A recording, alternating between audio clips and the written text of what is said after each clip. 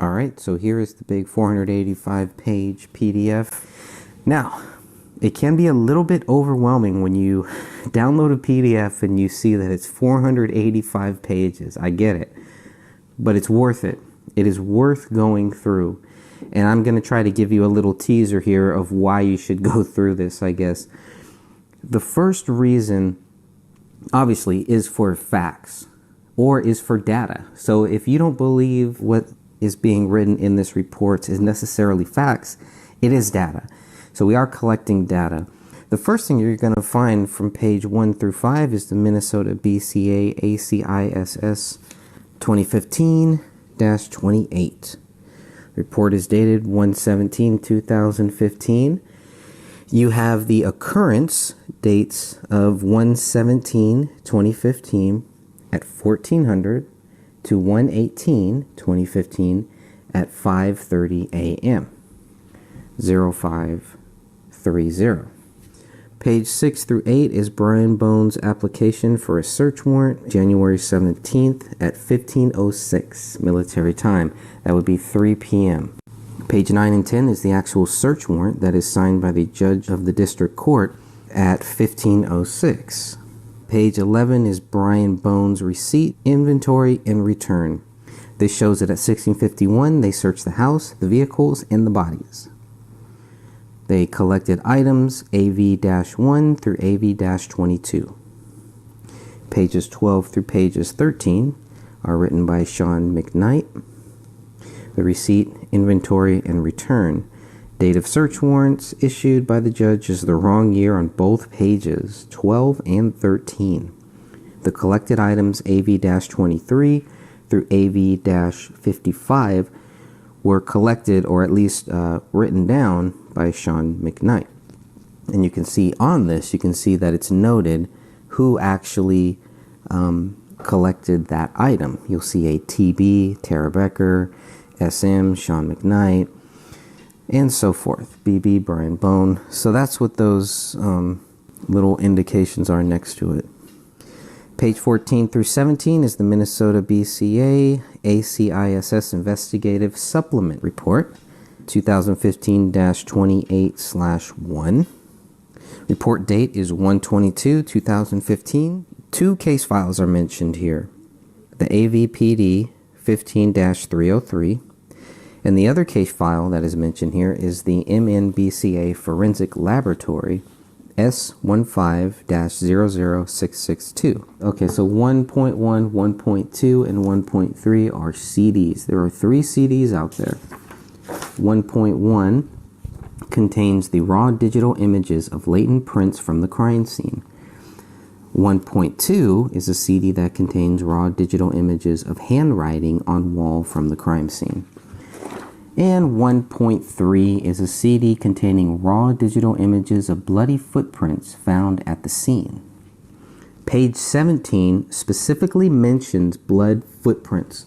Now, I know that there is an image out there, a couple of them out there, that when I first saw the pictures of bloody prints on the kitchen living room area floor, I thought they were handprints. I really did. I go back and forth sometimes, but I do, right now at least, I do believe, yes, they are footprints. So I've been looking at any evidence of them being either footprints or any mention of them being fingerprints. But here they are specifically mentioned on page 17 as footprints. So we're going to start there. Okay, we're going to say, okay, this is what the BCA, this is what the investigators concluded at this point, that they were footprints. What's even more interesting is that you can clearly see that it is one foot. It is a right foot. So here's what I have some notes for about page 18 and 19. This is a laboratory analysis request at the attention of Tommy Booth. The estimated due date for these latent prints would be 4/26/2015. The estimated due date for the question documents, which we'll cover later, would be 4/26/2015. So they're saying by 4/26/2015, they should have some answers about the latent prints, and about the questioned documents. The circumstances and purpose of the analysis is for the latent print comparison and the handwriting analysis comparison.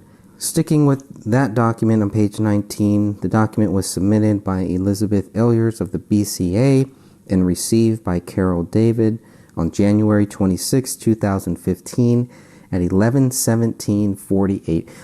Page 20 is interesting because it's a draft page. Draft is written 3 times in red on this page, and there's really not much to this. This was filled out, and this is, okay, so we're getting into the ACISS report. Now remember, ACISS report 2015-28. And what you're going to see is a lot of these documents are going to have the same name, ACISS report 2015-28, but then it's going to have a /2/3. Let's go to page 21. MNBCA ACISS attachment 2015-28/3. The report date is 1/26. This is the preliminary autopsy.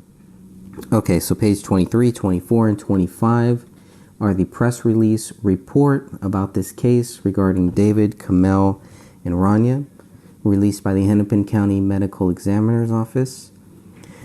And it basically says David died as a result of a suicide. Kamel died as a result of a homicide.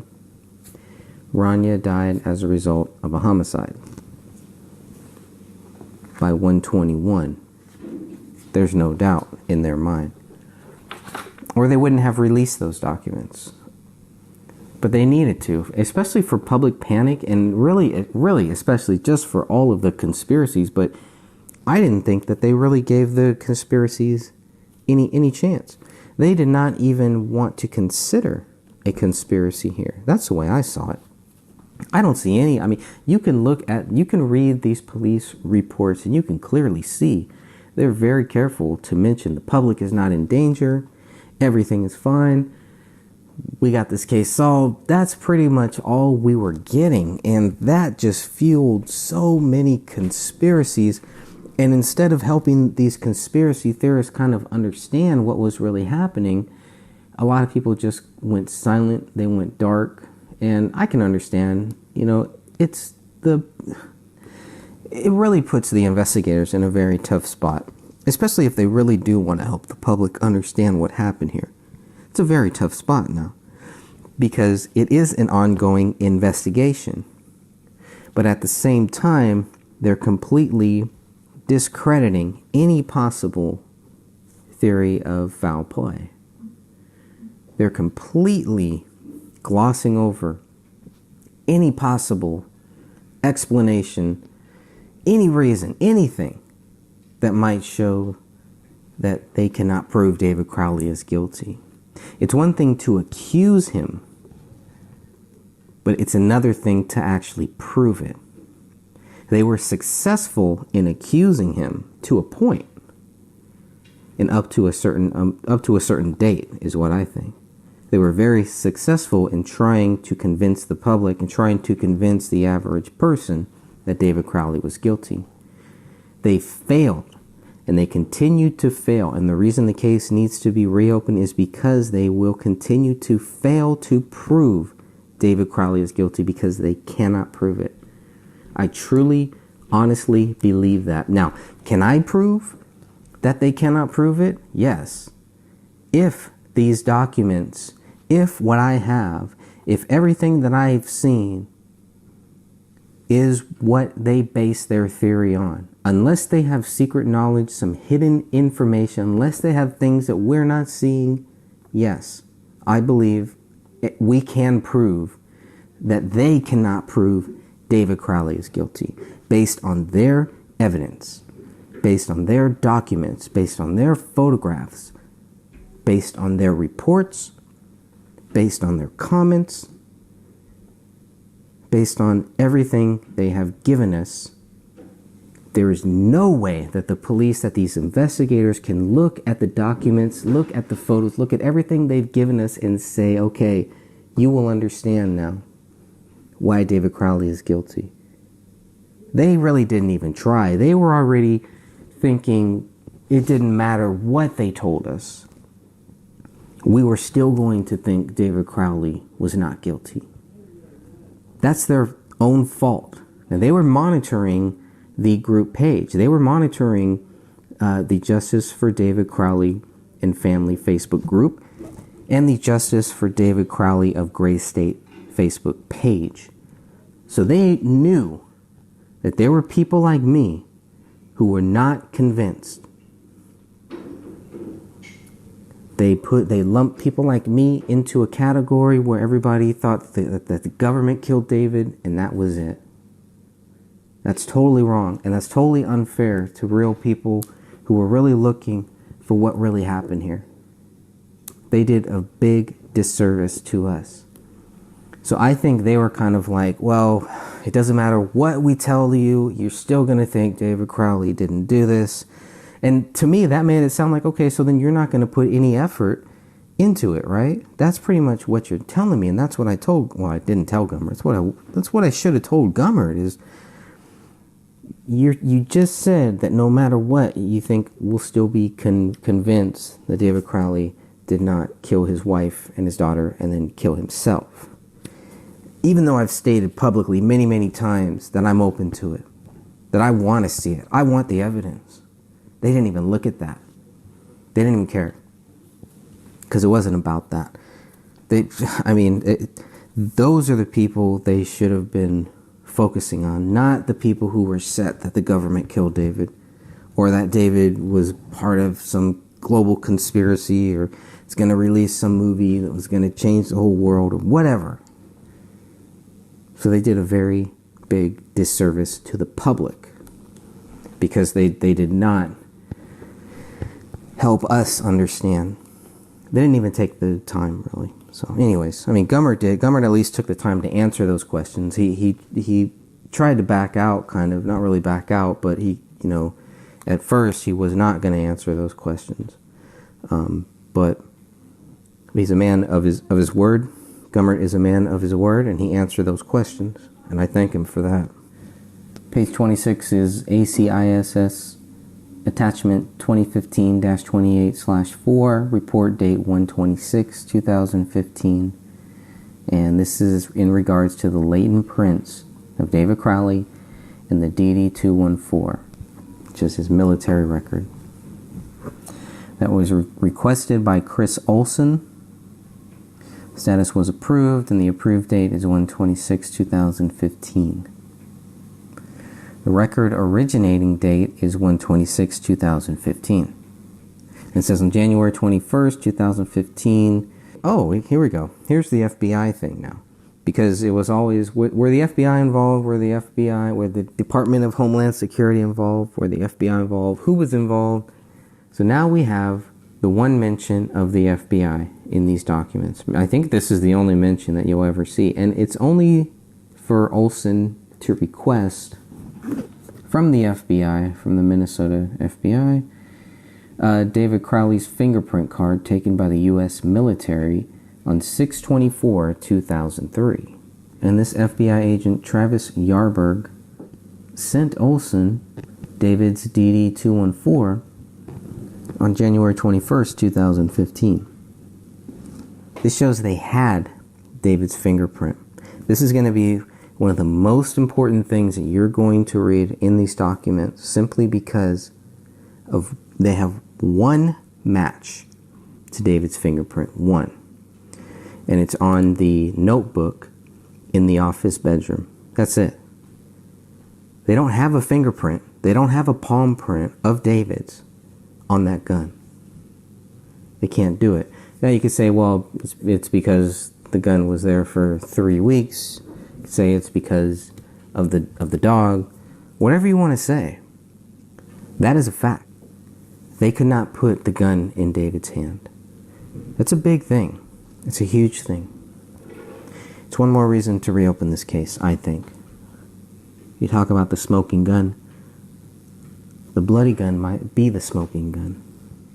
Okay, so Olson gets the fingerprint card from the FBI on January 21st. Then on the following day, he receives David's DD-214 from SAIC Michael F. McDaniel. So even though we were told that the FBI were not involved, technically they weren't, and technically they were, right? They weren't involved in the investigation. There's no proof that they were involved in the investigation, but they were contacted. So, semantics, yeah, okay. I'll give them that one. And then page 28 through 31, another ACISS crime scene supplement, 2015-28/5. So now we're into the fifth part. Still dated 1/17/2015.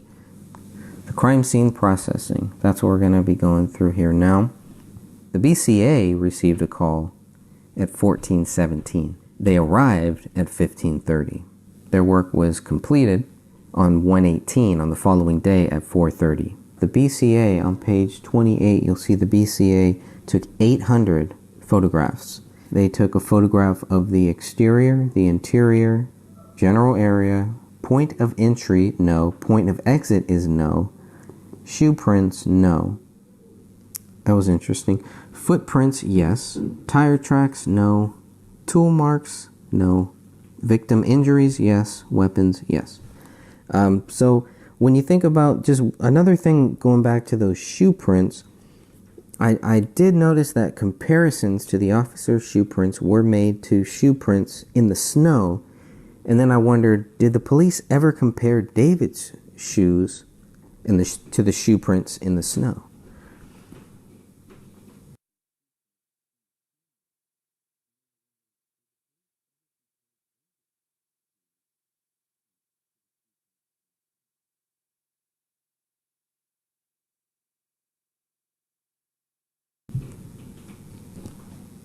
And then I wondered if the police ever compared David's shoes to the shoe prints in the snow.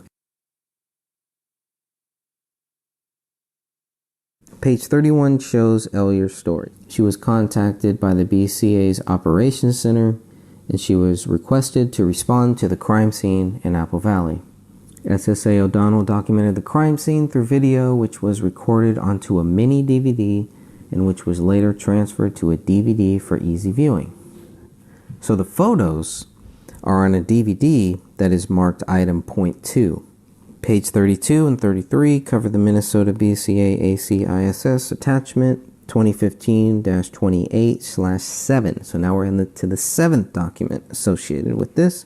The report date is 2/13/2015 from 17:05 to 17:13. Okay, these reports and exhibits are received by the Apple Valley Police Department. Report by Chris Olson on 2/13/2015. S.A. Olson received 20 PDF files. 20 PDF files. These files included reports and other investigative exhibits relevant to this investigation. If you look at page 34 through 37, you get half a list of the top 200 donors. Start with number 1, and it's a big jump from number 1 to number 2. Okay, so page 38, you'll see here, we got the training here that Kamel and David took. If you're looking at page 40, you'll see Kamel's training verification through Quorum Security Incorporated. Page 43 has the gun that David gave to Danny Mason as a gift. Page 44, Kamel's firearms bill of sale, purchased on 7/25/2009 at the Gun Zone in Dallas, Texas. She paid with a check, total of $508.76. She bought a Springfield XD 40 caliber, serial number US 163310, signed by Kamel. Page 45 through 47 is David's training verification certificate, course completed on November 8, 2009, and done by the same company, Quorum Security. Page 48 is David Crowley's private firearm transfer to Adam Schambauer. It's dated September 17, 2010. It's given as a gift, and it's from the AR-15. It is the lower receiver, serial number 61242. Page 49 is a private firearms transfer from David Crowley to David Stark, dated June 17, 2012, conducted as a sale. David sold Mr. Stark a Springfield XD 40 caliber subcompact, serial number US 163310. Kamel buys this gun on 7/25/2009 in Dallas, Texas for $508. Sells it, or David sells it, to David Stark June 17th of 2012. Page 50 through 133 are the police reports. And here we go again, the police reports. There are some police reports in here, and there are some police reports that are missing. The ones that are missing look like it's generally the ones at the end of the 94 pages. So that's curious. The last update that we get where the case is exceptionally cleared is not in this set of police reports. That's a big deal. The other interesting thing to notice about this is some of what was censored in the 94-page PDF is not censored here. So there is some good data there. There is some good stuff to actually go through. It'd be good to have a full comparison of everything about what is blocked out in the original 94 pages, and then compare that to what is not blocked out here in these 70 some odd pages that we have of police reports. Page 134, 137 is the BCA lab analysis request by Tommy Booth. The section involved the crime scene team. The estimated due date is 2/17/2015. Firearms, the estimated due date is 5/18/2015. Latent prints, the estimated due date 4/18/2015. The nuclear DNA, estimated due date 5/18/2015. And the question documents, estimated due date 4/18/2015. This is all on page 134. The evidence list begins on page 134 as well and goes through all of the items number 1 through 48. Now, you'll notice just 1 through 48 because right now they don't have 49 through 56, and then later they'll have 57. So you're going to see this document, 3 sets of the same document here. Okay, and as we move on to page 138, the AVPD press release. Now we're going to see 1, 2, 3, 4, 5 of these press releases. Note these dates, note these times. This is very important. All right, so on page 138, this is the very first one. This is the first press release. Suspicious deaths. And you'll note here, it does not mention a double murder or suicide. This was set to release at 3:30 p.m. January 17th, 2015. Little over 2 hours have passed, and the first press release goes out. Suspicious deaths. Doesn't really say much. Shouldn't say much because they don't know much. This one is dated January 18th, set for release at 11:40 a.m. This one does mention a murder-suicide, but they're very clear to make sure that there's no threat to public safety. To me, that shows, and I think this has been brought up many, many times, but just to say it again, it does show that by this time, the police were working with the theory that David Crowley was guilty. That is their working theory. They don't have 2 bullets yet. They don't have item 53. They don't have item 57. Item 57, obviously, they don't find that one until February 18th when they're told about it by Chris Klein, or else they would never have item 57. So thank you, Chris Klein. Think about that for a second. Let's say they never had item 57. This wouldn't match up. Nothing would match up. Of course, only 4 bullets and 6 casings found on January 17th does not match up either. So if you're still looking at page 139, you can see, based on this, that the medical examiner's office is still working to positively identify the 3 dead bodies. They haven't identified them yet, and they're already working with this theory that David Crowley is guilty. Even on January 19th, they don't have a positive ID, page 140. But they're already treating this as an apparent murder-suicide. So maybe they're just being cautious. Maybe that's just legal speak, and they're just making sure CYA. And on page 141, dated 1/21/2015 at 3 p.m., now they have a positive ID. So by 1/21, they have a positive ID. They have already said that they believe that this was a murder-suicide. We can conclude that by 1/21/2015, the police are working with that theory that David Crowley is guilty. They're not looking at other theories. They're not looking at foul play. They've ruled out foul play. Okay, page 142 is going to be the fifth and final press release that we're going to see here. And the investigation is still ongoing. Last verified activity from the residents was late December of 2014, according to investigators. Captain John Bermel is actually quoted in this last one. He is quoted, "The analysis of these devices could provide important information about this incident, but that analysis will take time." Page 144, 145, and 146 all look like they are trying to identify Kamel. January 18th, 1:49 a.m. Ryan Olson sends Sean McKnight this image on page 145 to identify her by her tattoos. Probably one of the fastest, easiest ways to identify a person, I would think. We're going to move on to page 147. Page 147 shows how they were trying to identify David Crowley through the tattoos.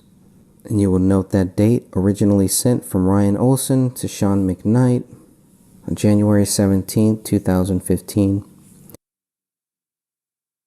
Okay, page 150 to 151 is a release form where they are releasing the dog to Dan Crowley Jr. The dog was obviously impounded on 1/17/2015. It's a mixed breed. It's a male. Dan Crowley Jr. claims that dog on January 21st, 2015, according to these documents here. So this fax that we're seeing here, this document was faxed from the pet hospital to the Apple Valley Police Department on January 21, 2015. You can see that on page 151. On page 152, you will see that on January 23rd, 2015, Tommy Booth is notified that the forensic scientist assigned to the nuclear DNA section assignment in this case will be Rebecca Diane. Page 153 is the handwritten report with the list of authorities involved. This lists everybody who was involved in this case. Page 154 through 157 is Kamel's messages with an unnamed person. The dates include Monday, November 24th at 9:57 a.m., where she met with somebody at a coffee house. Kamel's plans for after the holidays. Quote, "I'd also be interested in planning a more elaborate, fun get-together after the holidays." On page 155, she's corresponding with somebody on December 3rd, 12:39 p.m., and she responds on Friday, December 5th at 11:53 a.m. So you can read page 154 through 157, and you can see, and you can judge for yourself. Because we get down to page 156, and now we're in December of 2014.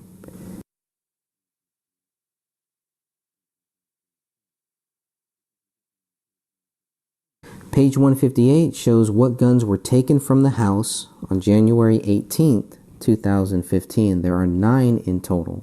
On page 159, you'll see that Brian Bone is trying to get access to David Crowley's Dropbox. He is requesting a preservation of the account and any account associated with this specific Gmail account, crawls04@gmail.com. Page 160 through 162, we're back to the BCA Forensic Science Service, filled out by the AVPD Brian Bone. This is for the nuclear DNA test, specifically. Look at what it says under latent prints here. Elimination principles from all principles? No. Major case prints, finger/palms for crimes against people? No. Is the evidence process? No. DNA cases. Known DNA samples from all principals. Yes and no. Still on page 161. It clearly says yes and no. Both of those boxes are marked on page 161. Page 162, the elimination principles, names David, Kamel, and Rania. Alright, page 164 shows Joe Cooksley as the forensic scientist assigned to the crime scene team. Page 165 shows that Catherine Roach is the forensic specialist assigned to the nuclear DNA section. Page 166 through 318 shows David Crowley's Facebook account activity. Page 319 through 332 is David Crowley's conversation with Brendan J.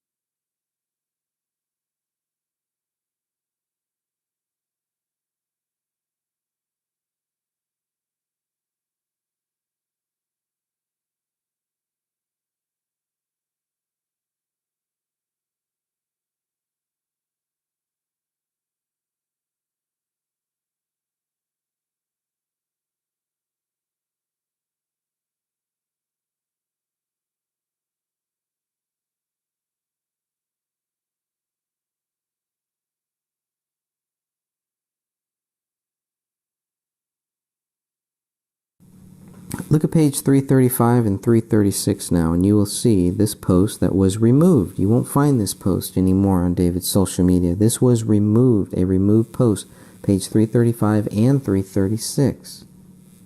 So the police were able to get a record of this.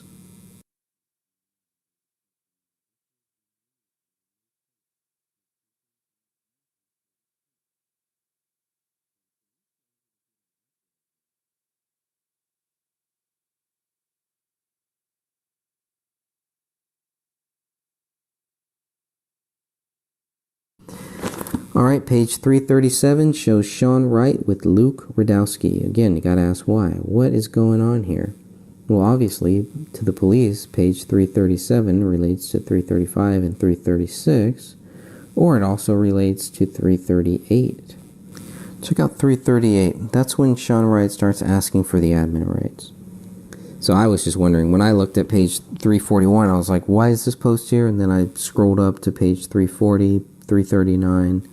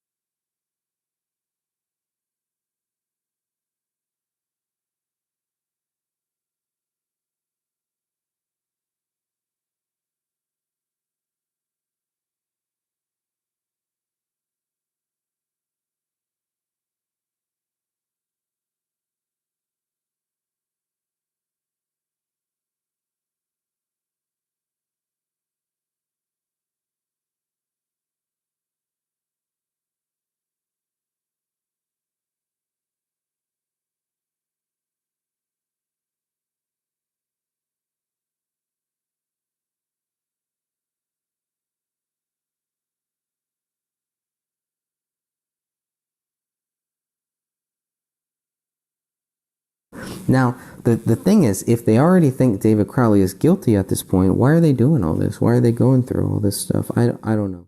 Page 342 is the email exchange between David and Jason Allen. Now, Jason Allen forwards this email to Sean McKnight on January 20th, 2015. David sent this email on 12/17/2014. He was planning for the future. He was actively planning for his future. How does that equal a suicide? How do they go from planning your future to committing a double murder suicide?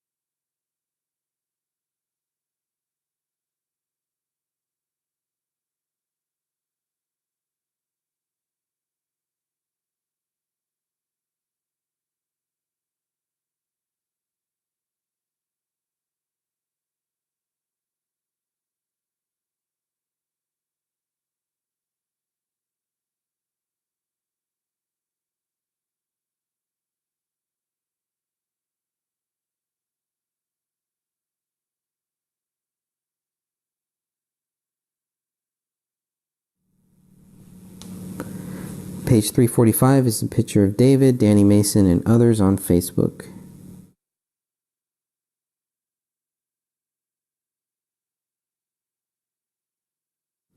Page 346 through 349 is the AVPD Property and Evidence Report. Very important document here.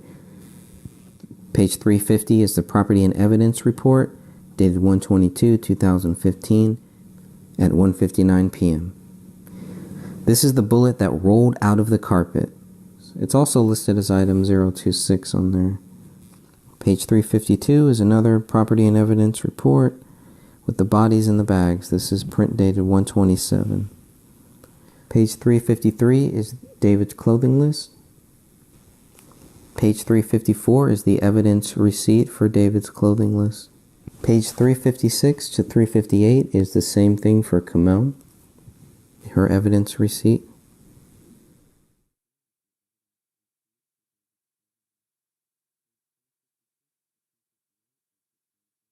Page 362 is the property release form for the same bullet that was found on January 20th that rolled out of the carpet.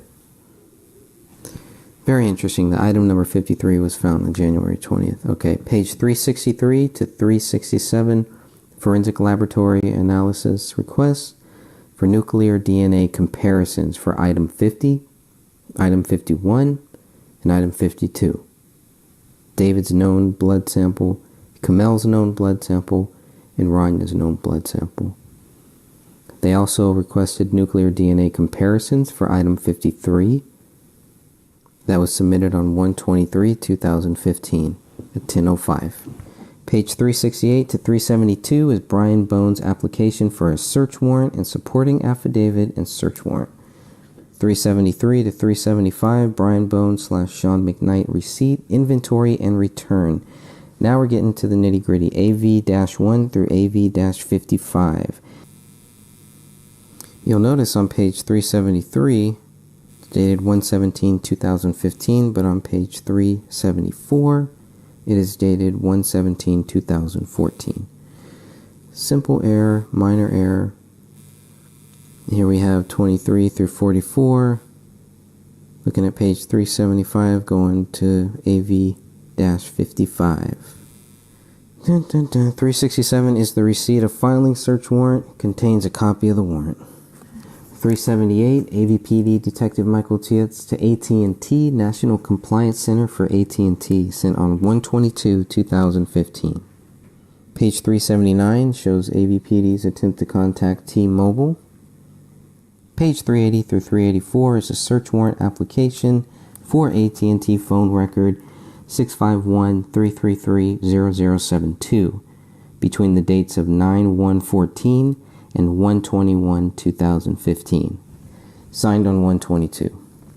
Page 385 to 389 is a search warrant for AT&T phone record 212-470-5794 between the dates of 1/1/2014 and 1/21/2015. Page 390 to 394 is the search warrant for the T-Mobile phone 254-616-0461 between the dates of 1/1/2014 and 1/21/2015. Page 395 is a search warrant for the AT&T phone record 612-999-4890 between the dates of 9/1/2014 and 1/21/2015. Page 396 to 399 is when Gummert learns in regards to Ranya's school that David and Kamel had multiple emergency contact numbers on file at the school, including the number 612-999-4890. Page 400 to 404 is Sean McKnight's search warrant for the computers and digital media storage, and the list of items are included.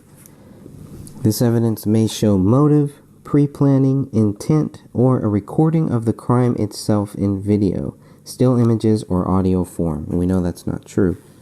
28 devices were found in total. This is the autopsy of David has not yet been started. If you look at page 401, just going to quickly go to a different document here to refer when the autopsies of David were done. Autopsy here says 11:50 a.m. So page 1 of David Crowley's autopsy says 11:50 a.m. But Sean McKnight's report clearly says the autopsy hasn't even been started yet. And it's signed and dated 13/30, 1/18/2015. Okay.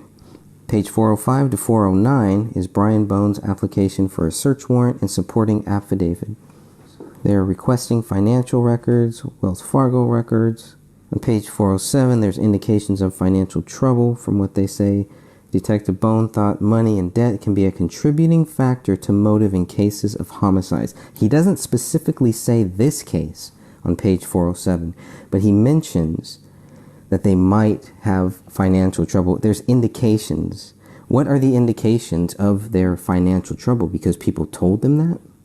Page 410 through page 413, David Crowley's financial records warrant and application requested by Brian Bone on 2/2/2015 at 2:13 p.m. They are requesting AAA credit screening and financial records. Page 414 to 418, Kamel's financial records warrant and application, also requested by Brian Bone on 2/2/2015 at 2:13 p.m. Page 419 to 421, cover David Crowley's Dropbox search warrant and application. This is also requested on the same date, 2/2/2015, 2:13 p.m. by Brian Bone. Page 422 to 427 is the Equifax request from AVPD with the warrant attached. This is requested by Brian Bone on 2/4/2015 at 4:22 p.m. They are specifically requesting financial records for Kamel.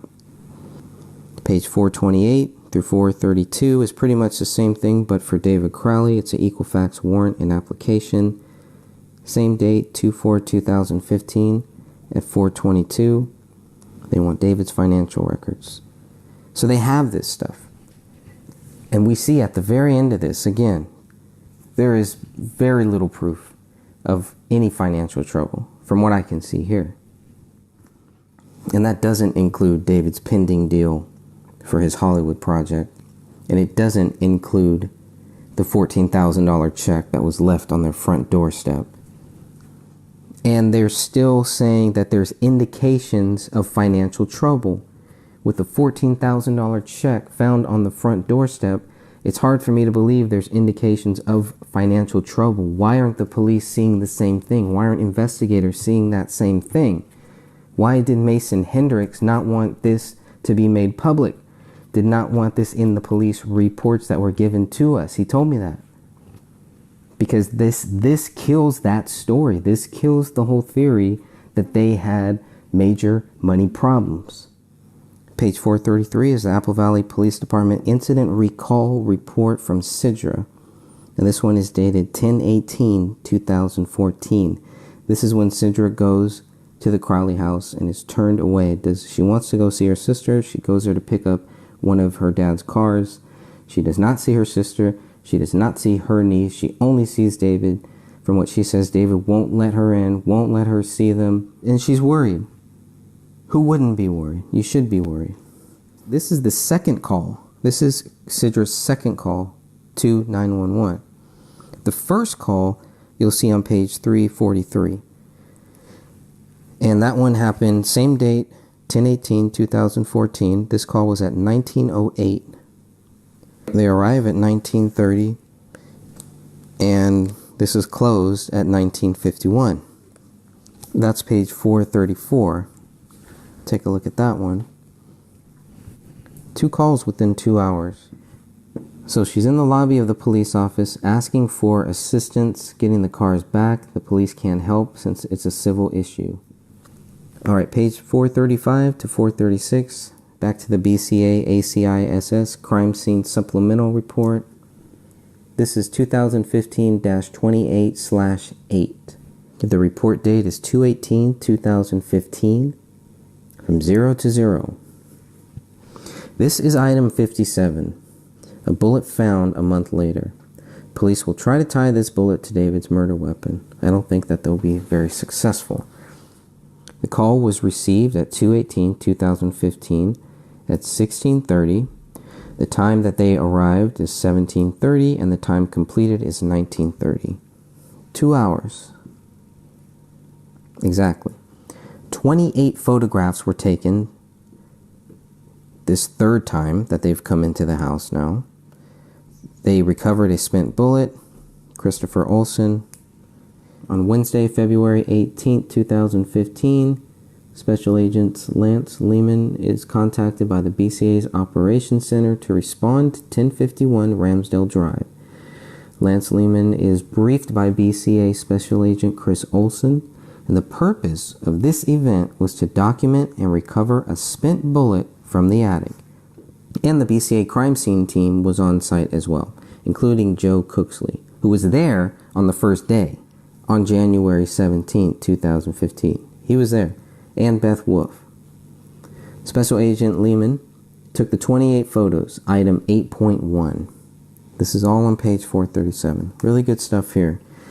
The record original date is 2/19/2015 at 9:55 by Lance Lehman. Page 439 to page 442 are the crime scene drawings. Very interesting stuff here, especially when you think about the 3 different dates and you look at the dates on here. So there's no doubt they had to update this twice. Page 443, the Minnesota BCA ACISS lab result attachment. The report date is 2/3/2015 for nuclear DNA.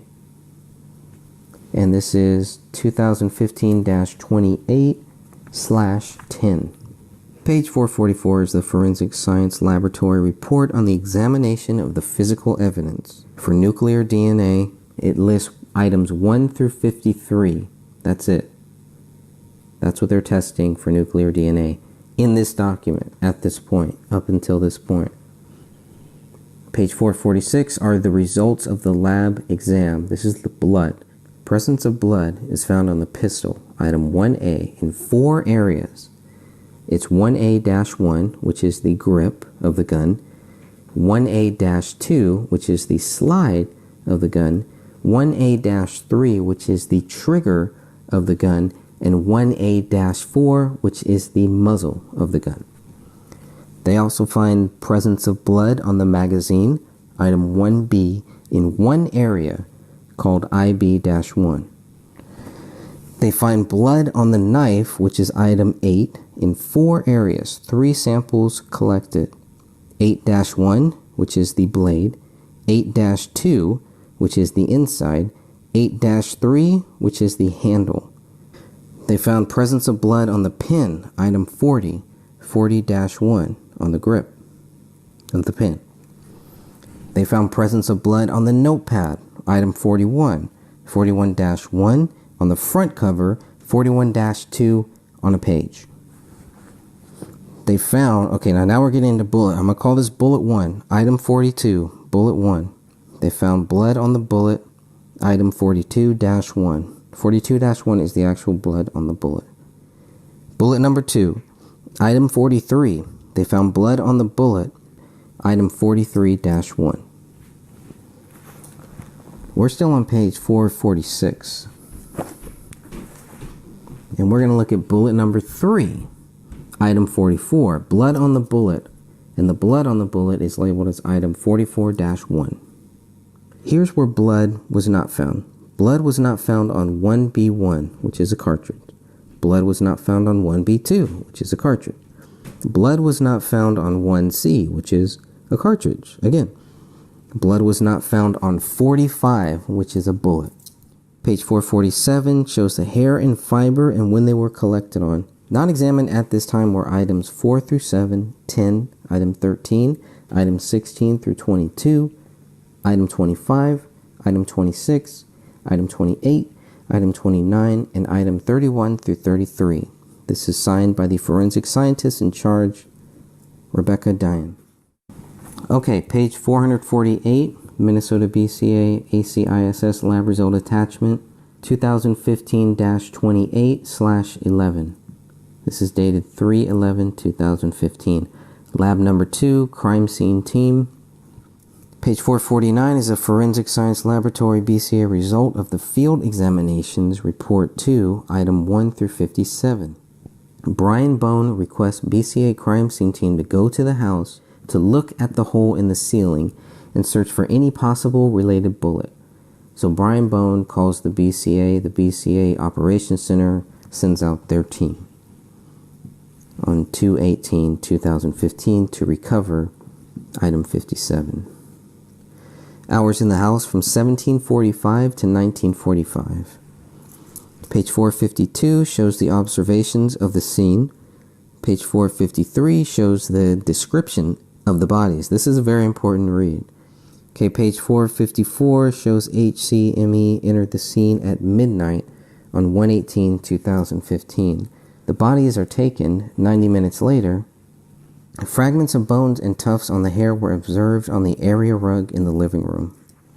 Page 454 is a list of items collected. Item 1, Springfield XD, XD546473 with blood on it. Cartridge cases, items 2, 3, 9, 30, 36, and 37. Cartridge item number 7. 3 bullets, 42, 43, and 44. Bullet fragment item 31. Book with blood on it. Item 4. Pages torn out of the book with blood. Item 5, 6, and 10. The knife, open. Locked back knife. Item 8. Page 454 clearly shows that the knife was open. Blood swabs from the wall. A and B. Items 11 and 12. Page 455. Blood swabs from the east wall. Item 29. Blood swabs from the south wall behind the Christmas tree. Item 33. Blood swabs from lower front right corner of the recliner. Item 34. Blood swabs from wood floor outside of area rug. Items 13, 14, 15, 18, 19, 20, and 32. The magazine from item 1 had blood on it, ridge detail, loaded with less than 4 cartridges, also a cartridge in the chamber. Page 456, item 57 is mentioned. A projectile was traveling generally west to east as it entered the ceiling and exited the attic. From the island counter wall below the countertop, items 16 and 17. Blood swabs of underside the island countertop, item 28. Blood swabs of the laptop's A key, item 24. Blood swabs of the keyboard surface, item 23. Blood swabs from the island countertop next to the laptop, item 25. Blood swab of tissue box, item 26. Blood swabs of cell phone, item 35. The dishwasher was open, dish racks pulled out. Blood swab of the kitchen floor, item 21. Blood swab inside the dishwasher, item 22. Page 457, items 46 and items 47, the notepad and the note page, possible handwriting samples from Kamel. Page 457, item 48, checkbook from David, possible handwriting samples from David. Blood swab collected in hallway outside of the office, item 27. Blood swabbing of office desk, item 39. Blood swabbing of notepad, item 41. Possible bloody ridge detail and blood on previous page 2. Blood swabbing of pen, item 40. Open safe in the master bedroom. Loaded magazine with keys and miscellaneous items. There is a swabbing of push keys on the top of the safe, item 38. Page 458 is the house diagram. You have the basement wall bullet here. You have the hole in the south wall. Chemical testing failed to detect the presence of lead. Bullet item 45 was retrieved from inside of the wall near the hole in the basement. This is all the basement wall bullet. The bullet hole in the living room was underneath the area rug. Holes were observed in both the area rug and the wood floor underneath that rug. Chemical testing of hole in wood floor failed to detect lead. Page 459, additional items submitted. Item 49 by Special Agent Chris Olson. Item 50 through 53 by Whitney Dorn. Item 54 through 56 by Special Agent Beth Ellers. Nuclear DNA tests were done on items 1 through 45, items 50 through 53, and item 57. Latent prints were done on item 1, item 40, item 41, item 49, and item 54. Firearms. Item 1 through 3, item 9, item 30, item 36, item 37, item 42 through 45, item 53, and item 57. Question documents, item 41. No analysis at this time was done on items 46, 48, 55, and 56. This is dated 3/11/2015. Page 460, the Minnesota BCA ACISS Lab Results Attachment 2015-28/12. The report date is 3/16/2015 for nuclear DNA. Page 461 is about Rania Crowley's known blood sample, which is item 52, single source composite DNA profile. Page 464 shows the nuclear DNA tests were done on item 1, the gun, which is 1A and 1B, item 8, the knife, blood swabs for items 11, 14, 23, 27, and 35. Nuclear DNA tests were also done on item 38, the push keys from the gun safe, item 41 from the notepad, item 42, 43, and 44, which are all bullets, item 45, which is the bullet in the basement wall. This is all nuclear DNA tests.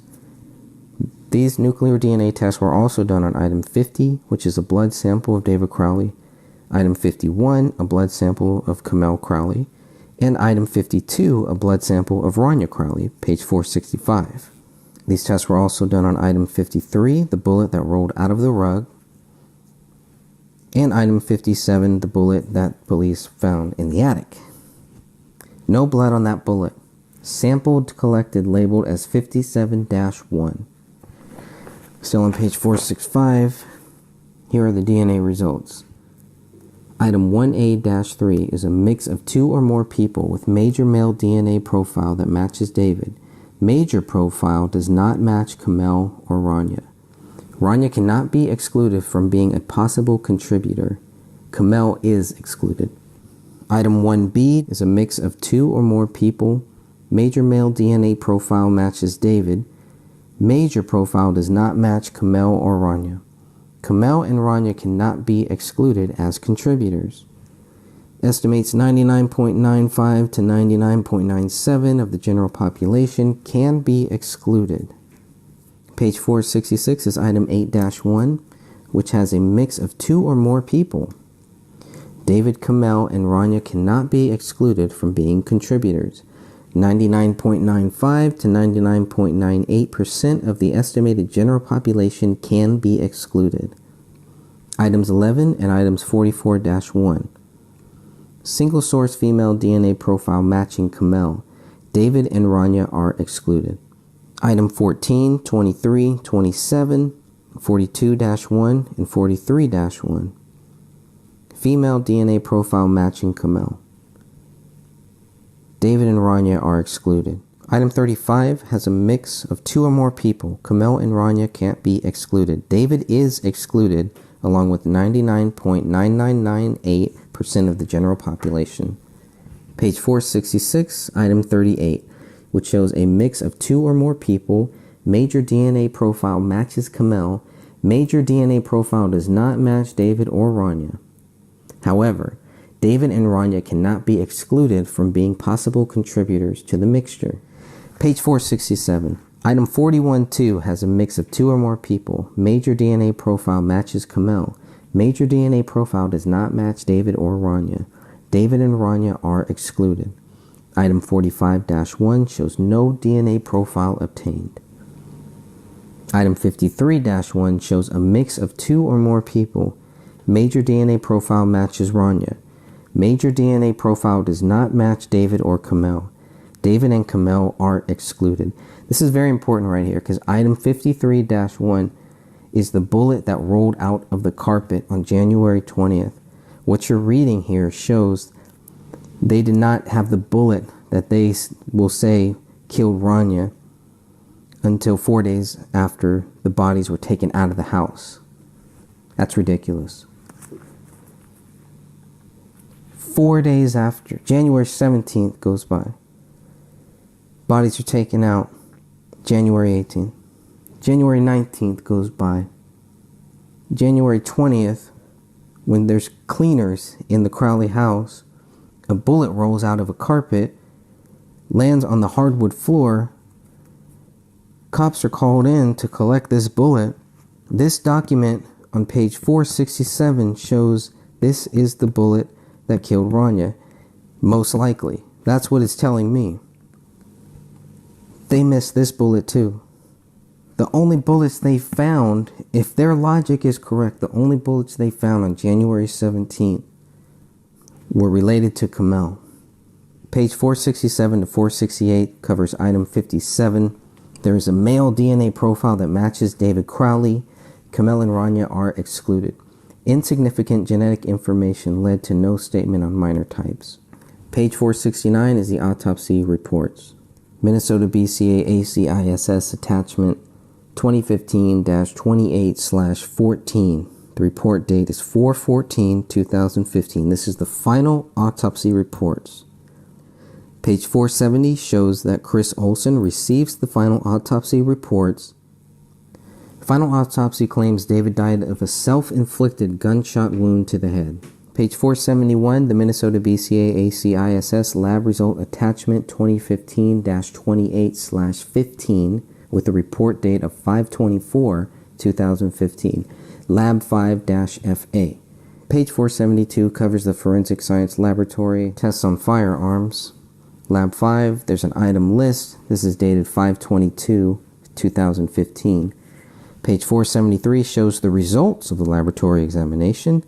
On item 1, the gun fired item 2, fired item 3, item 9, item 30, item 36, and item 37, for a total of 6 .40 cal Smith & Wesson cartridge cases. Now, item 1 also fired item 42, item 43, item 44, item 45, item 53, and item 57, for a total of 6 .40 caliber Smith & Wesson bullets. They find matching features between item 57 and item 31. So item 1 fired item 31. Item 7 was not examined. It's a cartridge. So they take the matching features between item 57 and item 31 to show that item 1 fired item 31. Examinations of item 42, 43, 44, 45, 53, and 57 showed them to be consistent with bullets from the Winchester PXD1 brand cartridges. You know, when I first read this, I thought it was the other way around. I thought they were using item 31 to help prove item 57 was fired by David's gun. Reading this now, I'm looking at it differently, and now I'm thinking they're trying to say what they found with item 57 helps them prove something about item 31. They don't even know that David's gun fired item 57, and they're going to use item 57 to help prove that David fired item 31. Lisa Kinsella is the forensic scientist here. Page 474 is the Minnesota BCA ACISS lab result attachment 2015-28/16. The report date is 7/2/2015. Lab 6. This includes a list of question documents. Includes 41A-1 to 41A-59. Lots of items to cover here. Okay, page 476. We're talking about blood. Item 41A-20A. 2 ESDA lifts taken of impressions found on the front side of page 20 of item 41, the spiral notepad. Item 41A-21A, 2 SDA lifts taken of impressions found on the front side of page 21 of item 41. So the comparisons will not be done at this time. If you're looking on page 477, comparisons of item 41A-30 and question writings and photographs saved, item 55, will not be conducted at this time. Still in the handwriting now with page 478 with alternate light source examining results. Exams of item 41, front, back, 59 pages inside, failed to reveal any latent writing material. Items 41A-1 through 41A-59. So they go all through these 59 pages. 41 is the notepad. 41A is the paper on the notepad, and 41A-1 through 59 are the pages. The indented impression examination results are also listed here. These impressions were done on 41A-20A and 41A-21A. Limitations. Additional writing impressions were developed that could not be interpreted. Page 480 is the BCA ACISS lab result attachment 2015-28/17, dated 9/10/2015, September 10th, 2015, done by Lab 7. Page 482 shows the latent prints, dated 7/31/2015. List of items submitted are all from page 482 to 484. This includes the gun, the magazine, the pen, the notepad, 59 pages. Item 49 is a known fingerprint card of David Crowley. Item 54 is a CD with images of 25 NEF images. Item 58 is a disc with images of latent prints from 1A, 1B, 41A, and 54. Latent prints. Item 1A, latent palm print, which is labeled as LP1A-1. Item 1B, latent fingerprint, which is labeled LP1B-2. Item 54, a latent palm print, labeled LP54-1. File names BCA499, NEF through BCA5001, NEF. A limited examination of latent prints is apparent blood from item 41, 41A, 41A1 through 41A59, all submitted as item 41. So on the notepad, they find 2 latent prints that are suitable for comparison. The latent prints, item 41A-30, latent print impression, could be from a finger or a palm. Item 41A-31, latent fingerprint, LP41A-31-1. This is blood. Now don't forget, they searched in the Muffin database and no suitable candidate was generated for these latent prints. Latent print results, page 485. LP1B-2 is a fingerprint inconclusive to Crowley due to the limited quality and quantity of information in the latent print. LP41A-30-1 is a palm or fingerprint inconclusive to Crowley for the same reason, because there's a limited quality and quantity of information in the latent print. It's not a good enough latent print. LP41A-31-1 is a fingerprint with David's left middle finger on the note page. 2 palm prints, LP1A-1 and LP54-1, could not be compared due to no known palm print of David, according to page 485. This is dated 7/31/2015, well after they had contacted the FBI and the military. So they have palm prints, but they can't match them to David. They have a fingerprint, 2 fingerprints. Can't match them to David.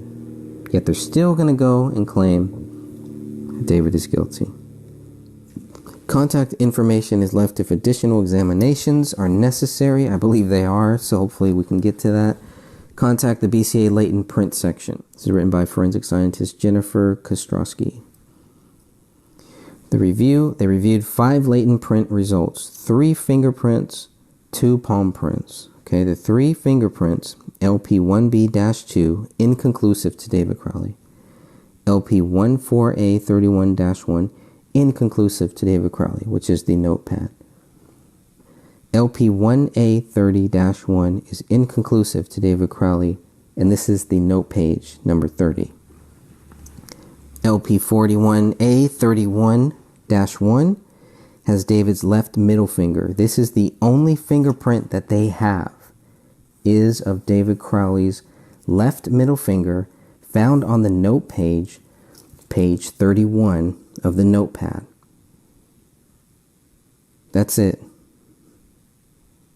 It's all they can conclusively say. That's what they have. A left middle finger for all of us, pretty much. Okay, palm prints. LP1A-1, no palm print comparison. LP54-1, no palm print comparison. They have no palm print comparison for David Crowley. The fingerprints don't match except for one. Don't match the gun, don't match anything else.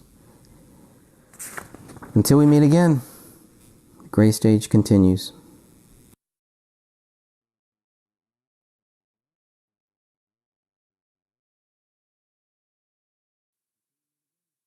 Here is the Apple Valley Police Department Property and Evidence Report, print date 1/20/2015 at 10:43 a.m.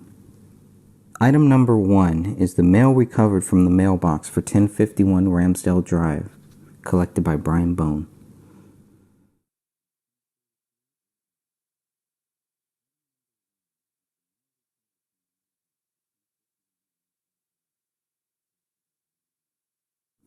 Item number 2 is a toy wrapped in black and white gift wrap labeled From Uncle Danny, collected by Brian Bone, AV2.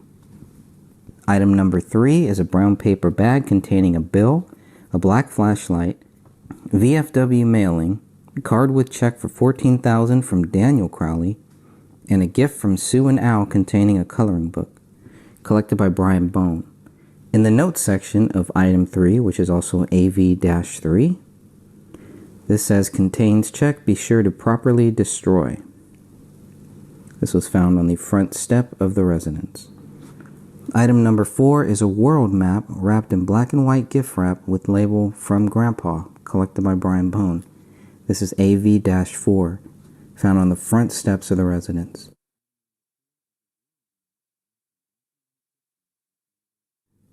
Item number 5 is a bundle of assorted shooting targets, also collected by Brian Bone.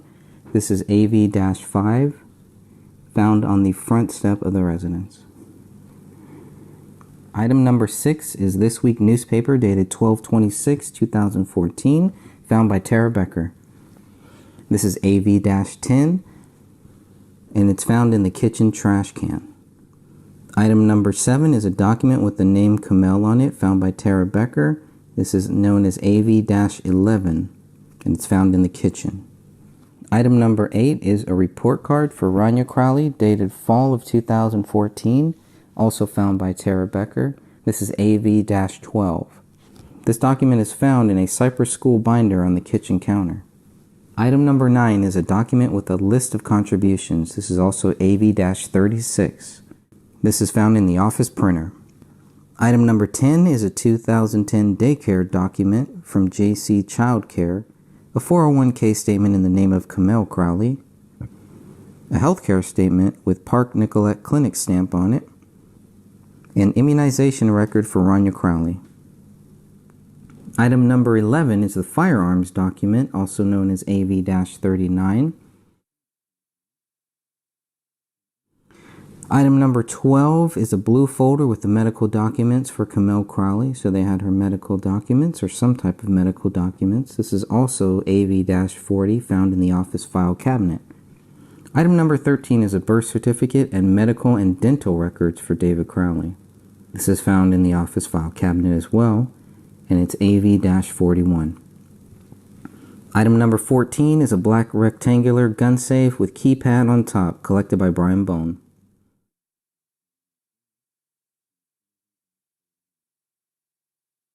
Item number 15 is a Springfield Armory handgun magazine containing 11 rounds of .40 cal Smith & Wesson ammunition, collected by Brian Bone.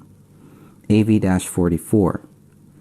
This is found in the gun safe of the northeast bedroom. Item number 16 is a box of Winchester brand .40 cal Smith & Wesson ammunition, collected by Brian Bone. This is collected in the trunk of the vehicle in the garage. This is also AV-46.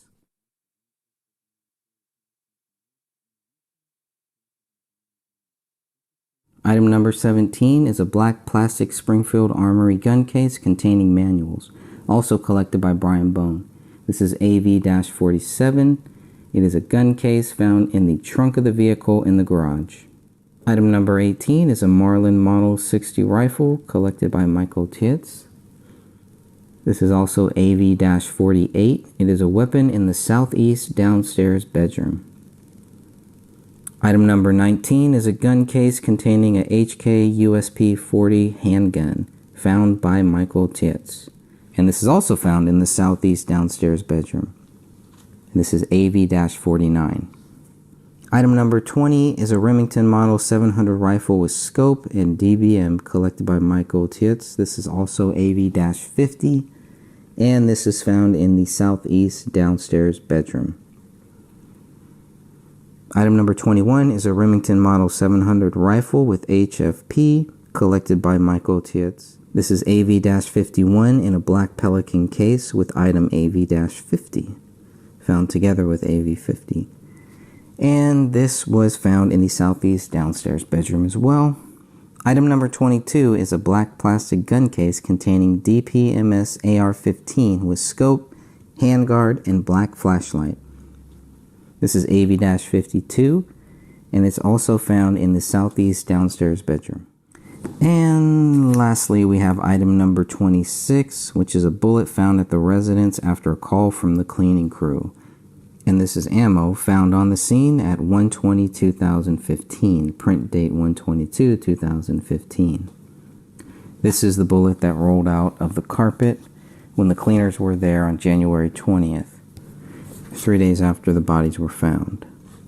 This bullet will eventually be tied to Rania, meaning they did not find the bullet that they're going to say most likely killed Rania till 3 days later. Item number 27 is one bag identified as 15-0366 David Crowley, contains clothing from victim, list of bag inventory scanned into case file. And this was given to them by the Hennepin Medical Examiner's Office. Item number 28 is one bag identified as 15-0367 Camille Crowley, contains clothing from victim, list of bag inventory scanned into case file. This is the clothing for Camille.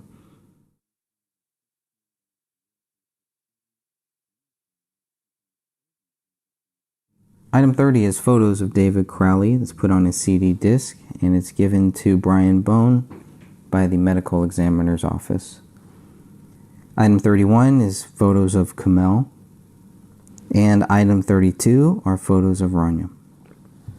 Item 33 is the crime scene video on a CD. This was given to Brian Bone by the BCA. Item 34 are the crime scene photos from the BCA on a CD. And again, this is given to Brian Bone by the BCA.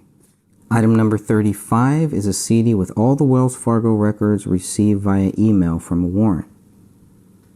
This is given to Brian Bone by Wells Fargo. Item number 36 is a CD with all AT&T records received via email from a warrant.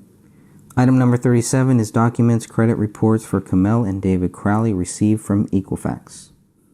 Okay, and it looks like all of the firearms were released to Brian Bone on 4/1/2015. All the firearms except for the murder weapon, of course. And then on 4/6/2015, all of these firearms were picked up by Dan Crowley. I'm not sure if it's Dan Crowley Sr. or Jr., but you will be able to tell by the phone number. Item number 39 are the bone fragments located near David Crowley's body by the medical examiner. Item number 40 are bone fragments located near Camille Crowley's body. Item number 41 is a USB flash drive from Dropbox.com with files from David Crowley with his password here. Item number 42 are records from AT&T for the phone records. Okay, and then in these documents it skips down to number 50. Item number 50 is a computer chip. Item number 51 is number 6 on AV warrant, ECU number 14, listed as electronics. Item number 52 is also electronics, and it is number 7 on AV search warrant. Let's see what number 7 is. It's also electronics. Number 7 is an iPhone, okay, with the brown plastic case with the skull, found in the kitchen by Tara Becker.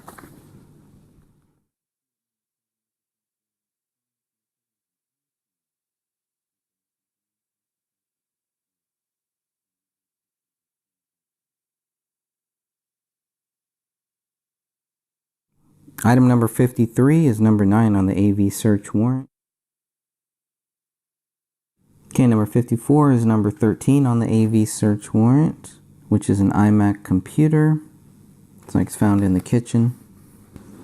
Item number 55 is number 26 on the AV search warrant. Let's look at number 26. Miscellaneous power cords. Okay. Item number 56 is number 35 on the AV search warrant. It's also electronics. Let's look at what number 35 on the AV search warrant. It is a Pelican case with 6 hard drives. Item number 57 is number 20 on the AV search warrant. Let's take a look at what number 20 is on the AV search warrant. And that is a password list. Okay, password list. There we go. Item number 58 is number 21 on the AV search list, which is another password list. 2 password lists here. Item number 59 is number 22 on the AV search warrant, which is a hard drive, rugged LaCie, LACIE, orange color. Oh, one of those big ones. Okay. Item number 60 is number 24 on the AV search warrant. I don't know why they can't just list this for us, but whatever. Let's go ahead and find number 24 is a black jump drive. So item number 60 is a black jump drive. Item number 61, which is number 25 on the AV search warrant, is a card reader with scan disk, 64-bit. Okay, number 62 is number 27. Number 27 is a Lexar card reader with memory card. Item number 63 is number 28 on the AV search warrant. And 28 is a hard drive with iron enema on it. Item number 64 is number 30 in the AV search warrant. It's also electronics. Let's take a look at what number 30 is. It's a Seagate Anchor 008.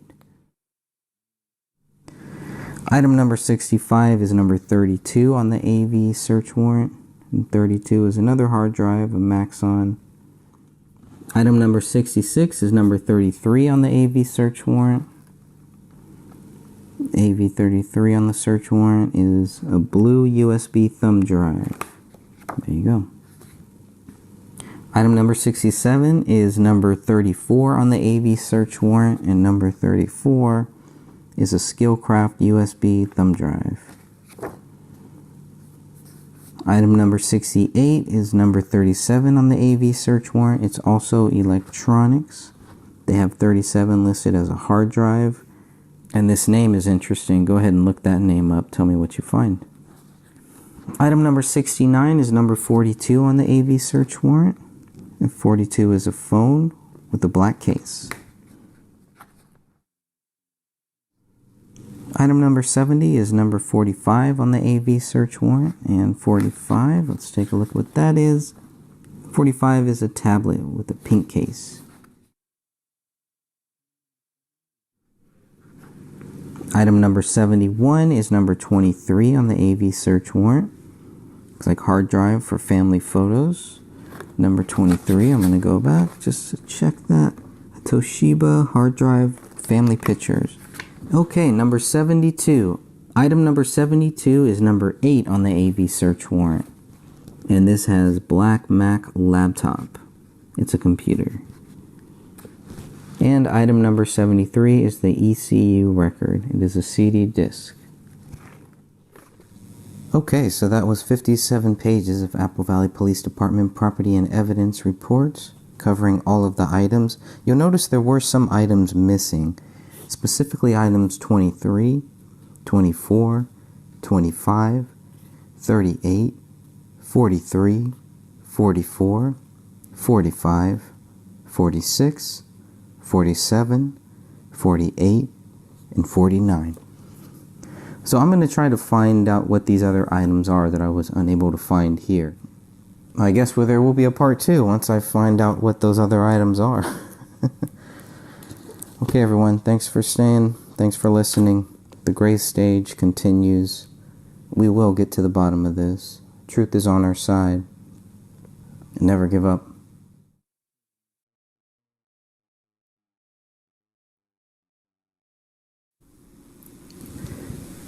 So right now we're going to look at all of the photos that we have.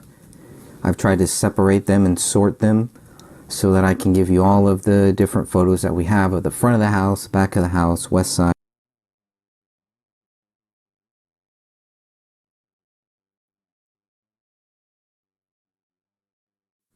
Now we're going to look at BCA 4464. You can definitely see part of Camille. And the interesting thing is that rip. You can see the tear right there. You can see how close David's body is. Where the Santa Claus ornament is, that's where David's body is. So the sweat's where the rip is. I think that's going to be one of the big keys there. You see a little blue bandana. That's where Rania was. So I don't know. Maybe her head was there where this couch was. Somebody's head was there, I believe. It's starting to make more sense that it's Rania.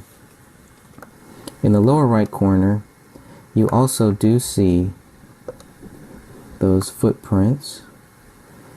And in the lower right corner, you can see the blood splatter, the blood spray, and even some dog feces. You can also see that there too. Another interesting thing is, looks like what might be a second backpack on the table in the back as well. This also gives us another angle of that dog food that is there, and it does look opened. So the dog food does look somewhat opened.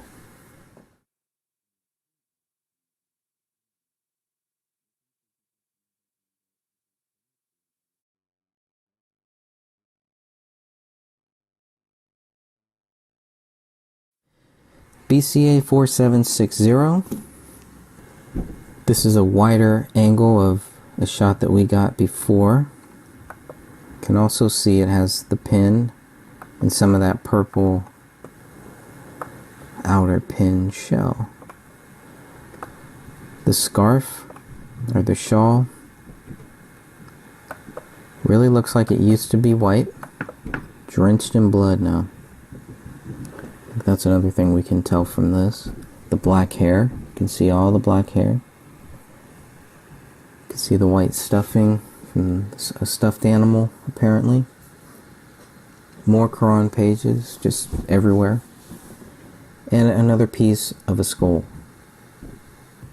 Curious what the pin was for. Why would there even be a pin in this area? Two pieces of skull is what we can see, because you'll see another one at the very bottom of this image. And there should be a lot of blood in this area. We do see some dark spots in the carpet. So the question would be, how much of that is blood, if any? What would blood look like 3 weeks later on a carpet of this color?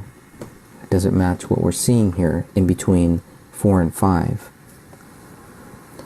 These Quran pages, now we're getting a better look at where they are, which ones were out, and then of course right above 6 you have a piece of bone there.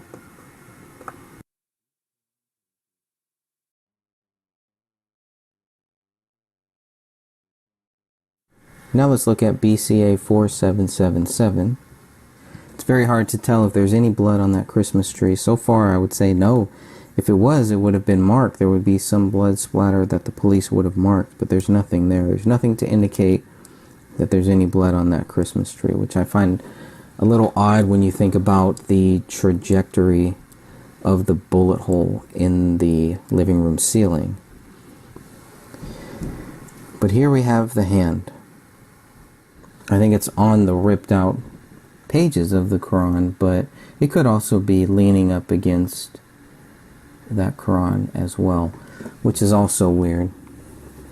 I mean, obviously the whole thing doesn't really make sense. There's been a lot of talk about the hand sign that David's hand appears to be making. That hand sign can mean multiple things to multiple people, obviously, but it is interesting. I don't know if it looks like it's forced that way. It might. Hard to tell. But yeah, like it kind of makes it look like a trigger, like that's where the trigger would be, where the trigger hand would be. So, yet no image of the gun. One thing we still don't have is a clear image of where the gun was found. But in this image, the gun should be a little to the right of this hand, in the upper corner, close to where that 5 is. The torn out pages, we have the hair. It seems to be everywhere. You can see in this photo that blue tube is down. Sometimes it's down, sometimes it's up. You see the hair. Look how far the hair is next to the number 4, next to that white stuffing. Look at how far away the hair is. I'd like to ask everybody, what can you see from that hand? How decomposed does this body look from that hand? Because we do not have a clear shot of that hand. Even in the photo that showed the 3 bodies, you did not really get a clear view of this hand. So I'm interested to see what people think about the decomp. Is this 3 weeks of decomp here that we're seeing? Is it possible that the dog could have eaten the other hand? Look at how this hand looks. There's a little purple thing in there. Some questions about what that might be. Part of an ornament. I don't know what that is. But it is the hand. Look at that hand. What do you see? What does it tell you? It's telling a story. Even the way that the hand is laid out, it's telling a story. We just got to make sure we get the story right. The Quran looks purposely open to that page. It's set down right there. There's no way David would have been holding this, obviously. This was set down on the ground in this area. Why? Why would it be set here?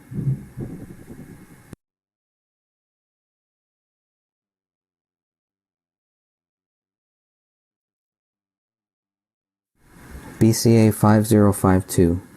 This is that same hand. Angle is a little different, but it is the same hand. It is that pinky finger. You can compare those 2 photos and you'll see it is the pinky. He had a long sleeve shirt on. The shirt was white. Obviously it's not white now. It's almost the same color as the hand. A little bit darker.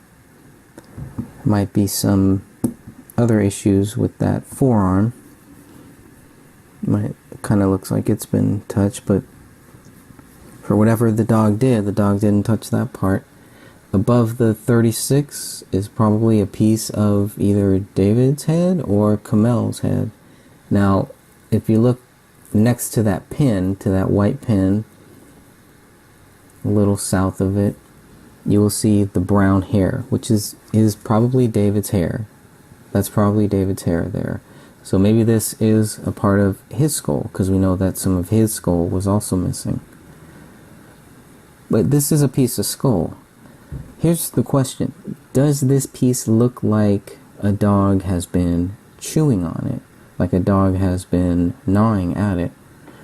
Or is this a direct result from a gunshot wound?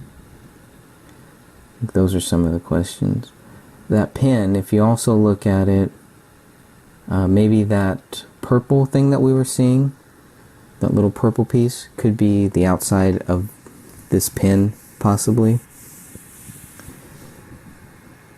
But it's interesting. The torn out Quran pages clearly show us what we've already known, is that there is a deep hatred for the Quran and for Muslims, apparently, from what we're seeing here.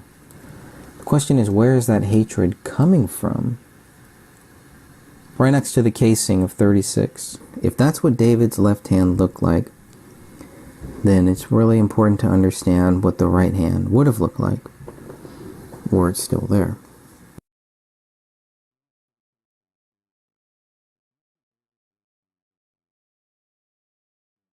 It's very interesting that there is a request for known DNA samples for victims, but not for a suspect. That makes me wonder if at this point they are also treating David as a victim. We know very soon that's going to change. He will be a suspect. It's pointed out that no one has been charged in this case. Page 84 is specifically referring to David Crowley, and it is quoted as saying, "Only the back portion of his skull remained attached to his spine. Rope/bracelets on his left wrist. His bare left foot was covered by a blue blanket, and his right bare foot partially exposed. A rip was observed on the left thigh of his pants. A portion of Kamel's sweater was draped over David's lower right leg. His right sleeve was pushed up and a tattoo was visible on his right forearm. For Kamel, her left arm was under her body extended towards the right. Her right arm extended over to her left. Both of her hands appeared to be missing. Only a portion of her skull appeared to be attached to her spine. They also noted a rip in the rear right leg, and they state that she was lying on top of a blue blanket. For Rania, she was lying on her left side with her left hand extended out to her front. Her right arm was missing. She had a blue top with white polka dots that was pulled up around her neck, exposing her torso, and she was barefoot. Page 85, personnel from the Hennepin Medical Examiner's Office entered the scene at approximately midnight on 1/18/2015. A hole was observed in the remaining portion of the skull attached to David's spine. 2 possible holes were observed in the remaining portion of Kamel's skull. A hole was observed behind Rania's left ear. Additional tattoos of David's left forearm and tattoos on Kamel's back were also found. Still page 85. The bodies were removed from the scene at approximately 1:30 a.m. on January 18, 2015. Several fragments of apparent bone and tufts of apparent hair were observed in the area rug in the living room. They found 6 cartridge cases, item 2, item 3, item 9, item 30, item 36, and item 37. They found 1 unspent round, a live round, it's item 7, 3 spent bullets, item 42, item 43, and item 44. They also have item 31, which is a bullet fragment. Regarding the bloody footprints, looking at page 86, they state that a chemical was used to enhance any possible ridge detail present within the prints. The prints were documented with photographs prior to and after the application of the enhancement chemical. Page 86. So here is just one example of them taking photos before and after things are moved, before and after chemicals are sprayed and used. It's interesting, on page 87, they're already talking about item 57, where they say a hole was observed in the living room ceiling near the front entry. Characteristics of the hole and its surrounding area indicate that a projectile was traveling generally west to east as it entered the ceiling and exited in the attic. A bullet, item 57, was collected from the attic in the vicinity of the hole. It's also important to note that there were 2 ways to get into that attic. You can get in there from the master bedroom, but you can also get to the attic from the garage. There is another entry in the garage. Sticking with the basement bullet, there's actually 5 holes here. It begins with a hole in the area rug in the living room. The second hole is in the living room floor that goes through that wood.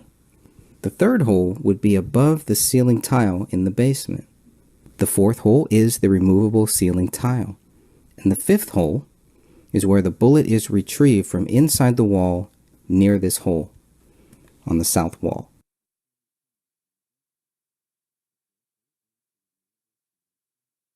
Going back to the description of David, looking at page 101 now, we see that there is a rip in the navy blue shirt, quote, ripped on bottom. There is a rip near the left leg, possibly, if I'm reading this right. The left foot is covered by the blue blanket, right bare foot partially exposed. Part of Kamel's sweater was draped over David's leg, arms fully extended to his sides. Right hand missing with possible tissue attached. Still on page 101. From neck of the shirt, visible vertebrae and back portion of skull attached. Piece of skull within the back part of his skull was still there. The right forearm is purple and black. Left hand is purple with leathery textured appearance. There's a tattoo on the right forearm. David's stomach is exposed. Light skin with purple discoloration. His left leg through the rip, light skin with yellow discoloration. Right foot, purple discoloration with leathery appearance. Right forearm cool to the touch, stiff. Stiffness in stomach. Skin slippage. Mummification, possible animal activity and skeletalization, page 102. For Kamel, there is a rip in the right sweatpant, brown sweater lifted partially up, black undershirt, gray state shirt, we know that's a gray state t-shirt she was wearing, tan undergarment exposed, still page 102. Lying on her stomach with her left arm under the body extended towards the right. Right arm extended over to her left. Just the skull was observed through the neck hole of the shirt, I'm guessing. I'm not sure. Neither hand visible. Right leg rip. Yellow, purple, green skin exposed on lower back and right leg through rip. A bead of liquid on the lower back and right thigh. Temperature and stiffness not checked. Skeletalization. Possible animal activity. Possible bloating. Blankets above head area of Kamel, page 104. For Rania, page 102 to 103, she was barefoot, gray sweatpants, halfway down the buttocks, all the way up the front. Shirt was around her neck, entire torso exposed, on the left side, left arm extended out in front, right leg crooked and knee upward, entire right arm missing, first stated as her left arm. Red, purple, yellow discoloration at the torso and left arm. Purple discoloration on both feet. Skin slippage, marbling on the torso, mummification of fingers and toes, detached hair, possible animal activity. Taking a few steps back to page 103 through 104, and some of this will be found on page 106 and 107 as well. The cartridge cases. Item 2 was found in the corner of the carpet. Item 3 was another cartridge case on the east side of the living room near the stool behind the recliner. Item 9 was found in the living room. Item 30 near the south wall to the left of David. Item 36, another bullet case to the left of David. Item 37 was found on the floor by the couch. Those are the 6 casings found here. Item 2, Item 3, Item 9, Item 30, Item 36, and Item 37. 6 cases. They should be looking for 6 bullets, but they're not. They find 4, and that's it. They find 4 bullets and leave the house. So item 42, 43, and 44 are spent cartridges that are found in the living room carpet with hair on. Item 45 is the bullet that is found in the basement that is tied to the hole labeled as F.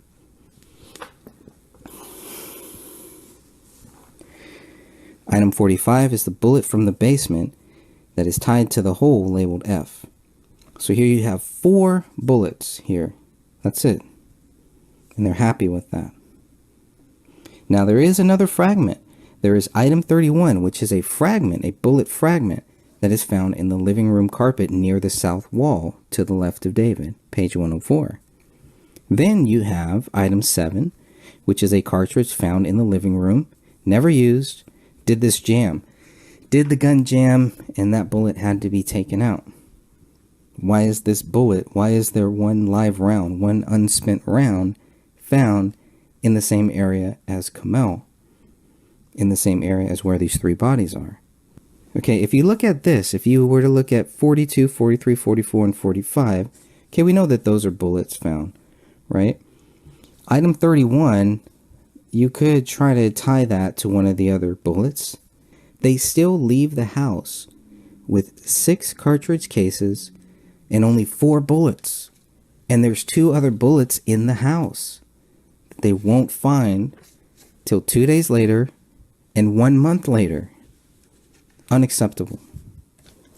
Unacceptable.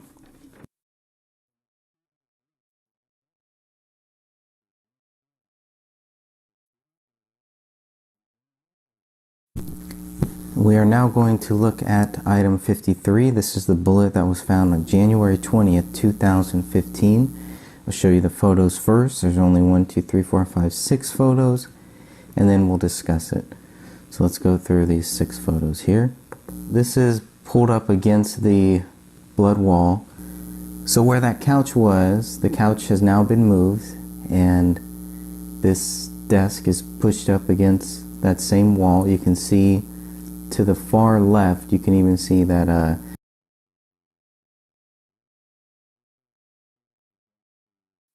Even though you may be killed resisting, the act of resistance on a metaphysical level has value. David Crowley completed a revised script of Gray State on June 2, 2013, and asked a select group of people to review the updated version of the story. On October 23, 2013, the rough cut of Gray State: The Rise was finished and ready for review. Exporting the rough cut now, David Crowley wrote on Twitter, "So stoked." On December 9, 2013, Crowley added 6 months working on Gray State: The Rise. It's finally taking its final form, but holy Moses, what a shitty shit ton of work. David, Camille, and Rania Crowley moved into their new home in Apple Valley, Minnesota on December 13, 2013. On December 18th, David posted on Facebook that he had lost a crucial hard drive during the move to 1051 Ramsdale Drive. The only real loss after moving to a new house last weekend was a crucial hard drive for The Rise. I guess the next few weeks will be spent salvaging everything that was lost. The following day, he wrote, "File recovery sucks, but it's better than not having files to recover. This could take a few weeks." By December 27, 2013, the documentary film was getting back on track. Finally getting back on track with The Rise. She's been teaching me patience by making me work for the 660 missing clips that remain and crashing at least 6 times a day. The manuscript for Gray State was about to go through a serious revision on January 15, 2014. Some seclusion writing this weekend, David Crowley wrote on Facebook. For those of you who read the GS script, it's about to get gutted for the necessity of a clear, concise, entertaining, and effective film. For all the chewy details that are going to get cut, well, there's always the novel. 5 days later on January 20th, the story for Gray State had completely changed. After 2 years of trying to extract the Gray State story, I think I finally may have done it. The story has completely changed, is working beautifully, and the new outline was completed in only the last 3 days. With this new story, it will not be hard to attract funding. The following day, David Crowley explained he had rediscovered the ending to the Gray State story. It's a strange experience finally feeling genuine love for characters I've created. The most painful part of writing the conflict for these people who are precious to me is that I must now torture them, punish them, and drag them through the dirt to reveal their essence of form. Yesterday morning, I rediscovered Gray State's ending, and the final feeling captured was of such gentle sadness I've been stuck in it ever since. On January 22nd, 2014, David was still settling into his new home. Spending today building 2 big fucking new desks to create a man cave mega desk, then relocating all of the Bullet Exchange inventory to my basement. On February 2nd, David explained the plot of the fictional film Gray State. Gray State, a wounded veteran leads the insurgency against a corrupt government after his city is put under martial law. The use of force, David Crowley posted on March 7, 2014, no matter the context, should be a shameful last resort, indicating an utter defeat of intelligent faculty. This is the difference between men and children, and also why our childlike society celebrates violence in its exercise of authority. The very next day, David wrote, "Sean Stone, yeah, that one, apparently wants a role in Gray State." 2 days later, on March 10, 2014, David was happily unsubscribing from liberty and conspiracy feeds on Facebook and Twitter. Too much of the backbiting derision they claim to oppose. See you guys. It's been fun. You'll still like Gray State, though. Then on March 11th, David asked the question, "You know what liberty feels like?" Unsubscribing from hundreds of Liberty or Death Fuck the NWO pages and Twitter accounts. This movie was steadily progressing on March 19th. Today, in place of thousands of post-it notes, David wrote on Facebook, pages of scribbles, and 30 feet of plot points, I have a 118-page script outline hybrid that may be only days away from a solid draft 1. The original Gray State story took 8 months of solid work. This story took less than 2 and is better in every way. On March 22nd, Camille was reading the first draft of the new Gray State script, according to David's post. On May 15, 2014, David spent a very welcome morning laying the groundwork for another 6 films I've been having ideas for. It's nice to finally be free from Gray State. Boy howdy. On May 22nd, David Crowley's dream had finally come true. It just happened. I'm not sure how many details I can divulge at this point, but Gray State will be optioned in the next 2 weeks at a major budget and connected with A-list talent. We are connected with a producer who above all else wants to preserve the film's pro-liberty ideals. This is all we could have hoped for and more. Thank you all for being our strongest selling point. Let's make a movie. On June 30th, posting as the Gray State page on Facebook, David Crowley gave an update on the Gray State movie. The past month I've been meeting with some LA-based producers, crew, and other industry contacts, and together we are building the team that will combine our passions and talent and belief in Gray State to optimize its message and reach of its exposure. This has been a truly exhilarating experience. My attorney and I are reviewing the option contract this week, and once that sucker is signed, this whole Gray State thing is going to finally, irretrievably, and monstrously take off for the stratosphere. And in such a way that the message will be preserved, and perhaps even continue in sequels, TV series, and video games. Seriously, talk about taking over the mainstream. This has been my life's work for nearly 4 years, and it is extremely gratifying to be backed by such a raging horde of superfans. Thanks for all your patience, guys. See you at the premiere. September 30th, David Crowley spent some time on Facebook answering questions from his supporters.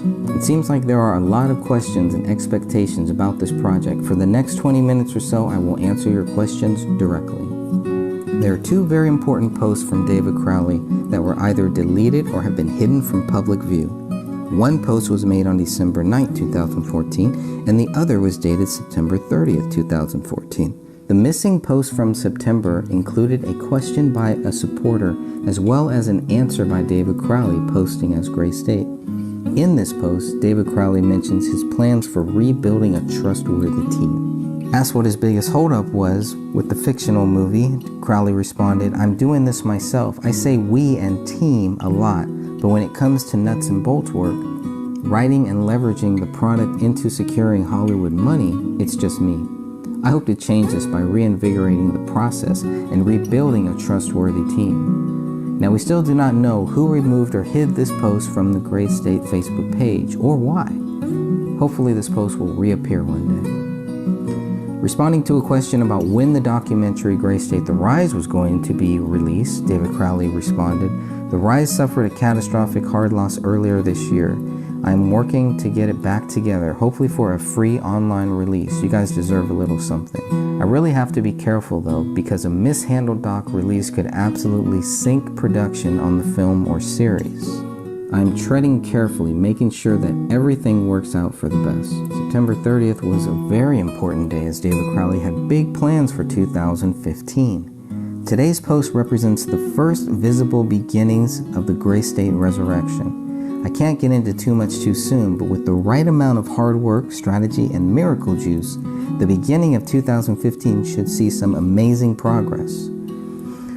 Crowley also wrote about a new, revamped website coming soon, and many of his last known conversations involved plans for the future of his projects.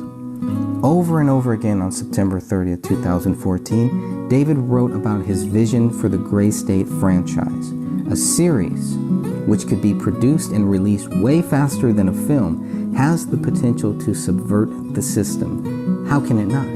Sorry guys, but Breaking Bad and Game of Thrones, while entertaining, lack a real-world purpose. Gray State will not fail you. How could it? Creating the Gray State franchise was David Crowley's full-time job, and he was doing everything he could to ensure the success of this franchise. It'll either be a great success story, a spectacular, highly visible failure, but either way, I guess we all put in our best shot, right? I guess that could be said about where the country is headed too.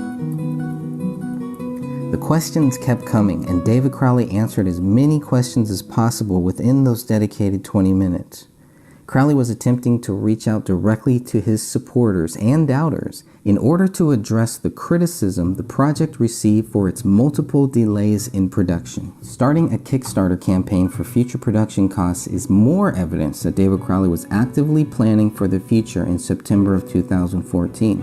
We want to run a Kickstarter, but if we do, it'll be for a very specific purpose. like hiring a behind-the-scenes crew to document production, run live broadcasts, and give constant updates to the fans. I never wanted the fans to fund this. It's like making your kids pay for their own Christmas presents.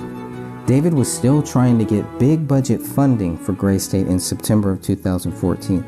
I believe this shows David was not defeated by his earlier failures in Hollywood, as some have claimed. His words seemed like those of a rejuvenated artist who had a story to tell and who wasn't going to stop until his concept for Gray State became a reality. Hopefully the strength of this project as a whole and what it represents with the people will help me get a big budget without sacrificing my intent. But hey, if I can't, then I will take it back to low-budget indie like the 2012 trailer. This too shows David Crowley had a plan B, just in case the big-budget dreams came crashing down. New developments have enhanced the project's honesty and dedication to its origins, wrote Crowley. This is going to be brutal.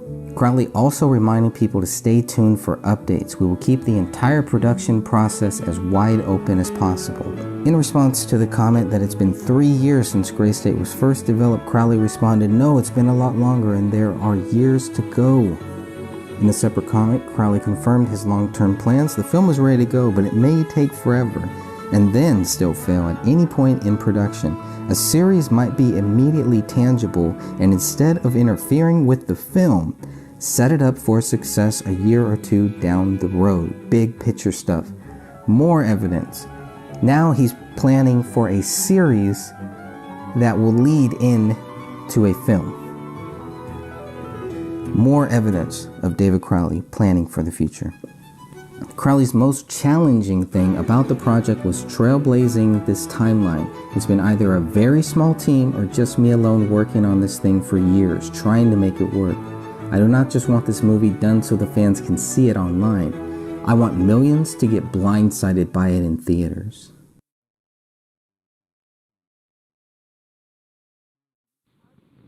Alright, thank you for joining me here. We're going to go over the 21 questions for Detective Gummert.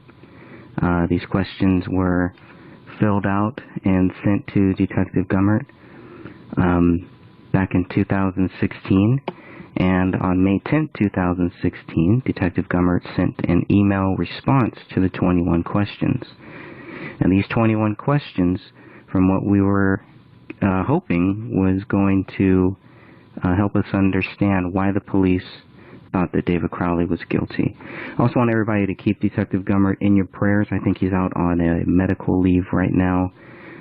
Pray for his safety because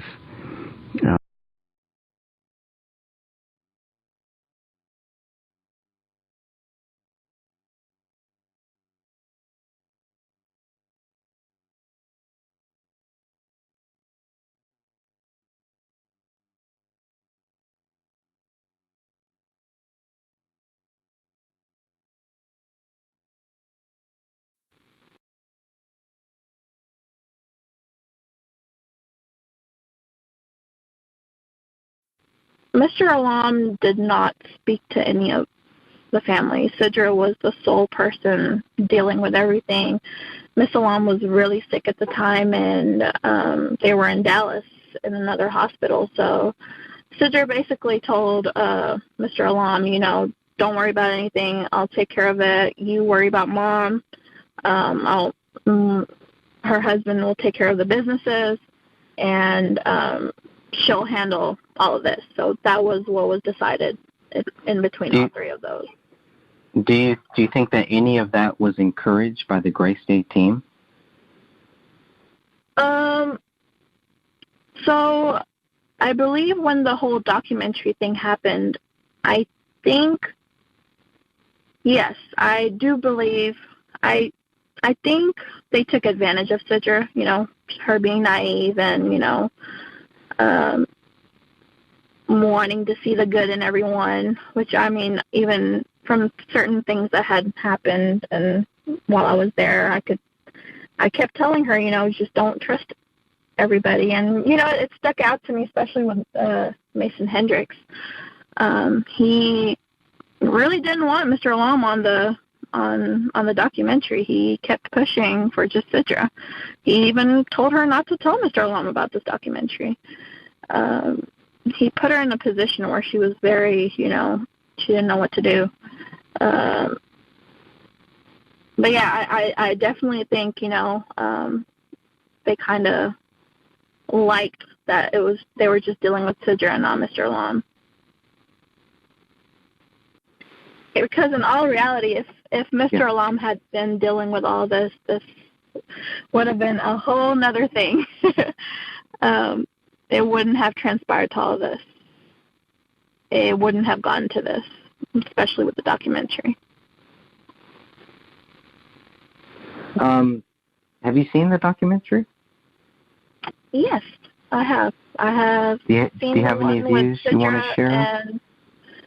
And, which one? The previous cut or the one that's out there on Netflix?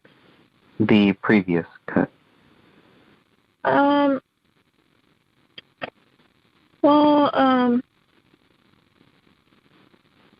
what could I say about that? They picked and choose what they wanted to put in there, obviously. They did a lot of editing. They just took out some words that Sidra had said and Mr. Alam had said. But the things that should have been there weren't on there that they really wanted on there. When you're comparing the two versions, is the narrative a lot different?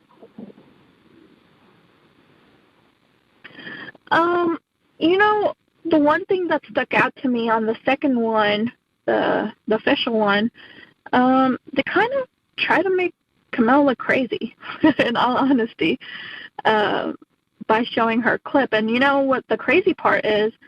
Mr. Alam had never seen that footage till the day it got released, so that was the shitty part in all really? of it. Yeah. We had never seen the footage, and that is why he was so upset that that's his daughter, out there looking crazy, and that's not something they even asked for permission. So, Eric Nelson definitely had an agenda on what he wanted to show. So, after the rough cut, that was sent to Mr. Alam, Mr. Alam basically said he wasn't going to sign any paperwork till he saw what the direction was going to be. And that's something Nelson had said, that, everybody's story was going to be told, and he didn't have an agenda. Just whatever the interviews were, he was just going to present them how they were. So I'm glad Mr. Alam was pretty smart, and, he wanted to see the rough cut before he signed it. I mean, they were pushing Sidra to sign her part, but Mr. Alam made sure and was firm that Sidra didn't do that. Once he got the cut, he was not happy with it. He told him, what's the moral of this movie? What are you trying to get at? What's the point of it if there's no lesson? Because that was what was told to the Alam side. There was going to be a lesson in this. There was going to be something for others so they can be enlightened. PTSD or mental abuse, or for with women, just something. There should have been something. In all honesty, there was nothing about that documentary. I don't see why the Crowley side agreed to it. It shows their son as a crazy lunatic. If the roles were reversed, I would have never wanted that out for my son, But that's just me. Yeah. But if they could show that it wasn't just him, and it was her too, then it goes. Yeah, and that's kind of what I felt. Like, there was no reason for them to put that footage in of Kamel, Agreed. I feel like the reason why they put that in is to put that pack theory in people's head that, maybe she was going crazy, maybe they decided it together. So I just didn't see the point of that. And, another weird footage was Ronnie in the basement, and that made no sense. And the other one I'm glad you brought that up. the footage of Ronnie talking about the bloody man, they make that seem so bad, and it's actually really funny. It's I don't know if you've seen in the big certain movie productions, there's this little red man that shows up before a movie starts. Can you name one? Because I've been looking for this for months, maybe years now. I will get back to you on that. I can't find it. I will get back. I will get back to you on that. Cool. Yeah, but it's this little red man that they always scared her with. He was a little red man, and that footage was actually recorded by. Could be a touchstone thing. I'm sorry. Go ahead. Yeah, it could be. I think so. I'll look into it. I'll ask Sidra. She probably knows. And I'll let you know. But yeah, it wasn't anything. I mean, yeah, I know as the third person looking in, it sounds so creepy for a little kid to say that, but she was a very, she had a very broad imagination. She talked like that, and they just turned it around and made it sound so awful for her. No, she was very bright. That's the way. Yeah. She was bright. She could understand all the. Yes. She was extremely bright. When I met her, she it didn't seem like I was talking to a 5-year-old. She was very intelligent for her age, and I think that was part of her autism. I know that they're very bright, and so I think that has to do with that. But yeah, just going back to the documentary, certain things they showed had no reason to be on there, and that were shown were completely out of context. So that was what Mr. Alam didn't like. Yeah. And the sad part is, the Alams were. This had already been decided, and there were they got their interviews towards the end. It was around July. Sidra was 9 months pregnant when they shot all that. So apparently they weren't even going to be on the interviews, and not Danny Mason, I always get them confused. Mason Hendricks convinced Nelson to put them on there. So yeah, it was a pretty shitty part on their end, and I think Crowleys are to blame too, because they had no contact with the Alams. Sidra was always the one trying to contact them for anything, and I get they feel guilty or with what happened, but communication was very, very poor, and it was all through Mason and Sean, and they shouldn't have been even in the middle of this, in my opinion. It should have been the families talking, and that just wasn't it. Dan Senior never wanted to talk. It would be through email or a text message, and a day late or a week late conversation. So yeah, they're a hard family to communicate with, and that's something even his friends say, that's just how they are, that they're a little weird, I guess. I don't know. Yeah, right, which is different than saying that, because they weren't talking to David or because they didn't talk with him every day or whatever, Yeah, because that's something Mr. Alam brought up. He said, I understand, from our side, we're far away, we're dealing with Nyla sickness. Well, what was y'all's excuse for not, being in each other's lives, he's like, if that was me and my daughter isn't talking to me for this long and she lives literally 10 minutes away from me, I'll pop up at her house, So, I don't know. Their family was a little odd, but I'm not going to say too much on that. I don't know them that well, so. Yeah, sure. Can we go back to a little bit about when we're talking about Rainey in the basement? And can you give us the correct pronunciation of what the daughter's name? Yeah. Can you say her name? Her name is Rania.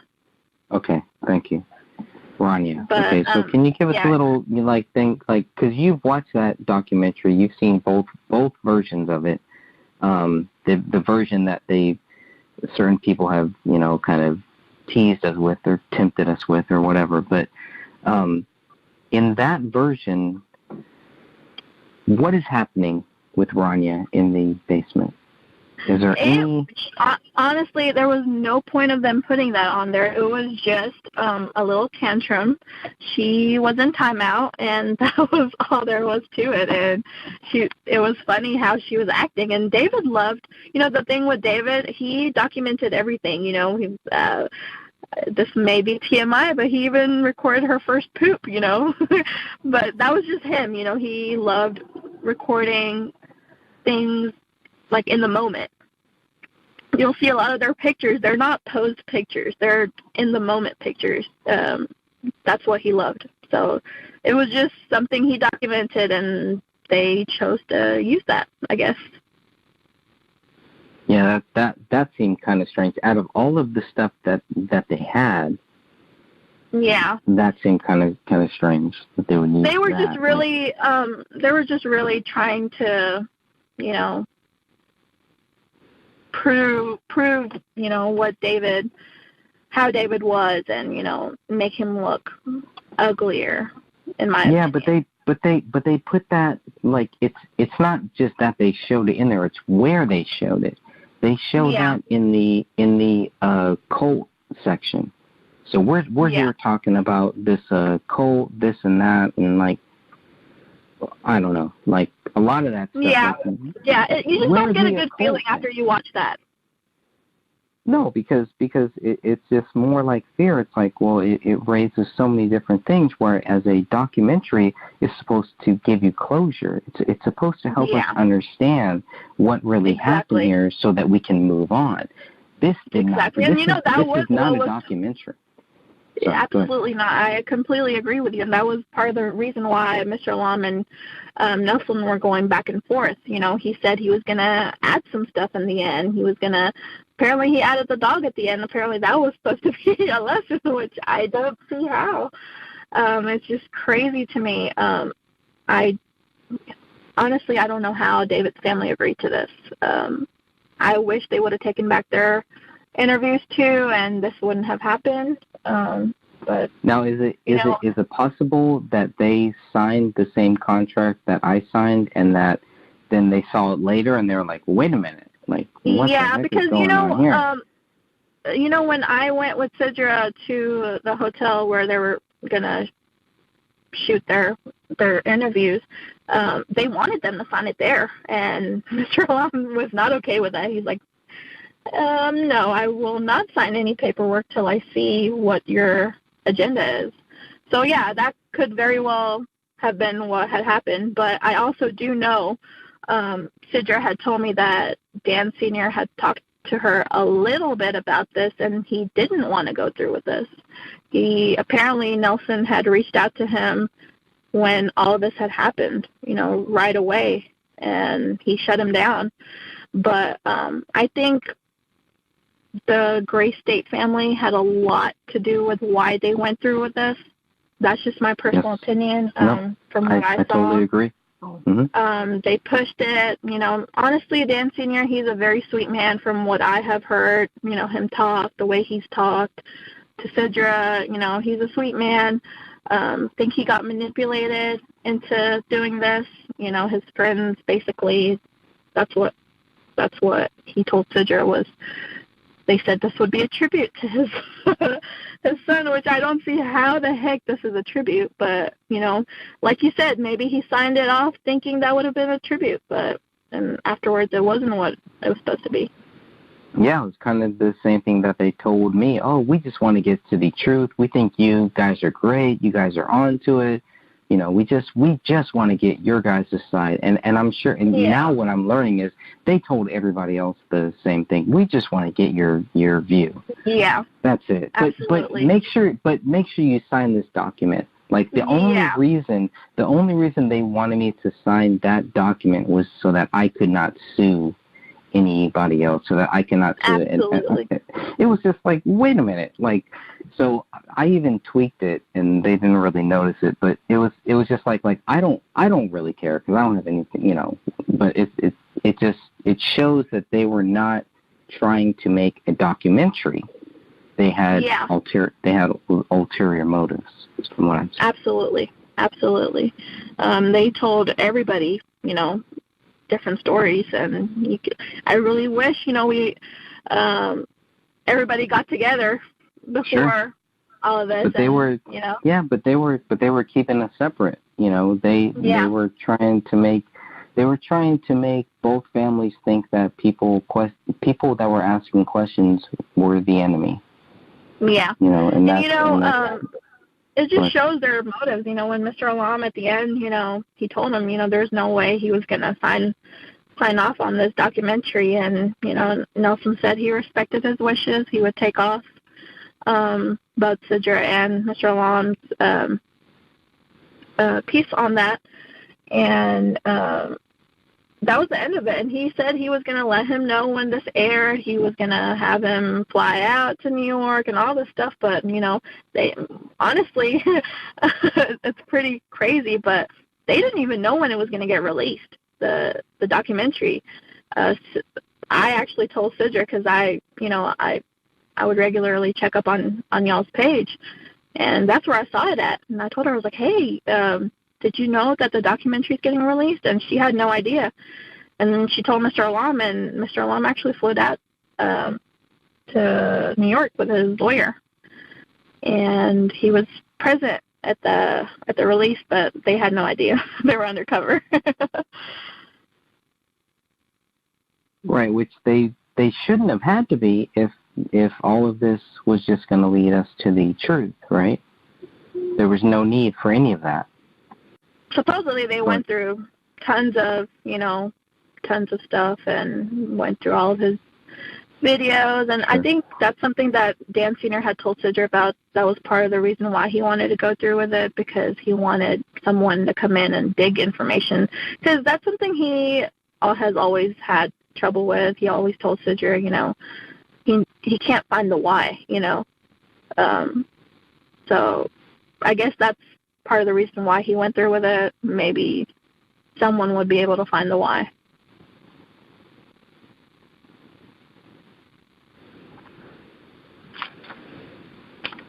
Do you know who interviewed them? So I don't know names exactly, but Nelson was there. I was there. I was sitting outside when they were getting interviewed. Nelson was there. Mason was there. Chris Peck was there. And there were two other guys that were holding the camera, and there was a skinny guy that was holding the microphone, I believe. Yeah, they wanted to interview both Sidra and Mr. Alam separately, but Mr. Alam didn't want that. He said that if they wanted an interview, it'd have to be together, so they both sat down together. So on the raw footage, they basically, if they wanted to show Sidra separately, they just zoomed it in all the way on her to make it seem like she was separate. So how much footage is there of them?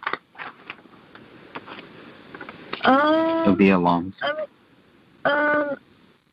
They try to get Kamel's side of the view on who she was as a person. Sidra talks about that. They talk about, when they got married. Mr. Alam was opposed that. They talk a lot about, most of it was for Sidra's side, when she went up there in October. So they touched up on that. Her interaction with David, and just basically he asked stories of Kamel, and if we knew anything about her paranormal activities, and if they had any occurrences. And Sidra had mentioned one that she had when she went up there in Minnesota when they were living in their apartment. So she brushed up on that part, so that was on the documentary as well. And they ended it showing that she was pregnant and, something good was going to come, which was so stupid, but sorry, I just really hate weird. The documentary. No, I do too. I've only seen it once. only seen it once, and it was the only time that I watched it live. So I do not want to see it. But wait, so yeah, it's a bunch of vomit. Yeah, they actually didn't have the dog part. Then they ended it with showing Cidra's stomach and just saying, "Okay, yeah." Well, you know they showed it because Cidra's due date was actually Ranya's birthday, so they thought that was so intriguing. So they wanted to end it there by saying, "Oh well, this baby's gonna come on Ranya's birthday," kind of thing, you know. Oh. Okay, so they're pulling at our heartstrings. Okay. Yeah, they even said that they were going to do it that way because it was just crazy to me. Like, it was just so stupid. Yeah. I'm glad they pulled it out because, gosh. That seems weird. Yeah, that's weird. Yeah. They wanted some kind of emotional thing to end with. That's why they chose the dog. So everybody, he even said it. When Mr. Alam said, take our stuff out, he said, okay, we'll all have to take some stuff out. We'll go ahead and put the dog on there, so we could have that, ending to it. And, everybody can feel happy, giddy, I guess. I don't know how you could feel that way, but.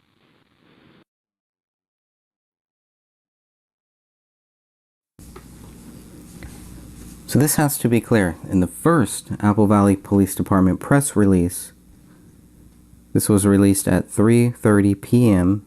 Central Standard Time on January 17, 2015, 2.5 hours after the bodies were found. And they are treating this as suspicious deaths. Saturday, January 17, 2015, at approximately 12:56 p.m., Apple Valley police officers went to the residence on Ramsdale Drive on a report of dead bodies inside the house. The initial responding officers located 3 deceased persons inside the residence. The investigation into the matter is ongoing. Agents from Minnesota Bureau of Criminal Apprehension are assisting Apple Valley Police Department detectives in the investigation. One day later, January 18th at 11:40 a.m. Central Standard Time, here is where they start accusing David. On Saturday, January 17, 2015, at approximately 12:56 p.m., Apple Valley police officers went to a residence on Ramsdale Drive on a report that a person checking on the residence saw dead bodies inside. Responding officers found the bodies of 2 adults and 1 child deceased inside the residence, the result of an apparent murder-suicide. At this time, it is believed there is no threat to public safety. The Hennepin County Medical Examiner's Office is working to positively identify the 3 deceased. Again, not positively identified until January 21st, but we're already accusing David of the crime. They haven't even done the autopsy on David yet, and they're already accusing him of this crime. David's autopsy will begin about 10 minutes later at 11:50 a.m., January 18th. Investigation into this matter is ongoing. The Minnesota Bureau of Criminal Apprehension and the Dakota County Sheriff's Office are assisting the Apple Valley Police Department with the investigation. So now we have the Sheriff's Office also assisting. All right, now the third press release is January 19, 2015 at 12:45 p.m. Central Standard Time. Now this one gets a little more in-depth, pretty much the same thing. Responding officers found the bodies of 2 adults, 1 child deceased in the residence, the result of an apparent murder-suicide. Police located a firearm at the scene and have determined the cause of death to be gunshot wounds. This is an isolated incident and the public is not in danger. The Hennepin County Medical Examiner's Office is continuing its work to positively identify all of the deceased. No positive ID yet. Investigation into the matter is ongoing. The Minnesota Bureau of Criminal Apprehension and the Dakota County Sheriff's Office are assisting the Apple Valley Police with the investigation. So by the 5th press release, now we got names: David Crowley, 29, Kamel Crowley, 28, Ranya Crowley, 5, all dead of gunshot wounds. Investigators found a handgun next to David's body. The Hennepin County Medical Examiner determined Kamel and Ranya died of a homicide, while David Crowley died of suicide. So here it is. By January 23rd, we see what the medical examiner's office has determined. Now we need to understand why they determined that. That's going to be our focus here today. They also say, while this remains an ongoing investigation, updated information is being made available about the incident. The 3 bodies were found in close proximity of each other in the front room of the residence. There were no signs of intrusion or struggle. There's also no sign that they found a bullet hole right above their heads, but we'll save that for later.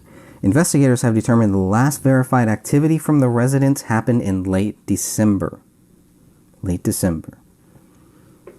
Investigators seized several personal electronic devices and computers from the residence. The Dakota County Electronic Crime Scene Task Force is completing forensic analysis of the devices. The analysis of these devices could provide important information about this incident, said Apple Valley Police Captain John Bermel, but that analysis will take time. The investigation into this matter is ongoing. Minnesota BCA is still involved. Dakota County Sheriff's Office still involved, assisting with the Apple Valley Police Department. January 23rd, 2015 at 10 a.m. When you focus on the documents, you get some clear facts. You have clear questions, but clear facts. And sometimes those facts are just questions. They're interchangeable, apparently. All right, so let's go through this. The medical examiner examining the bodies. Okay, so the final diagnosis of the medical examiner's report stated Rania was shot in the right parietal scalp. The bullet went through her brain and exited the left side of her scalp. 3 gray-colored metal projectile fragments were found in her left temporal skull. The trajectory was described as leftward, downward, and backward. It looks like Rania was shot from behind on the right side of her head, next to the ear. The range at which she was shot could not be determined, but there was no suit or stippling, which would have indicated murder at close range. The final autopsy report, initially dated February 6, 2015, with signatures dated March 16, 2015, stated Rania was found partially decomposed with moderate decomposition. Livor, discoloration of the skin, and rigor mortis, stiffness of death, were absent. Even so, according to the external examination, early to moderate decomposition is evidenced by skin discoloration, marbling, blistering, slippage, and partial mummification of the face, left hand, and feet. Examiners also observed evidence of post-mortem animal scavenging. The evidence was the absence of the right arm. Possibly related to animal scavenging was the jagged and tattered skin and soft tissue defect where Rania's arm would have connected to her shoulder. According to this report, the 10x8 defect exposed the glenoid fossa and the lateral right 1st through 4th ribs. Also observed was a fracture in the 3rd rib and numerous short white hairs adherent to the pants. Kamel's autopsy began with Assistant Medical Examiner Mitchell Morey as the pathologist. Detectives Sean McKnight and Brian Bone observed the autopsy. Kamel was identified by dental radiographs and tattoos. Kamel weighed 85 pounds. Lividity, discoloration, and rigor, stiffness, were not recognized on her body. Body cavities contained small amounts of decomposition fluid. Kamel was shot twice with both entrance wounds in the left posterior parietal region of the skull. The trajectories of the 2 bullets were listed as left to right and back to front.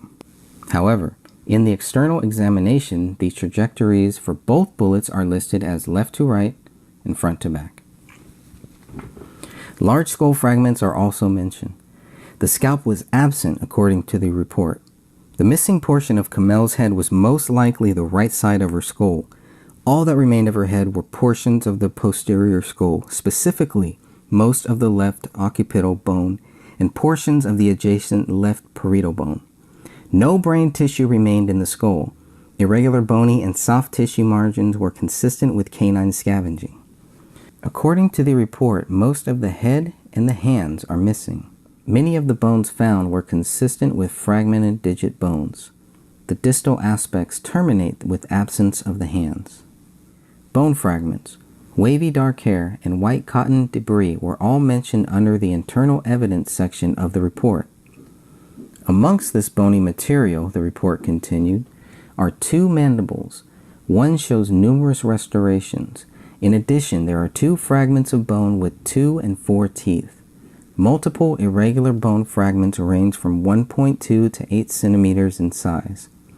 Regarding animal scavenging of Kamel's neck, the forensic pathologist wrote, the anterior musculature, hyoid bone, and laryngeal cartilages are absent due to apparent animal scavenging. All that remained of the neck was the exposed and intact cervical vertebral column. There is extensive bloating, the report continued, skin and slippage, and discoloration of the body surfaces. Hair was found on Kamel's right sock and the anterior left leg. The left sleeve of Kamel's sweater was frayed. Decomposition fluid and apparent blood were both present on the sleeve. Underneath the sweater was a gray state t-shirt soaked in decomposition fluid and blood. At 11:40 a.m. January 18, 2015, the Apple Valley Police Department released their second press release. This one states David Kamel and Rania Crowley died as a result of an apparent murder-suicide. This is interesting because David's autopsy hadn't begun yet, and the Hennepin Medical Examiner's Office was still working to positively identify the 3 deceased. David's autopsy began 10 minutes later at 11:50 a.m. The pathologist was Jessica Lelinski, who was once again assisted by Mitchell Murray. Detective Sean McKnight and Detective Brian Bone were both present during the autopsy. Due to the condition of David's head, the pathologist was unable to determine the entrance, pathway, and trajectory of the gunshot wound. They did determine the bullet exited through the left parietal bone and scalp. External beveling, external cone shape, and radiating linear fractures were visible on the left parietal bone. The posterior calvarium and overlying scalp were visible, as was posterior neck skin, soft tissue, and the cervical spine. The scalp had patchy, short, brown hair. Skull bone fragments ranging from 1.5 to 14.5 centimeters are mentioned in the internal evidence section of this report. The skull bone fragments articulate well with each other and with the remaining calvarium of David's head.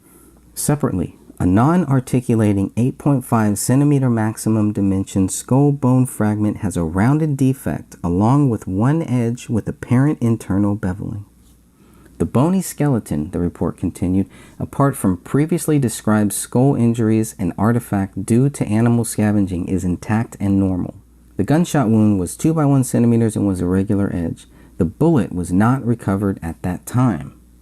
They would not find that bullet until a month later, only because they were notified about it. Examined separately from David's body at the time of the autopsy was a maxilla with well-preserved teeth. The report also claimed Palaio was responsible for the absence of David's brain, the majority of his skull, neck skin, neck soft tissue, neck muscles, the hyoid bone, thyroid cartilage, the tongue, the larynx, the trachea, and the thyroid. The remaining bone fragments are irregular and of unidentifiable origin or consistent with phalanges. Regarding the missing right hand, the distal right forearm shows intact, smooth ends of the radius and ulna and irregularly contoured soft tissue, muscle, and skin. The left hand was mummified. In one crime scene image, the index finger of the left hand is pressing against the thumb. According to David's autopsy, dried drips of red, brown, blood-like material are on the dorsal left hand between the thumb and first finger. Additionally, early to moderate decomposition is evidenced by skin discoloration, marbling, slippage, blistering, and mummification of the left hand and feet. David weighed 128 pounds and was identified by dental records and body tattoos. Medication and food were not found in his stomach. Now, I also wanted to take a few minutes to thank all of the many researchers out there, all of the people who have been helping us on the sidelines, out in public, in their spare time, praying for us, wishing us well thoughts, encouraging us. I thank all of these people who are seriously trying to get to the truth, regardless of your view, regardless of what you think happened, regardless of what you think about the people who are researching it. The main thing here that everyone needs to understand, and a lot of people do understand it, and a lot of people still act like they don't, but they do. There is no evidence that will conclusively prove that David Crowley is guilty. There was no reason to close this case and claim that David Crowley was guilty. In this country, you are innocent until proven guilty. David Crowley was never proven guilty. How did we get here? In the beginning, you had many people telling us there's nothing to see here. Pay no attention to the man behind that curtain. It doesn't exist. It's not there. Life is good. Enjoy your family. Enjoy life. Forget about this case. It's an illusion. It's gone. Puff, puff, pass, right? and it's gone within the blink of an eye. Real life doesn't work like that. And a case like this cannot work like that. When a child is involved, you have to take this seriously.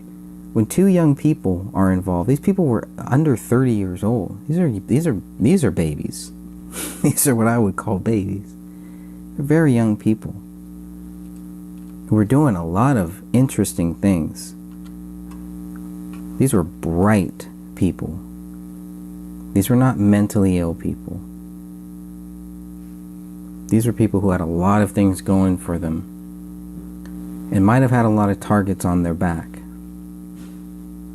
Those targets will be exposed, whatever it is. We are dealing with multiple things now.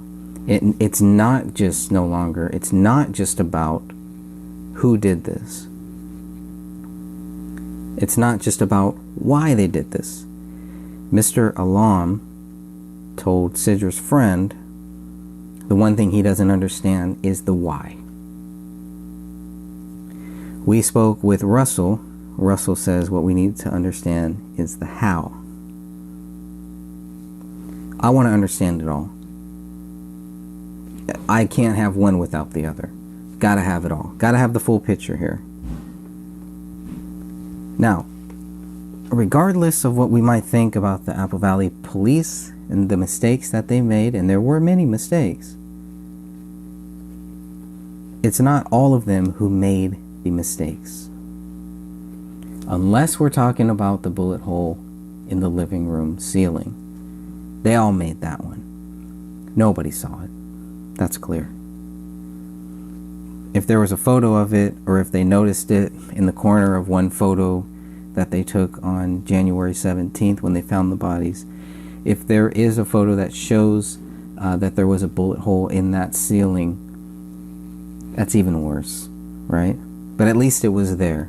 So a few steps are being taken right now to get that answer.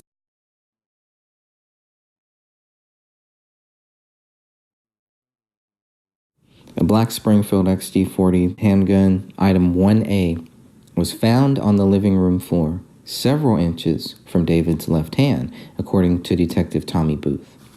The presence of blood was found on the grip, item A1-1, the slide, item A1-2, the trigger, item A1-3, and the muzzle, item A1-4 of the gun.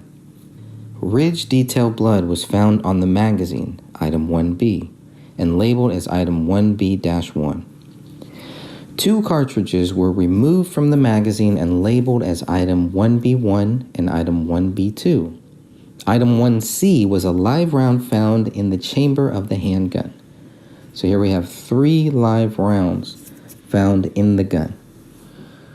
Hairs and fibers were found on the gun in the magazine, and they were labeled as item 1A-5 and item 1B-2. Okay, now there are several blood mixtures found on the gun, specifically on the trigger.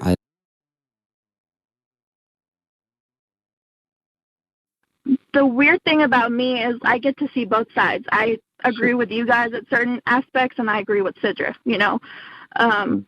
As far as journals go, I think that should be released, but that's just me, The reason why I say that is the journals have a lot of information, David's were a little weird, he wasn't the easiest person to read, but as far as Camel's go, that's all she spoke about. So I think, like, maybe in time, Sidra would be willing to, release some of the journals, but it really shows you what Camel was going through. And I don't think she even understood what she was going through. So, it started in July when Nyla got sick. And, she started writing just, I guess, her thoughts and stuff. And she talks about her dad and how frustrated she was with him and just, back and forth with the family. She was just trying to understand her feelings. And I think she was just very confused because she wanted to be there for her family, but I don't know why she didn't say that on her journals, but David didn't want that. He didn't want her coming down here, and that was the plan. Even after she disagreed with Mr. Alam about, doing chemotherapy and stuff, she was supposed to come down here for Nyla's surgery. Mr. Alam was going to buy her a ticket, and, even though they didn't agree on things, they were still, she was still there for them. And then one of the journals that stuck out to me was overnight, she sat down with David and he convinced her that she shouldn't come here. That's not her family anymore. Ronnie and David are her priority, and, let them figure it out. And it's just a pattern. Like, it's very interesting, reading them and seeing how it shifts and how her, even her own emotions change. She starts doubting herself. She starts off strong, and you can see a pattern. Camel's mom, is going through all of this pain, all of this suffering. Why wouldn't David want Camel to go see her mom? That was about control. It was more about control for him. I think ever since that time when Camel called her dad and said she was leaving him, I think ever since then it was very, I guess he was scared for that. He didn't really like for Camel to come down here. I mean, I don't know if you guys know this, but she's only came down to Texas twice.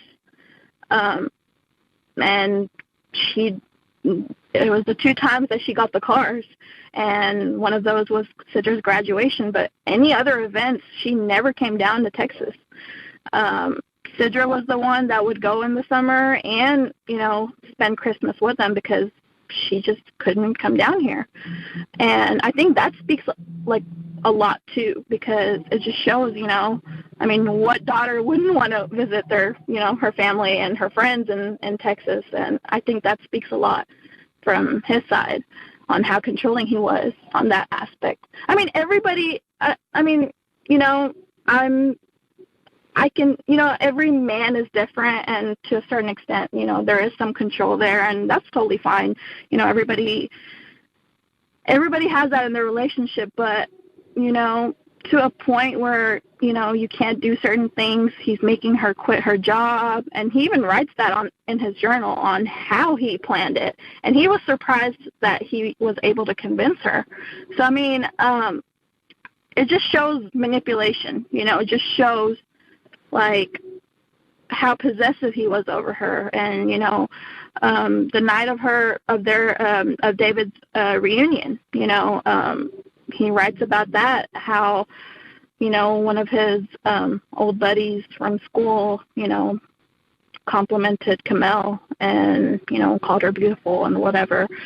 And, he didn't like that. And he just writes a whole article, which was so crazy, and it shows his possessiveness. He says she's mine, and I married her because of her beauty, and it's bizarre. I don't have the journal with me right now, so I could read it, but he was very possessive. Even Ronnie, he writes about her, how he came in between their marriage. And, you know, as a parent, I would never think my daughter would come in between me and my husband, you know. So, I mean, it just shows how possessive he was over Camille. So I think that's part of the reason why, you know, she wasn't able to come down here. He was scared. He didn't want her, you know, coming down here and maybe, you know, changing her mind and wanting to stay here in Texas. I don't know what was going through his mind, but I think that had a lot to do with it. So when you say his journal, because we've heard from different people, multiple sources, blah, blah, blah, about different journals. When you say that he wrote this in his journal, can you clarify which journal you're talking about? Because I've heard about several journals. So the only journals I've seen is a written journal that he had. He had 3 journals.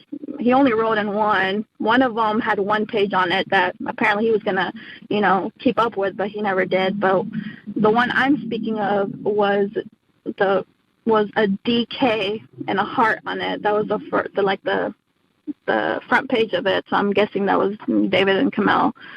And so these are it was a written journal. Yes, these are written journals. Okay, yeah, because we've heard about a written journal, a video journal, and then I guess this journal that came out. I don't think there's any truth on the video journals. That is something I asked Sidra about it, and she said that it was said that there was an online journal, but she hadn't seen anything from the online journal. It was just a written one that she knew of, and that's something we both have read. With her journal, was there anything in there too that would help us understand why the family thinks David Crowley is guilty? She talks about a lot of you know, mental abuse and, you know, him wanting to try different types of what would you call it, like drugs. And, you know, you could tell that she was very, the way she wrote her journals, it basically, she was talking to the journal as to, like, I feel like that's something she was venting. Like, she was living 2 different lives. She was agreeing with David just to keep the peace in the house. But the way she truly felt, she was writing down on her journals. And there were a lot of different instances where she also spoke about being scared of him. She wrote one time that she took Ronnie out to, she just left the house because she was so scared of David, because I think that was the time when he tried shrooms. And he was hallucinating, and what else did she say? She said,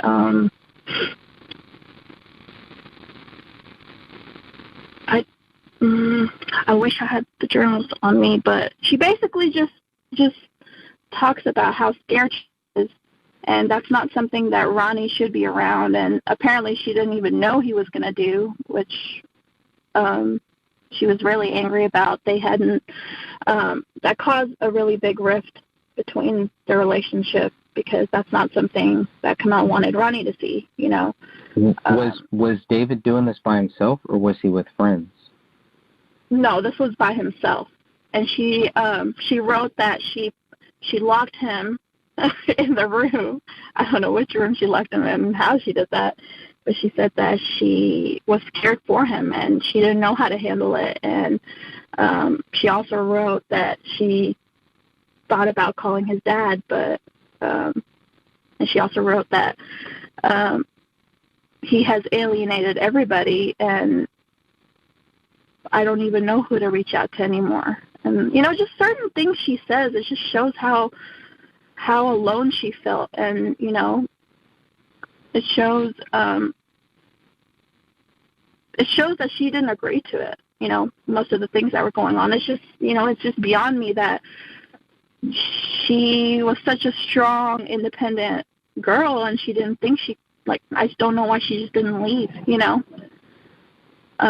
if she felt that way, you know?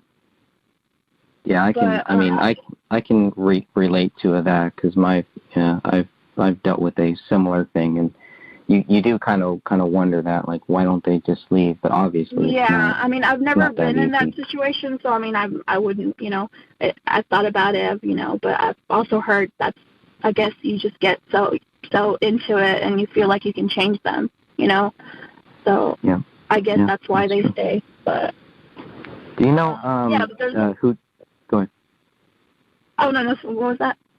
I was just gonna say, going back to the drugs. I was just trying. Do you know who he got those from? Is there any mention of, like, who? Because obviously he doesn't just. And really, to be honest, you know, I've never done shrooms or anything. But if I was gonna do something like that, I wouldn't want to be by myself, and I definitely would not want to be around my wife. I'd want to be with close friends that I trusted. Yeah. Right. And that was something.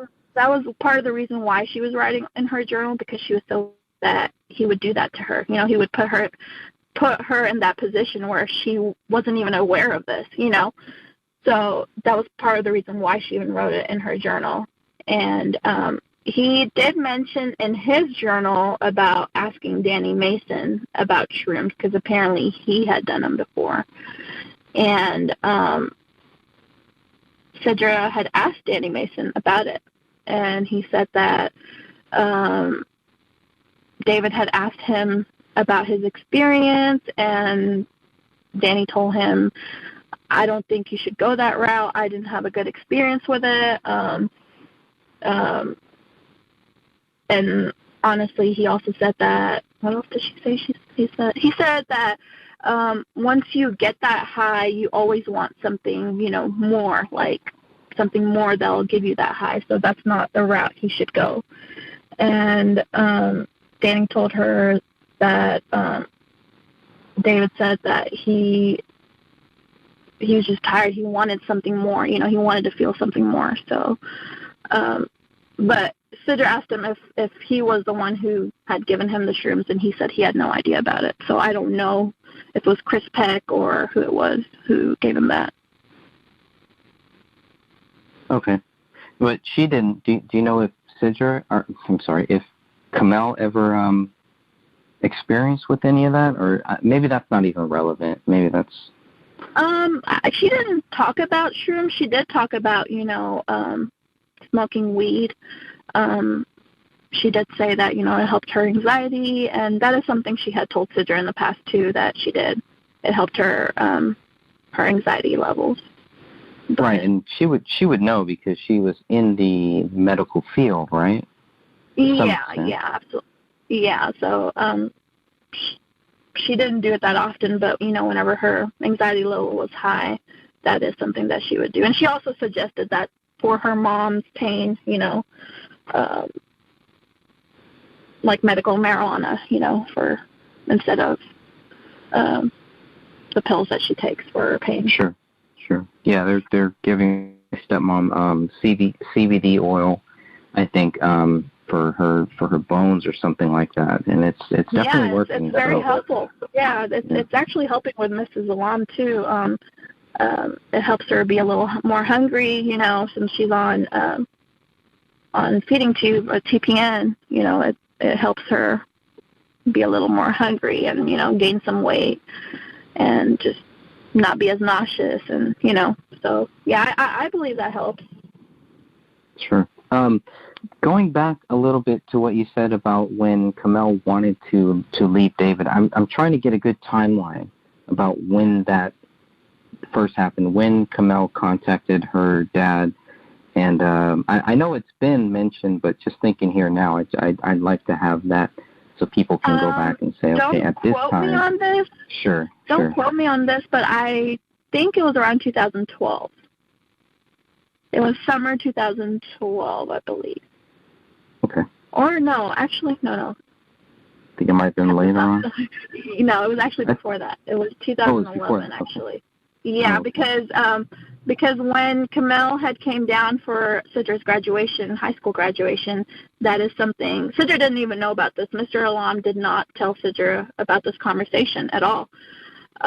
He kept it to himself and didn't tell his wife or Sidra that Kamel had called him. You know, he didn't, I guess that was their little secret. But Kamel had told Sidra about it, and in 2011 when she came down here, and when we were having lunch, it was brought up, and I was there too.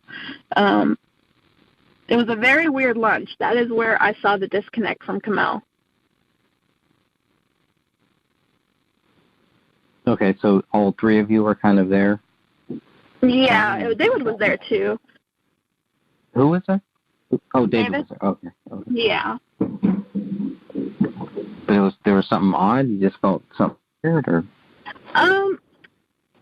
Kamel was a very perky person, you know. She has a lot of energy to herself, and, you know, I'm sure you guys can gauge that from the videos on how she is. The way she was talking and the way she would look at David for approval, that's something I've talked about before too, but that is something that struck out to me. I don't think Sidra had noticed that. I even brought it up to Sidra, and I said, Kamel's pretty different. She's talking a lot more like David, you know, and she's like, well, you know, they're married, you live with somebody, you start talking like them. And I was like, yeah, but, you know, any little thing we talk about, she always looks at David, like, is it okay? You know, I think I had mentioned that I had arranged a little get-together for the girls in her last visit in May. I asked if she could come spend the night, you know, just us girls have movie night and stuff, and her first instinct was to look at David and see if it was okay with him, which I don't see why it wouldn't be, you know. She was only down here for, like, not even 3-4 days. So, yeah, it's just, like, different things, like anything she said or thing that was talked about, that she would always look at him for his reaction. Is he okay? Like, you could tell, like, that was her main thing. Like, even with sitting with Mr. Alam, you know, Mr. Alam, I don't know if you know, he's very, he's a character. He's a very good person, and he's, you know, he'll speak his mind. So just, like, having him around David, like, her anxiety level was so high because she was holding David's hand, you know, and she would just always look at him every time Mr. Alam would talk, like, to make sure, is he okay? You know, it just didn't make sense. It was just a really awkward place to be in for myself.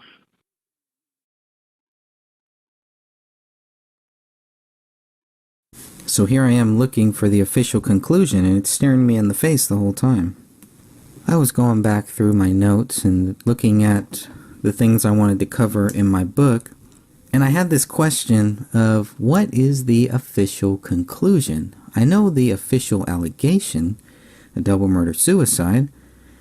We see that as early as the second press release from the Apple Valley Police Department at about 11:40 a.m. January 18th, less than 24 hours after they find these bodies. They are accusing David Crowley of a double murder-suicide. When does it end? Where is the end? What is the official conclusion? In the Philip Marshall case, we got this, I think, 15-page report from the Calaveras County Sheriff's Office.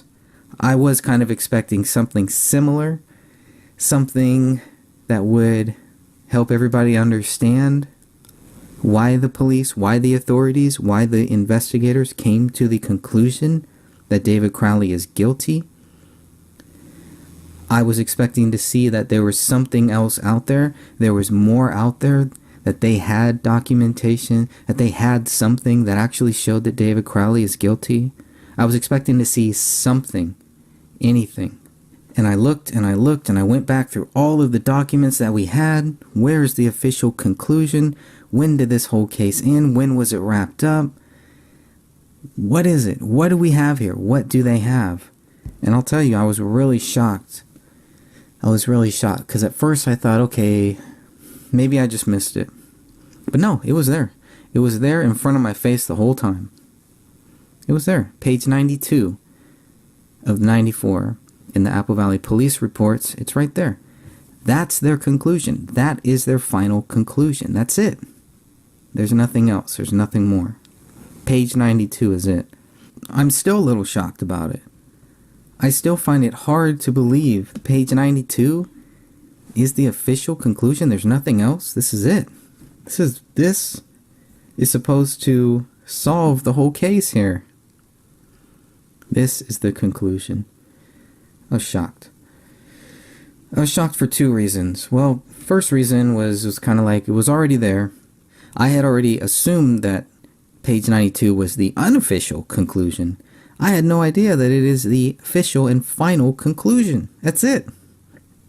That's all you get. So page 92 is written by Brian Bone. This is dated 10/7/2015, 1:08 p.m. The case is closed. It is exceptionally cleared. Okay, so the statement talks about the Dakota County Electronic Crime Task Force. They get all of this data, these terabytes of data. They go through these terabytes of data. Guess what they find? Big shock here. Nothing. They did not find any information on the related devices that showed motive or cause for what happened during this or up to this incident. With the conclusion of the review of the digital devices, there is no other information available for further investigation. At 10/6, that's it. The terabytes of data was the last thing. It was the last thing that they were waiting for. On October 6, 2015, the case is closed. It's done. Throughout this investigation, the AVPD has not discovered any information or evidence that shows anybody but David Crowley is the perpetrator of these crimes, including the killing of his wife, child, and himself. And the status is changed to exceptionally cleared. So here is the real challenge. Here is the real question. What did they discover that shows that David Crowley was the perpetrator of these crimes?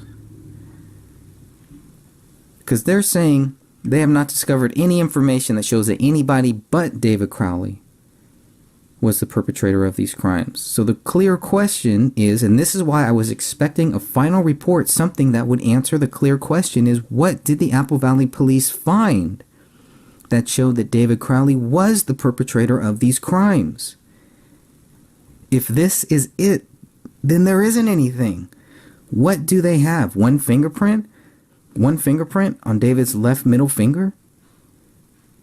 Nothing that ties him to the bullet found in the attic 1 month later? Nothing. They found nothing. They have nothing. The case is built around nothing. And it brings us to the question of what really happened here. If the official theory is not true, and I believe that it's not true, then what really happened here?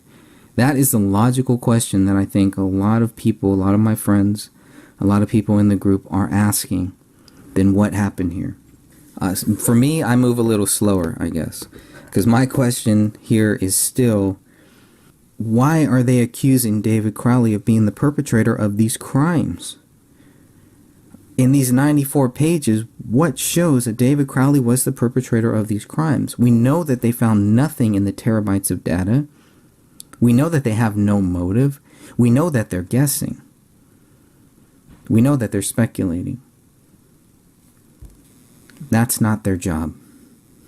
This is one more reason why the case needs to be reopened, because of the official conclusion. The official conclusion is not supported by evidence. It's not supported by facts. It's supported by the fact that they can't find evidence to show that anybody else did it. So it must be David. That's the way that I'm reading this. And if the way that I'm reading it is right, then we need to reopen this case. This case needs to be reopened. And we need to do what we can to help get this case reopened, within reason, to the best of your ability. And I believe this case will be reopened one day. It may take a while, but I got time.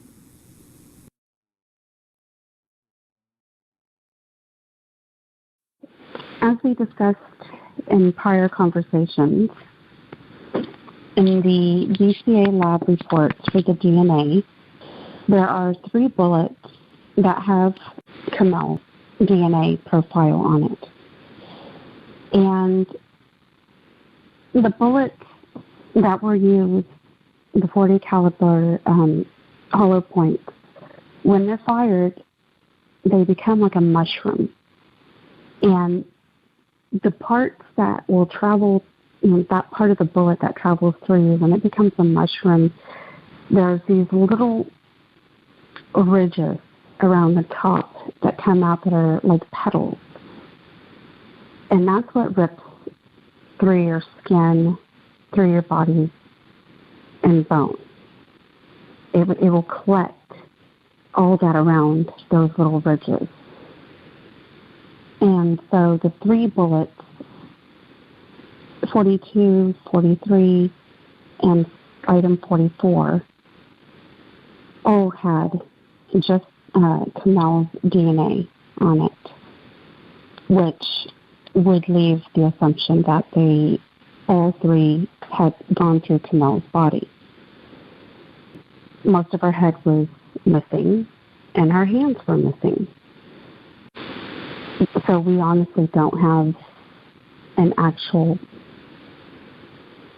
trajectory of where each single bullet went through. They were able to pick up some skull fragments, but I don't believe that they were able to pick up enough. The 3 bullets that you have photos of, 42, 43, and 44 that were right on the carpet, the ones that were actually fired, those belong to Kamel. Okay. I'm just writing that down. And those were the ones that were found the very first day. The bullet that was fired through the floor and into the basement wall, that was item 45. Okay. And there was no DNA profile on that bullet, which means it did not go through anybody at all. Okay. It would have, those type of bullets, they would have collected something if it went through somebody. It would have collected tissue, bone. I mean, they're wicked bullets. Yeah. I don't know if you've ever seen any of the videos on YouTube, but the damage that they do, oh my goodness. There's a reason why some people use them. Wow. How long would that DNA or anything, blood, all that stuff, flesh, how long would it stay on these bullets? Do we have any indication of that? Well, they're inside a house, and so it's in a controlled environment. There's not rain or rushing water or anything like that coming down on them. Because I'm not an expert, it would be very hard for me to give you an actual time frame.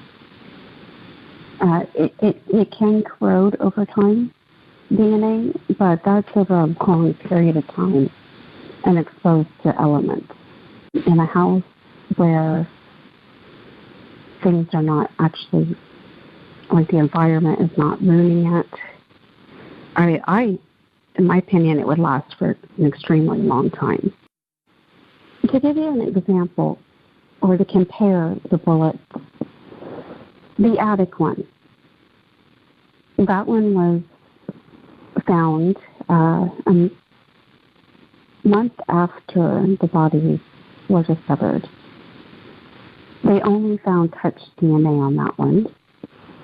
There was no blood detected. That would be on page 26 of the BCA report. So that would give the assumption that it's just touch DNA if there wasn't blood on there. Meaning the bullet was just fired into the ceiling. It didn't. It's not the bullet that killed, like you've said many times already.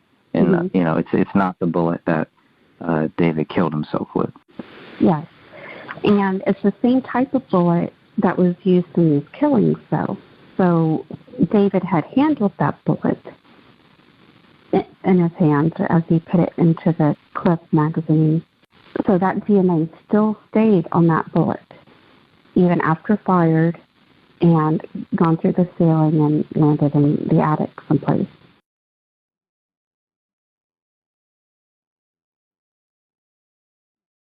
On tonight's broadcast, providing updates with the Crowley case. Today is July 17th, 2019. How are you doing today, Greg? I'm doing awesome. And how is Sophia doing? I'm doing great. How's everybody else? Very good. It's summertime. Very good. It better be good for everybody. Yeah. And Catherine, are you there? Hi, I'm here. Very good. Well, we haven't had a show or a discussion in a while, and we wanted to bring everyone up to speed. It's the end of July, so the update from the Crowley case from the private investigator was done. He came to his conclusion on May 30th, and for those listening, he was the person that I hired to take a look at the case, investigate the case. Someone who didn't know anything about the case, and then he came to his conclusion, basically agreeing with the Apple Valley Police Department, agreeing with the official narrative, going so far as to saying they did a tremendous job and did immaculate work and very good attention to detail. So I had sent off my notes of just today, actually. I finally sent off my notes that I accumulated of where I wanted clarification with Kenneth Maines. And so that was 15 items of clarification that I wanted to make sure we're on the same page, where he either described something that wasn't how we saw it, or he was analyzing something else and not on point from what we were focusing on. And then it followed up with 12 bullet points of questions, bullet points that I mentioned to him of things that I thought were pertinent to the case that he did not bring up at all in his investigation review. And so Kenneth will be responding back here, hopefully here within this week. And even if it's week to 10 days, it'll get us to the end of July to at least have an answer back from Kenneth to get his thoughts on some of these things. One option would be that I would call him and discuss his clarifications there over the phone or via email, or even do a conference call interview process to be recorded as a broadcast. But look for that in the upcoming days. And then we've had,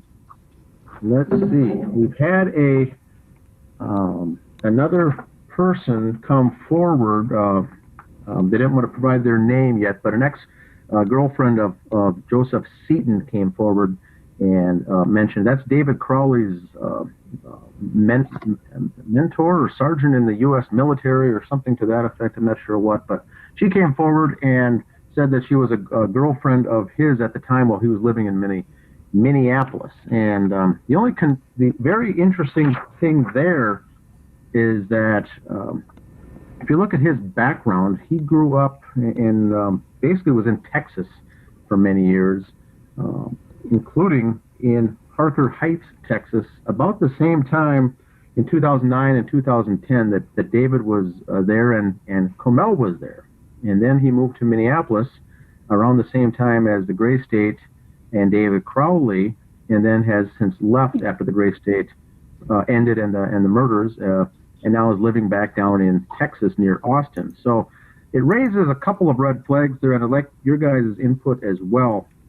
He was down in that area, moved up here, didn't really have friends or family, but was working on the project, and then moved out to Seattle to live with a couple of roommates for a few years, and now he's back down in Texas. So once again, we get another strange person in the mix. And the reason Joseph Seaton jumps out for me is that he's another one that the story really didn't match up.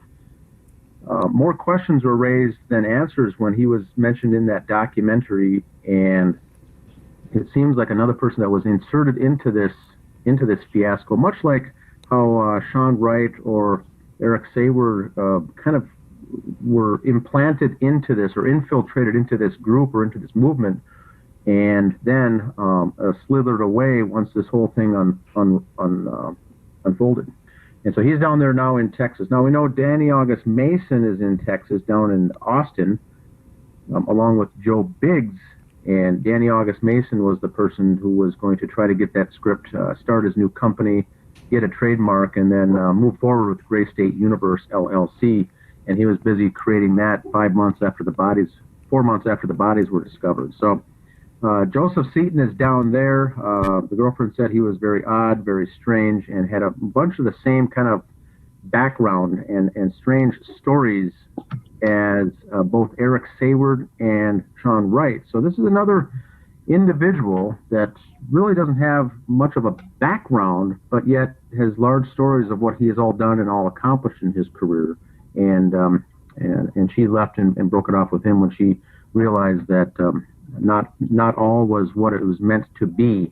The interesting thing is with this case is that she did attend that party with him as they were dating at the time in August of 2014, when Randy's birthday party was at the Crowley home in Apple Valley, Minnesota, which means that she was there. She saw the interaction with David and Kamel and Randy, the family, the friends, and how everything was going, and was very interested. So hopefully we'll hear more from her. But that's all I've got from the Crowley case as far as recent updates. Where should we start? Anyway, is there any comments on those first two articles, Catherine? Why am I going first? I just picked your name out of the hat. I know you're. Sophia, you go first. I know, right? I just really don't know what. Yeah. You know, the whole thing is, and I know I always get everybody in trouble because I say what I think, and there is no filter. So I am, as far as having the investigator respond to your questions, I'm really looking forward to see if he is going to redeem himself. We already knew what the Apple Valley Police Department said, and I wanted an actual investigation. But it wasn't my money; it was your money. But still, it was like it would have been nice to have an actual investigation and not just a rehashing of what was written. However, I do want to say one thing: there is I have to see who's writing this is. I probably passed up the page now. Oh, I did. On one of the police officers in his writing on his handwritten notes, he actually was very thorough. And I think Bone actually wrote some pretty thorough stuff as well. Some of the other officers was just, they just wrote, well, I was there, I took a picture. It wasn't helpful at all, but there were a couple of the officers who were really very detailed in what they stated. And that's all I have to say. Yes. Right. How about you, Sophia? I am looking forward to actually hearing some responses to the questions that we had, whereas the very first report didn't have a lot of answers. Some of it was, I disagree. I personally, you paid $7,000. There should be more than an I disagree. There should be an in-depth answer to why he disagrees. So I would like to see more to his answers, more thought put into it. Okay, tell us why you disagree. Yeah, I think, Sophia, that's a good point. And to be able to have him on the show and do a broadcast like that, I think would be very good. Or even maybe even have callers call in and do it a live broadcast or a live stream or something to that effect. I'll see if he's open to that. But we have to keep in mind that he does say when he does these investigations that they are not close-ended, they are open-ended. Anything that comes up along the way, he is interested in hearing and following up and pursuing. So hopefully if we could just keep a good relationship here over the next few months and see what he has to say,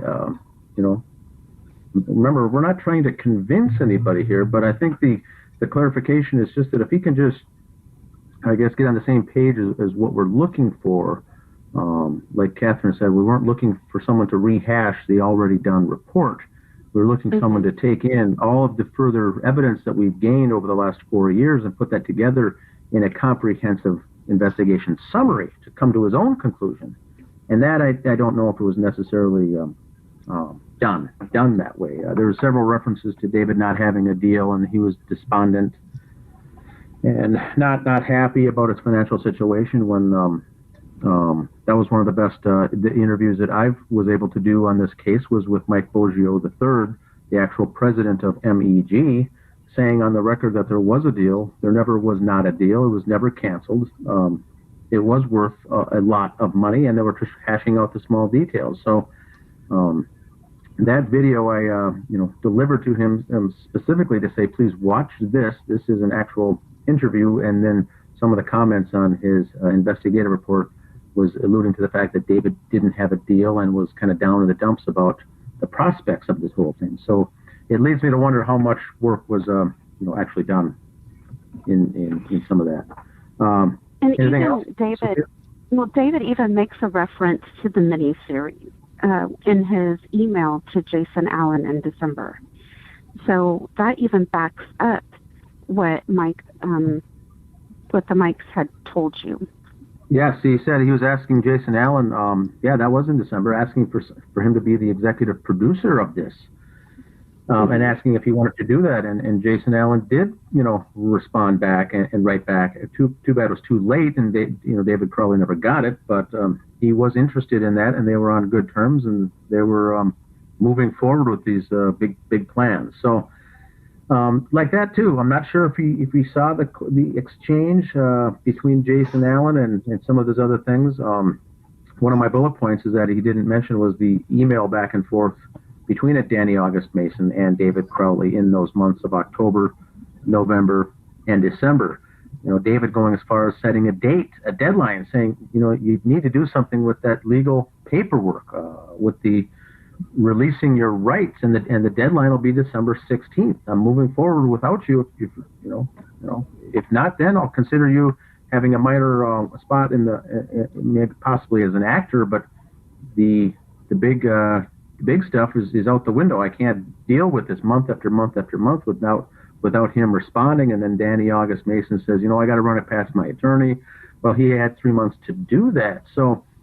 Some of those, the exchange there is very powerful between those two that came out of those recent revelations with the Gmail account messages. So that is powerful stuff as far as proving and showing that there was animosity and I think people were getting anxious. That the time was running. Danny August Mason was on the clock. He knew that his time was running out, and with looking for someone who has the most to gain, you also have to look at who's got the most to lose. Danny August Mason in this entire scenario had the most to gain and also had the most to lose. So that would be your number one suspect in any situation like that. And he was the one going back and forth on these emails, and the deadline was set, and a week later the Crowleys were killed. So it really leads that to look further into to scrutinize some of those things. Danny Crowley, just for the newer listeners out there, was the one who went on record to the investigators to say that he had nothing more than was an actor in this production. He was nothing more than an actor, had no vested interest from a business standpoint, and had nothing to gain as an owner. So that was an outright lie. Why would you lie to the investigators? And so it's questions like that I don't know if Kenneth Maines looked into too heavily.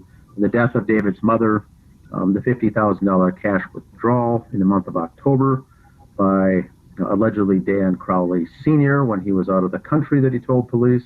We've got the Chris Klein telling detectives that they missed a bullet hole in the ceiling, and they get over there finally in February of 2015 and do find a bullet hole in the ceiling.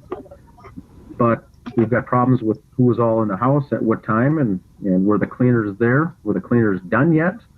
Did the cleaners complete their job? Why were they in the house? And so a whole load of questions like that. And the question I would I'm sorry, can I interrupt here real quick? Sorry, Greg. But what I'm hoping, too, is that he will at least address the blunt force trauma, the multiple blunt force trauma. It's so obvious on that skull piece. And it's like, why is that always skimmed, and not even talked about, it's not even looked at, when that right there shows that David was murdered? I want him to explain it. Yep, that's in one of the bullet points of what he did not address at all in his investigation. That piece of skull, and for the listeners out there, there's only one sizable piece of skull left in that room. Mm-hmm. There were small little bone fragments, but the largest piece of skull that you can see was attributable to David, and so after eliminating the fact that it was Comel or Rania's, we know that it was David. So if David's head was blown apart and something that did not relate to a gunshot but had hex imprints over 13 times on that flat piece of skull from a blunt force instrument, you can safely rule out that David didn't do it. And so we already know that. So the question is, why didn't he address it? That's the question. Yes. Yeah, go ahead, Catherine. Anything else on that one? No, that was it. I'm glad you included that, because I really want to hear. I want him to actually investigate that, not take our word for it, not take the police officer's report's word for it, but he needs to do an independent investigation into that skull piece. Yeah, and I just thought of another note that I had too, is one of his answers, Kenneth Main's answers on the questions, was that we know that David received marijuana on December 19th because he went to Chris Peck's house to receive it. And he says that that's pretty obviously because David sent a text that morning saying to Chris Peck, asking him, do you have any? Chris Peck was the drug dealer, his recreational drug use dealer for David Crowley, allegedly. Mm-hmm. But keep in mind, and what I pointed out on the notes, is that according to the phone records, which we received via a FOIA request, phone records and text records, mm-hmm. It's easy enough to validate those things. And I think that detectives, that's part of their job, is to validate or confirm or deny these things that people say. And I don't think Kenneth Maines did that either, because we looked into those records on December 19th. There was no text from David Crowley's phone being sent or received that day at all. And so if there was no text on the 19th asking for weed, did David Crowley send a text at all asking for weed? Did David Crowley and Comel even drive to Minneapolis to pick up the weed? Was there a weed purchase at all? And so it really opens those questions, and that's the type of questions that we need, is for someone to vet this stuff, to someone to go through and verify and confirm or deny that the statements actually took place. And so correct. We know that because David Crowley did not send a text on the 19th, so it really opens up a lot of other doors. Why did Chris Peck now say that he did, and in fact David and Comel came to his house to pick it up before picking up Rania at school on the final day of school before the Christmas break? That opens up many doors. Chris Peck was involved in a couple other suspicious things, and that's just another thing there that we can add to the mix. Go ahead. I was just going to say that we were talking about this via email earlier, and it's like everyone who said they had contact with David and David contacted them is not supported by the phone records and the evidence that the police used to make their determination. This isn't stuff just we're pulling out of thin air. This is stuff we received from the police department that they used, that they said proved to them, helped prove their case. And the evidence does not support that claim at all. And the important things to note there, Catherine, thanks for bringing that up, is the Dan Crowley Sr. communication, whether it's phone calls or texts, that did not take place with David. Correct. Between David Crowley and his father, Dan Crowley Sr., and David's brother, Dan Crowley Jr., those texts and those phone calls did not take place. So the question here is, we've already got now 3 people, Dan Sr., Dan Jr., and Chris Peck, saying things that was later turned out to be, I'm going to say, cannot be supported by evidence. I'll put it that way. Yes. I'm not going to say they're lying. I'm just going to say I can't find any place that'll support evidence to support any of that stuff took place. So we've really got problems here, and that's the investigator's job, is to, for instance, you go to a murder scene and you ask your suspect, where was he that day, and he gives you an alibi. You have got to vet it. You have got to confirm or deny the alibi is even correct. Yep. My point here is, did the Apple Valley detectives do any kind of vetting on any of this stuff? We did it, and we're just armchair investigators. So the question is, if they didn't, did they not do their job, or did they not do something on purpose? But why all the lying going on is the main question behind all of this. Greg, what are your thoughts? Wow, you guys covered a lot of ground. I'm sorry. I think you covered. Okay, well, let me go back a few things here. Let's go back a few steps here. I'd like to go back to Seaton. I'm very curious to hear more about Joseph Seaton. I know that we had his rank too, or I don't know if it was his rank, but I forget what he said, what his title was in Eric Nelson's film. But I do remember he had some type of title. Sophia, I think I sent it to you. Hopefully I sent it to you. I don't know if you still have it or not, but I should have it. Okay. I think I still have it. Maybe you can, because it was a weird title. I thought it was a title, but it wasn't a title. I think it just says like David's friend or something like that. But I do remember seeing it somewhere. Maybe because they did 2 different versions of it. Maybe they changed it or something. I don't know. But yeah, he's a very curious person. As far as the private eye, my biggest thing, 2 biggest things. I mean, even if he discounts everything else, Dan, I don't see how he didn't want to know more about this motive, the whole Hollywood deal that was going on, that David was actually working on. I thought he would focus more on that, and especially when you read the 94 pages, it makes it sound like David's deal is dying, right? Everything is coming crashing down. His world is crashing down, so he's going to kill himself and kill his family.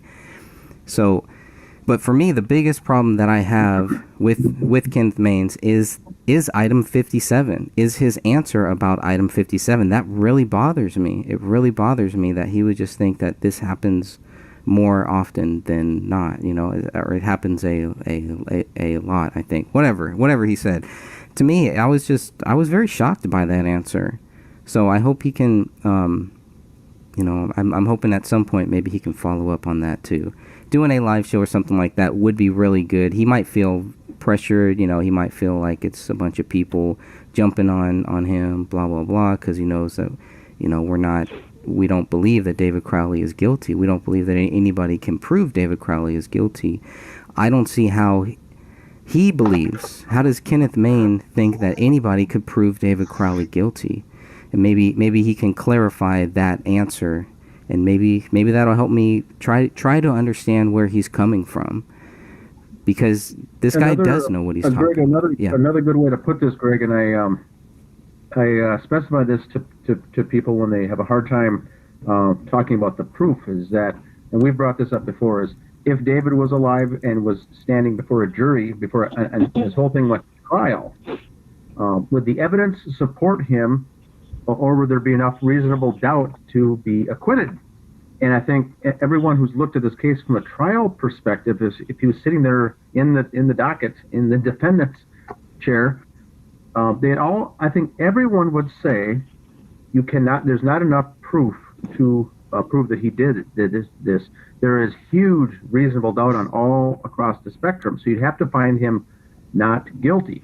So if you find him not guilty on the trial because he's still alive because of the reasonable doubt, Why is it now so easy because he's dead just to rule that he is guilty? I think it's very easy for people to say, well, obviously a few things point to the fact that he did it, but if you switch it around, turn it on its head, and say, if David Crowley was in a court of law being tried for this with his lawyers against the other side lawyers, there's no way he'd be found guilty. So there's the difference. The detectives in the Apple Valley group quickly came to the conclusion that David did this, but I would like to ask them too, if this was a criminal case, you'd have to agree that there's no way you'd find someone guilty with this reasonable doubt.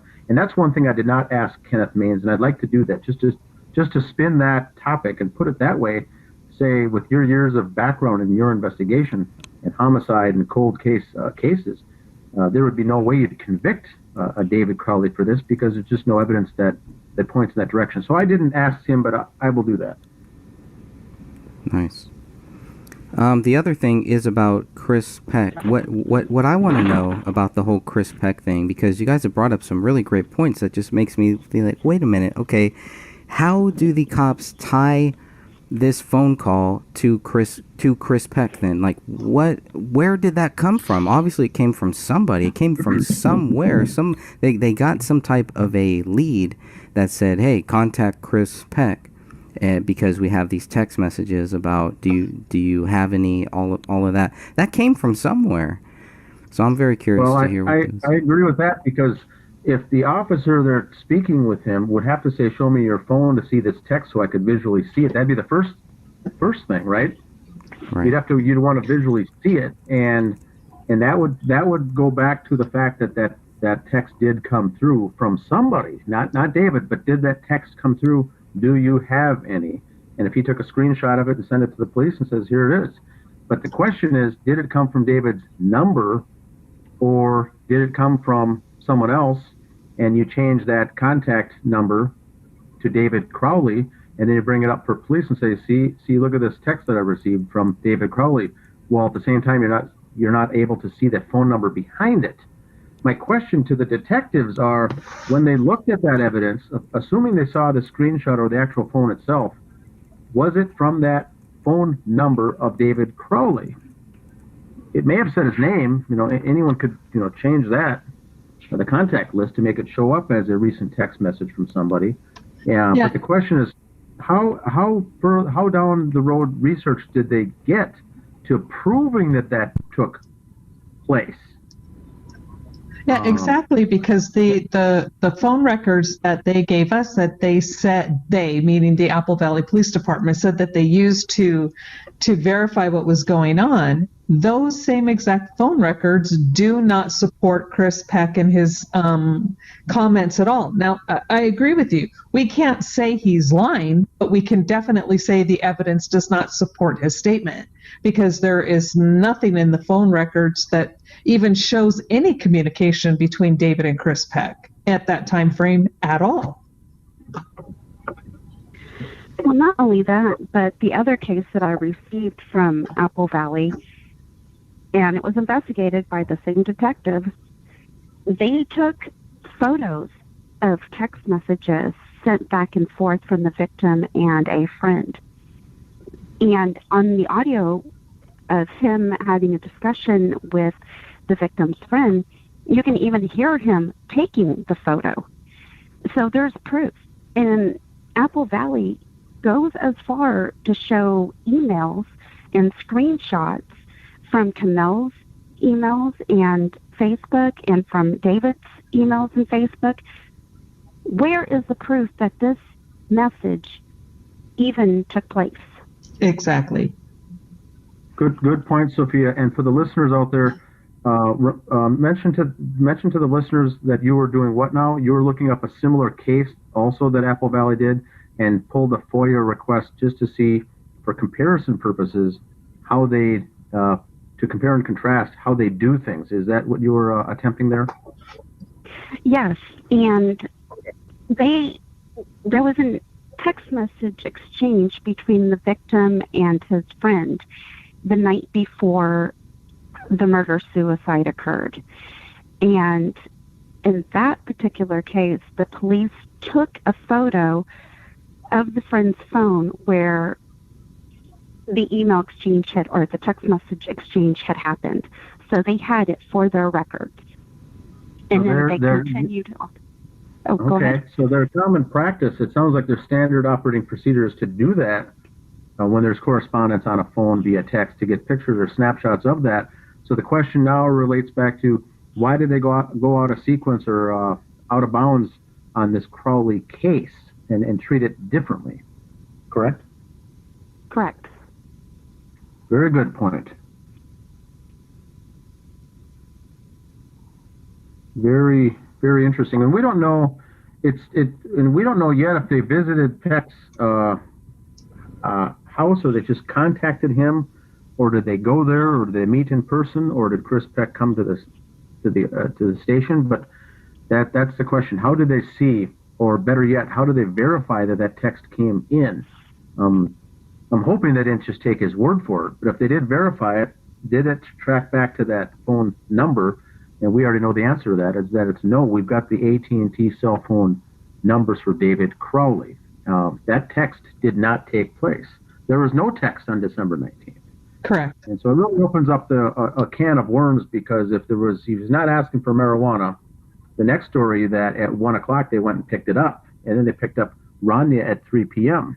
And so that all helps push a certain narrative: asking for the marijuana, smoking the marijuana, killing the kids because you're killing the family because you're allegedly potentially high or hallucinating. They're pushing this whole marijuana angle, and Chris Peck was one of the key people in pushing that narrative. That would be my question for Kenneth Maines: is how would you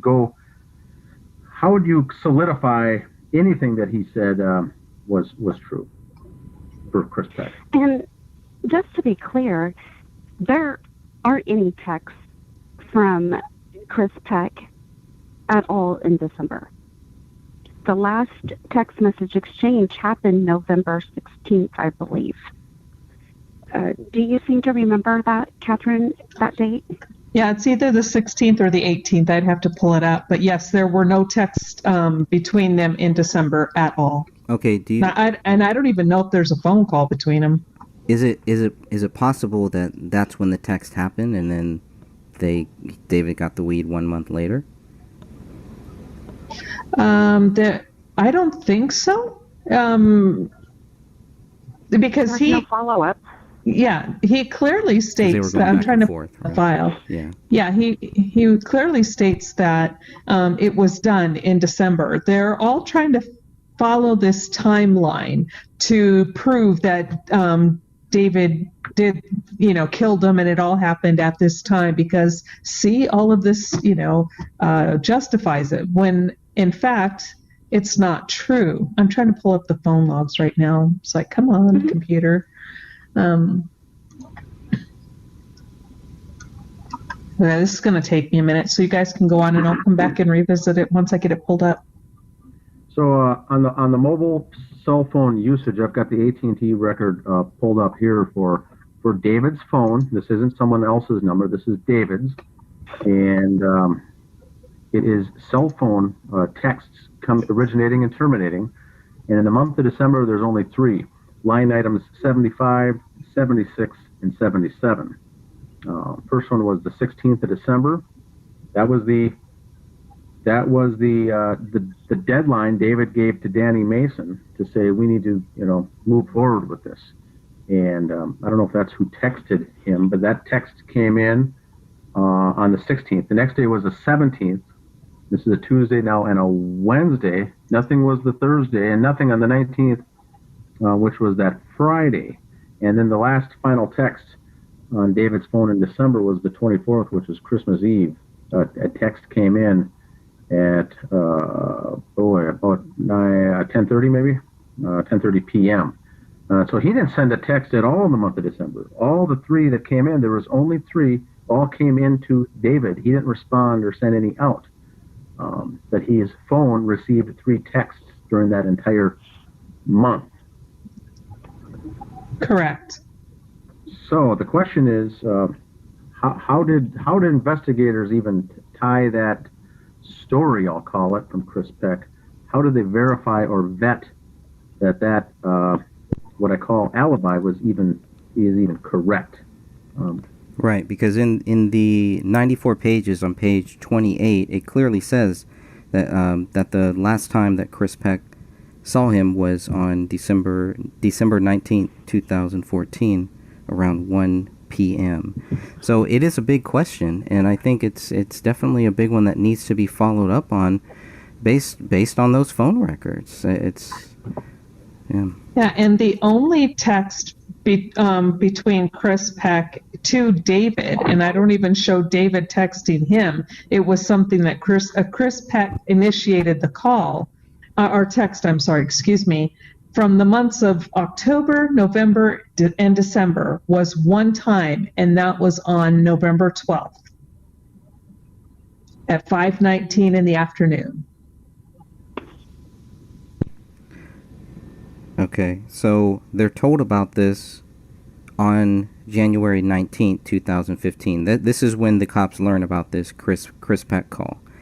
Then they're doing whatever, blah, blah, blah.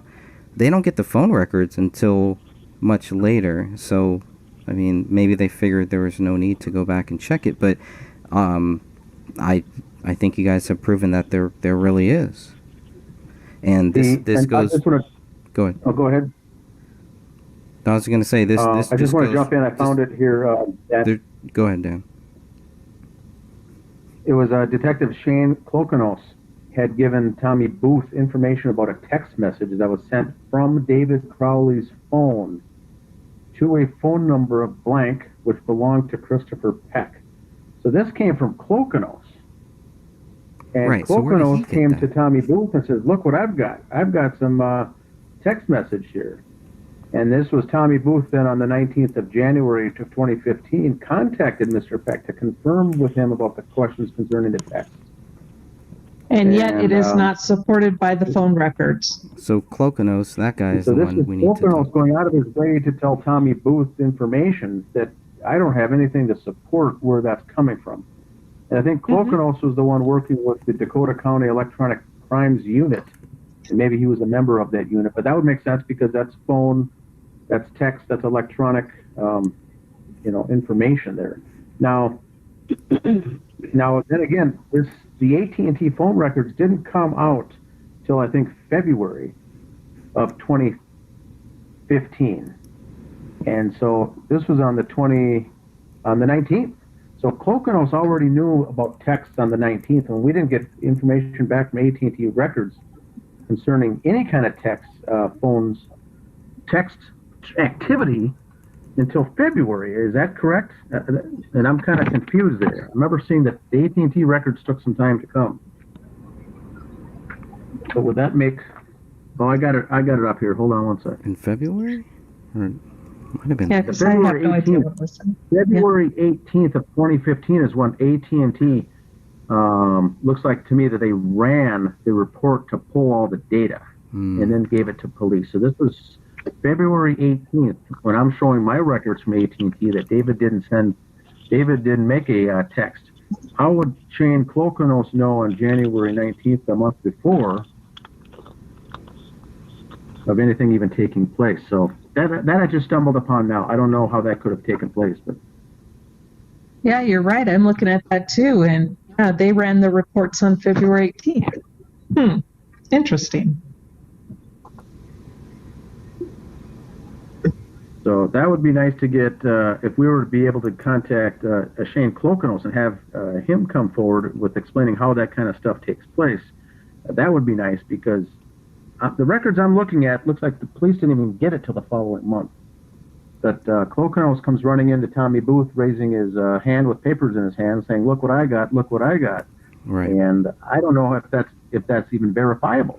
So this might be something that they actually missed. This might be new information that they keep telling us unless there's something new, they don't even want to talk to us or whatever. This is new because obviously they didn't catch this, or if they did, then they can say no, this isn't new. Then that would show that they knew that these phone records don't show that Chris Peck and David Crowley talked during that time. So And the search warrants only showed 2 of the cell phones being removed from the house. The police did ask for 4 numbers. Correct. To right. From AT&T, but only 2 cell phones were removed. So the whole theory of a burner phone is just not likely. Yeah, it's definitely something that we all think about, right? I mean, obviously, it's like, well, how do you make sense of anything? So you got to play it out. But of course. yeah. But how likely? I think it's highly unlikely. But it's not impossible either. It's still not impossible. Well, the police didn't have even a search warrant to get text messages for that phone, and they don't have it in their possession because it wasn't taken out of the house. So where are they still getting this information? Right. I think by the 19th they may have had it at that point, Sophia, right? 2 days later? Had what information? I'm sorry. They had the search warrants and everything to remove the stuff from the house, I think, already at that point. Mm-hmm. Yeah. Okay, gotcha. Right. So they were like, okay, we're looking for anything in that house. Yeah. But. And I don't know if they went to, Chris Peck is the one that, he's also the one who didn't provide his address, his residential address to police. All that's given is a P.O. box. And he's the one providing this information. So Peck's story is not credible at this point. But my question now would be Shane Klokonos. How did this story originate about this nonsense? That's right. And then didn't you also say that Peck claimed that he was somewhere and he wasn't? Right? There were some conflicting dates. That's a very good point. We have debunked that. His comment to police was that he remembers the 19th because that was when David was on his way home, because he remembers saying have a good break because he was leaving in 2 days.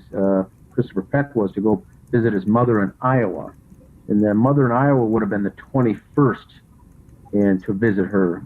And we had noticed on his Facebook page that he had checked in on Facebook, checked in at a location in Minneapolis, saying that he was working on a project in Minneapolis for some production company.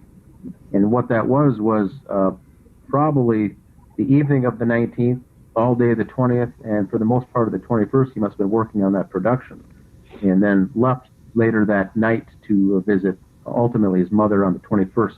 So that does jive. He was in Minneapolis that weekend, but he visited his mother on the 21st, and I believe that to be true. Okay.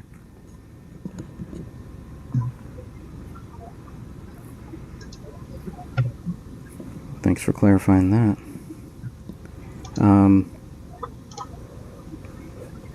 Yeah. Well, I think at some point we should also talk about, does anybody else have any other things they want to bring up? Any pressing issues here? Well, were we going to talk about item 57? Yes. Shall we get into that? To the never-ending topic of item 57? I mean, where do you want to start? You could start anywhere with that one. Sophia sent me a bunch of photos here regarding item 57. Go ahead. Why don't we start with the email or the exchange between Mason North? Oh, yes. And Justice for David Crowley. Let me see if I can make this bigger here. All right, there we go. January 28th, 2015. This is Hendricks, Mason Hendricks. He says, I was there. He was there with me. Dan, can you put this into proper context before I start reading? Yes. So Mason, I think there was some... this is on the Justice for David Crowley of Gray State Facebook group, is it? Or page. And so this was taking... This was I think, I was added as an editor on this page, but this wasn't my page. Mine is the Justice for David Crowley and Family. And so I was handling both pages at this point. So Mason was going back and forth as far as saying who had access to the house. We were trying to speculate who was in and out of that house and when. And so he came on this date, January 20th, to try to clarify. And so the questions were, was he there? For those who can't see the screen here, it says, Mason says that he was there with me, as well as, we're talking about Chris Klein now. He was there with me, as well as with Danny August Mason and Dan Crowley Jr. and David's best friend, Adam Shambor. We had the code to the lockbox. We were cleaning up the house and organizing stuff for the families so they didn't have to. He and I found the hole in the ceiling and went up to the attic to see if anything up there needs to be brought down. Like a bullet?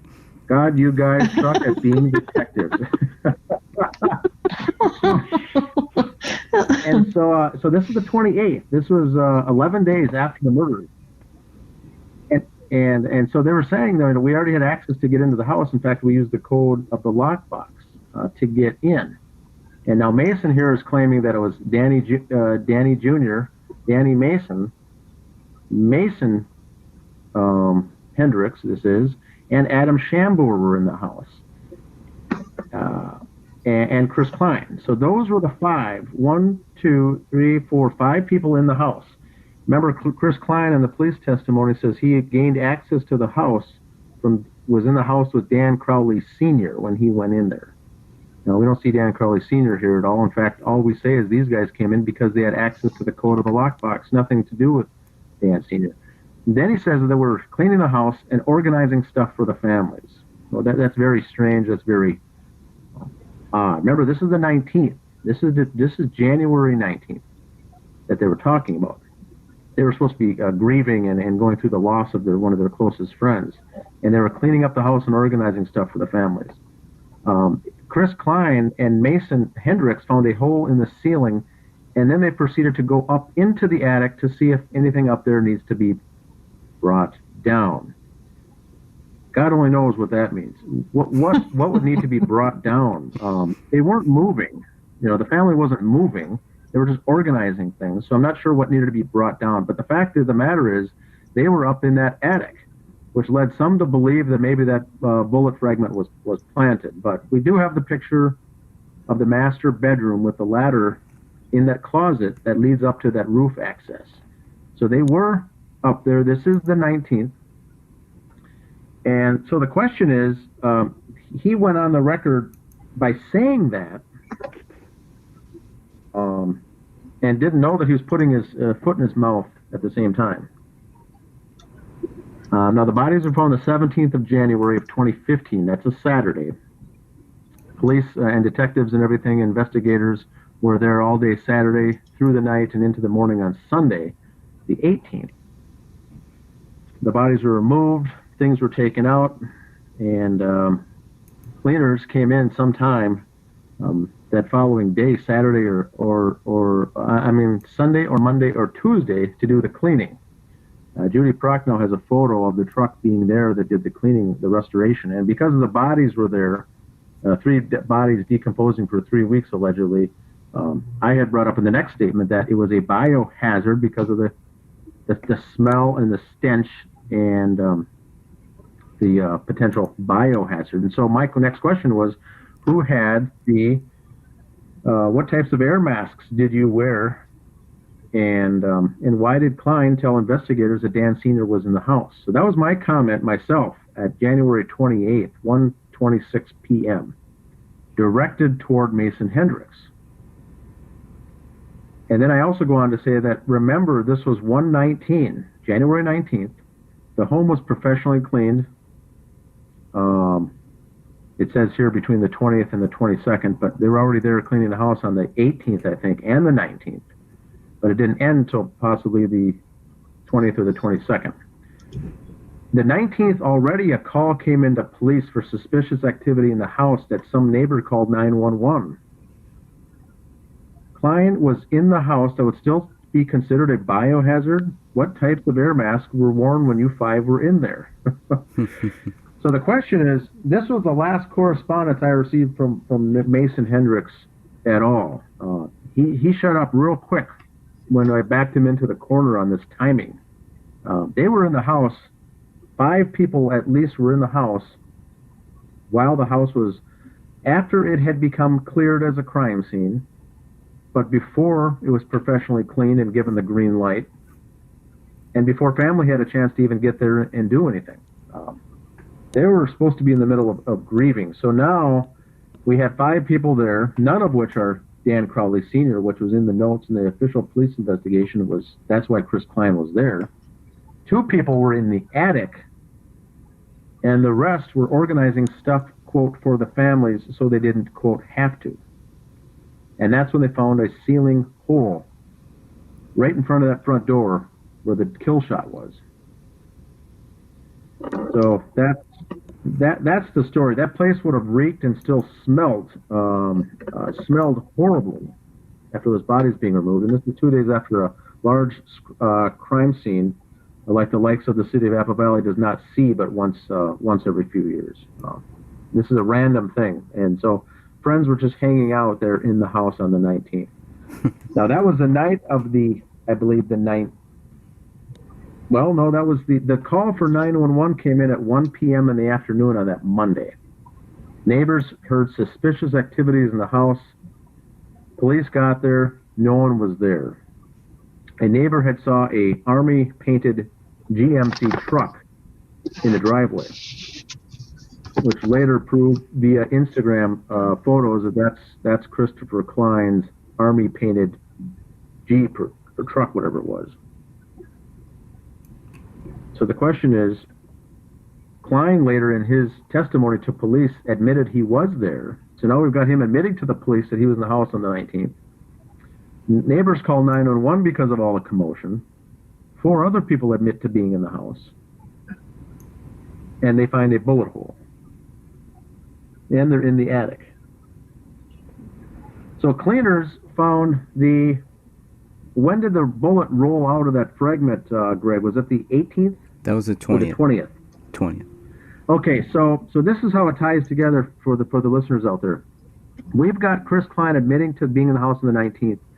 Mason Hendricks saying him and 4 others were there on the house on the 19th. And we've got the cleaning crew cleaning the house on the 20th, which is a day later. Now, that scene would not be cleared to be even open, I think, to the public or even family or friends until the professional cleaners have finished cleaning the house. If they were there on the 20th, and that's what I think the message was, did they finish on the 20th or did they finish on the 21st or the 22nd? Not sure when, but whenever they finish, that should be the first time anybody would be in that house. We have a big problem with the cleaners rolling up the rug and finding a bullet fragment in that rug on the 20th, which also means that bullet fragment could have potentially been planted by those 5 individuals on the 19th, the day before. It's still not it's a contaminated crime scene by now because these guys are in the house. That's what I'm getting at. That's right. Yeah. The question is, why were they in the house? They must have just very recently put that lockbox code after the bodies are found on Saturday. Police were in there all day Saturday. When did they put the lockbox code on there? Sunday sometime? Maybe for the cleaners to use or the family? And so what was the rush to get into that house the next day? Yeah. What were they doing? Why were they all there? And what were they doing? You know, some suspect, and I'm part of this group, that possibly that gunshot was fired on the 19th when they were there, causing the disturbance, resulting in the neighbor to call 911 if someone did fire an empty round, a hollow point round into the ceiling. That later would be used as a narrative to push that was there the whole time. That was the kill shot. Now we know no one was killed on that kill shot that was found in the attic because there was no blood, brain matter, hair, body tissue, brain tissue, or anything on that bullet fragment that was found in the attic. All that was on that bullet in the attic was David's touch DNA. like handling it from his hands, skin cells transferred off, something to that effect. And so there was no a kill shot to the head on a suicide shot using a hollow point bullet through your skull would have obviously brain matter, tissue, blood, all sorts of goodies collected on that way.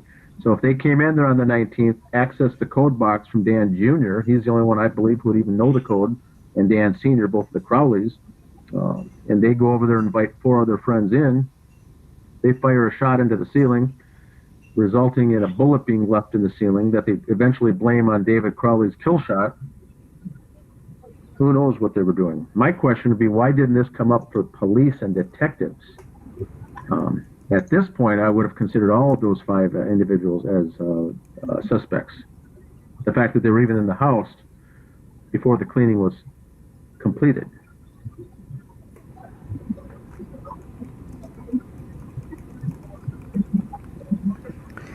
So it all leads back to item 57. And item 57 for the listeners out there is the very final item put into evidence in this case. That was a bullet found in the attic as labeled item 57. David's touch DNA was on it, but no blood. Not a single drop of microscopic blood was on that bullet. Someone probably just pointed it into the ceiling, fired a round off.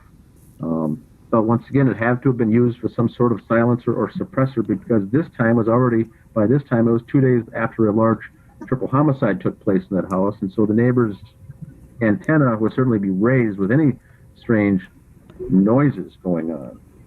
Yeah, and I have a hard time believing that's really the crux. Okay, yeah, and I have a hard time believing that with as big as that bullet hole in that ceiling was in February, that nobody saw that bullet hole in the ceiling on the 17th, the 18th, or even the 19th. I mean, the cleaning crew didn't see it, the police department didn't see it, BCA didn't see it, friends and family didn't see it. Nobody saw it. And it's like, how could you miss? When I forget if it was Detective Bone that went, I think he was the one that went, and he writes in his notes, he says, obvious bullet hole in the ceiling. And it is. As soon as you look at that, it's like, yes, that's very obvious. How could so many people miss it for so long?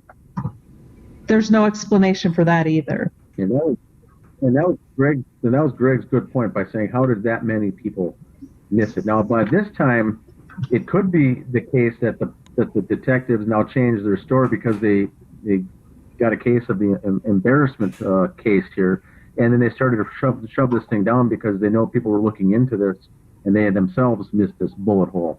Whereas in reality, I don't believe they missed the bullet hole because the bullet hole wasn't there in the opening day. Someone would have seen that. So right. The question is now, the Apple Valley Police are facing a conundrum.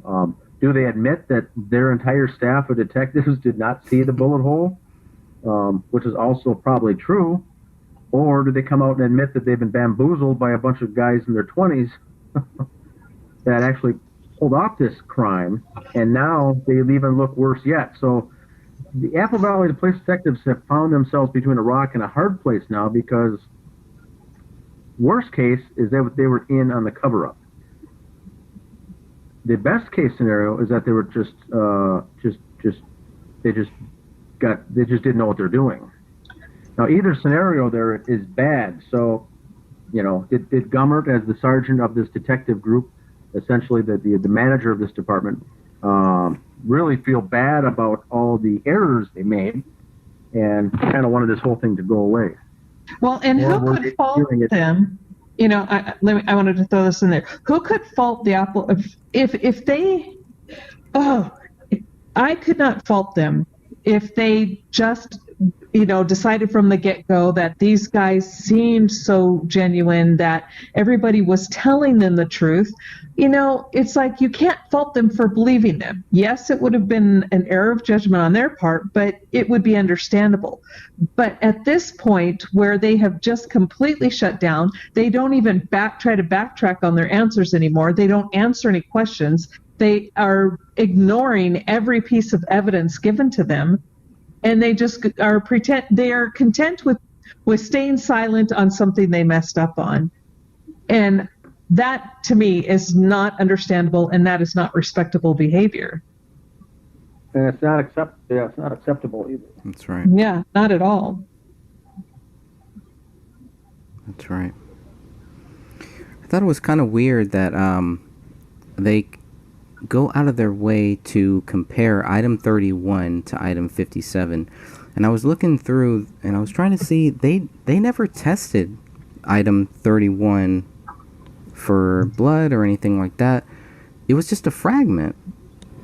So I always thought that was kind of weird how they came up with that. But and it's really odd. I mean, the only thing maybe stranger than them missing a bullet hole and them missing a bullet is that this bullet does not have blood on it. I think that's all of the other bullets do. Even 50. And I would think 53. I would compare 57 to the bullet found in the basement wall that was fired through the floor of the living room. Okay. Right. That's what I've been calling those a warning shot.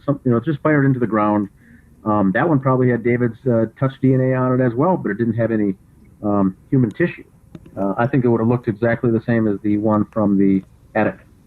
Yeah, they couldn't find anything on the one that was in the basement wall. I mean, they couldn't even find touch DNA.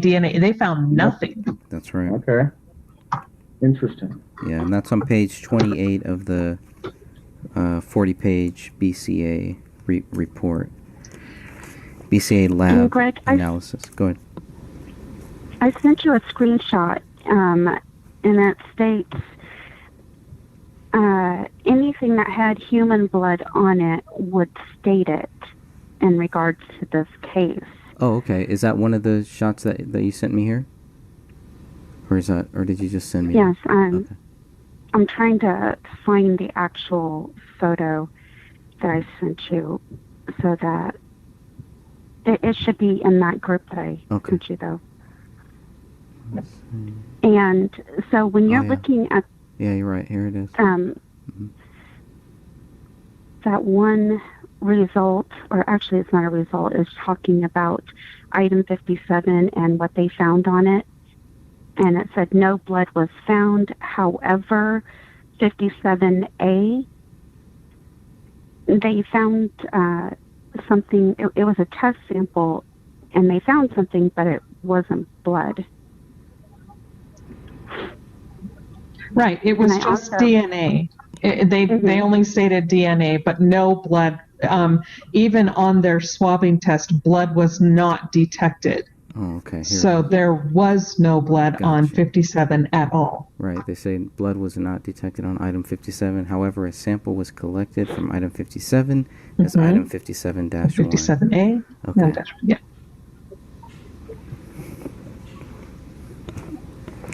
So they're very clear.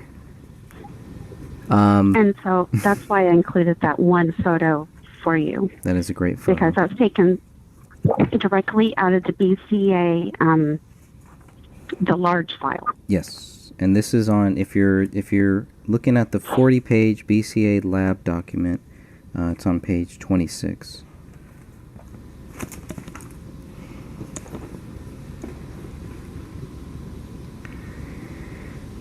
And let's see, what about 44? DNA profiling was performed on blood previously. 45 is the one. That's the basement one. Yeah. Okay. Correct. Yeah. And DNA profiling was also performed on that. Sample collected, blah, blah, blah. So, DNA profiling. So, DNA profiling, was that what was done on item 57? That's all. Yes, that's all, because that's all they could find. It did not test positive for blood at all. So then they went the next step and looked for the DNA. Okay.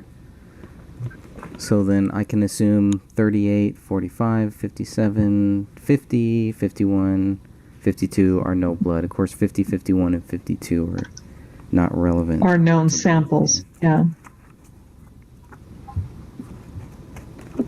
38 is from the push keys. Okay, right. So there was no blood found on the gun safe in the master bedroom. Okay.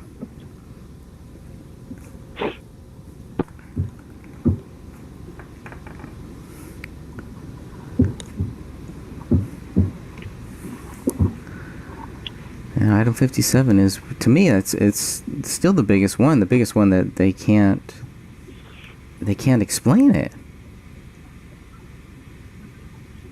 Nope.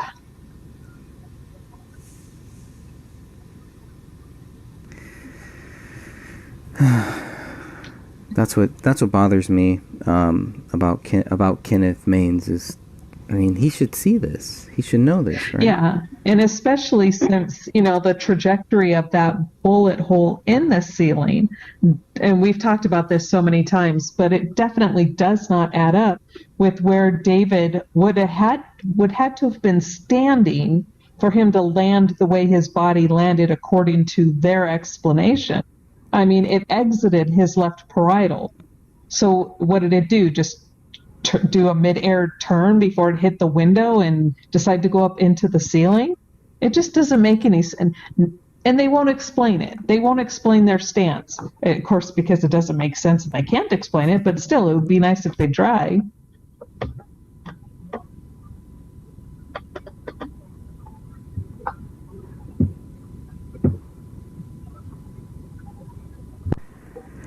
Well, Sophia, anything else? I know this has been a big issue with you here. What do you think about item 57? I still believe that it was planted after the deaths to sell the story of murder-suicide. It's a big risk.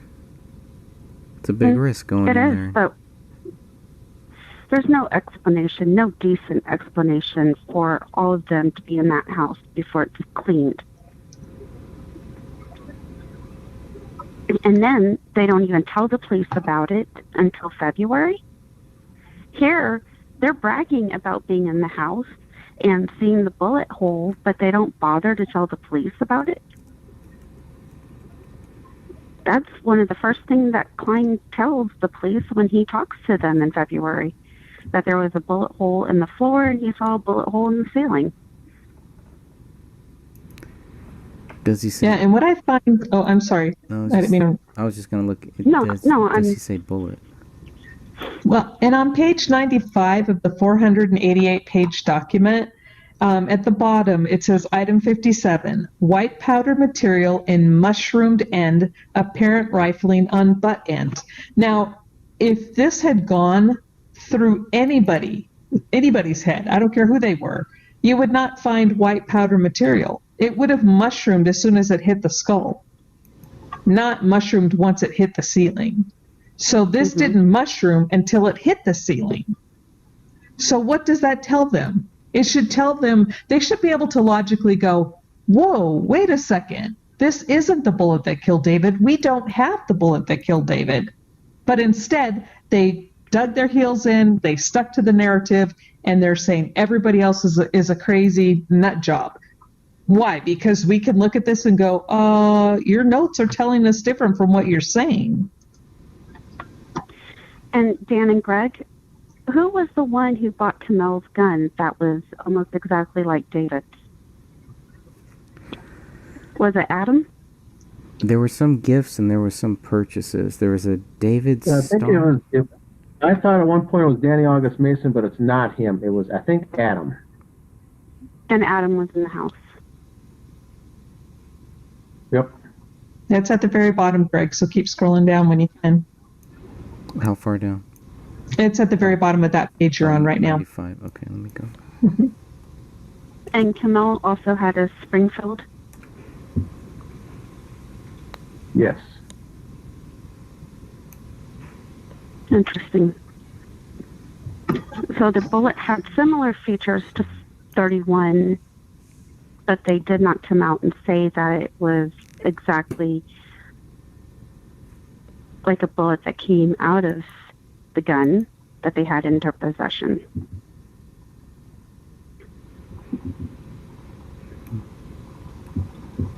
Sophia, are you saying that the bullet itself, the fragment, was planted in the attic? They went up there and actually ruffled around some insulation and dropped it somewhere just randomly for the police to find? I can't say as a fact, but I'm just saying that it's a high probability. So then, in your Isn't it? Poor Greg, he's trying. Sorry. I'm sorry. Sophia, then how did the hole get in the ceiling? Was that from a gunshot? In your estimation? I'm sorry. How did the hole get in the ceiling, in the living room ceiling? If the bullet was planted, was there still a round fired into that ceiling? Do you believe?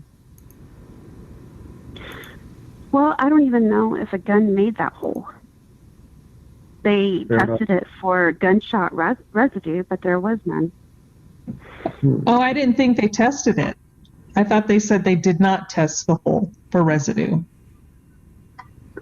Okay, you see right there, Greg, where it says item 57, white powder material in mushroomed end, apparent rifling on butt end, right there. So if it's, so that means the bullet did not mushroom until it hit that, hit the ceiling. So I think that the gun was shot into the ceiling, but not until later, because it has white powder material, which is what they describe, the ceiling powder everywhere else. And they found that same white powder material inside the attic where the bullet fragment landed. But yeah, so if it had hit anybody's head, it would have mushroomed on contact with the skull.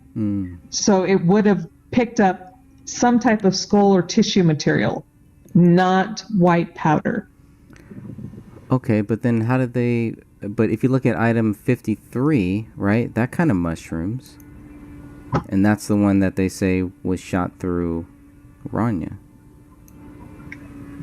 Right. That's what I'm saying. It would mushroom upon impact with the skull. This item 50... Okay, let me start over. Item 57, white powder material in the mushroomed end. So that means that whatever that bullet, when it was fired, it came into contact with the ceiling. It did not come into contact with any body parts. Because if it had come in to contact with David's skull, like they're trying to allude to or pretend happened, then that bullet would have mushroomed upon impact with the skull. And there would be no white material in that mushroomed end. None at all. Why wouldn't there be if it still goes through the ceiling? Because it would have been mushroomed before it even hit the ceiling.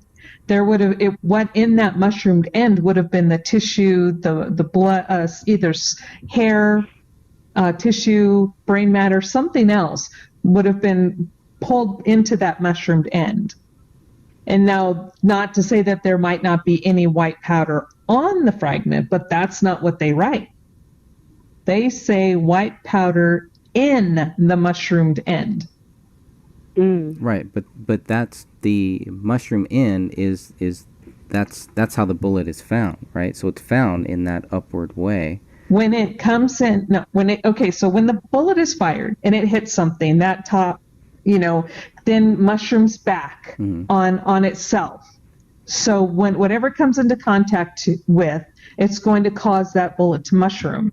So if it comes in contact with the skull, it will be, what's going to be in the mushroomed end will be hair, blood, tissue, skull, brain, something like that.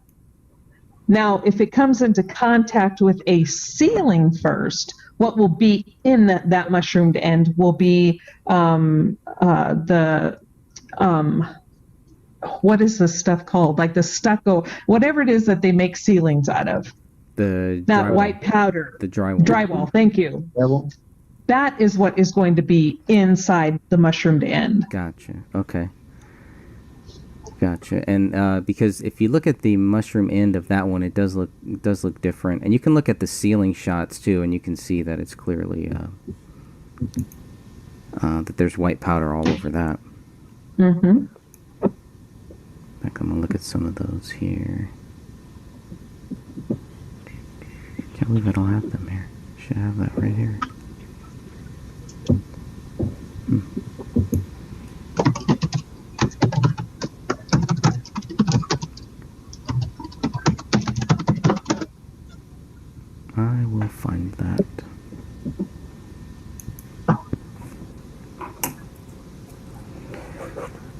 What else do we have here with item 57? What other interesting notes here? I mean, to me, it's definitely the most interesting one, and the one that nobody really wants to talk about. People that made the Eric Nelson's film, they didn't want to talk about it. Everybody who tries to contact us to get some type of a quote or a statement or something, they don't want to talk about it. They brush it off. They act like this is no big deal, when this is, to me, I still think this is the smoking gun here. Yeah, I mean, they have not presented in all of their evidence, they did not collect the bullet that killed David. And no casing to fit the fragment, and no fragment that goes along with his whatever killed him. And it's like, okay, you guys, really? Yeah, that was a big thing too. How do they connect? I guess you can't really connect the shells to the, to the actual cartridge. But when you look at what they leave with, right? I think they left with like 4 or 5 shells. It did not match up. A lot of the stuff did not match up when they left that house. I don't understand why they. First of all, I don't get why then, because if nothing was lining up, if nothing was matching up, it doesn't make sense for them for one day later to come out and say that, David Crowley is they have their suspect and the public is not in any danger, which to me are quite clearly 2 lies, right? I agree. They don't have their suspect because they don't have David Crowley. They can't tie anything to him, even though they spend 1 whole year trying to actually do that. I don't see the tie. I don't understand the item 31 compared to item 57 too is just another one that just does not make sense to me. Yeah. Now it does have matching features. That is true, and that's clear in the 488 page document. It's hard to really see because we have photocopies, but there are matching features between 57 and 31. But because they're bullets, I would think some of the features they should be matching. Like I would not compare item 57 to 31. I would compare it to 42, to 43, and 44. Possibly 53 maybe, but I mean if you can't tie it to 42, 43, or 44, what the hell are you doing trying to tie it to 31?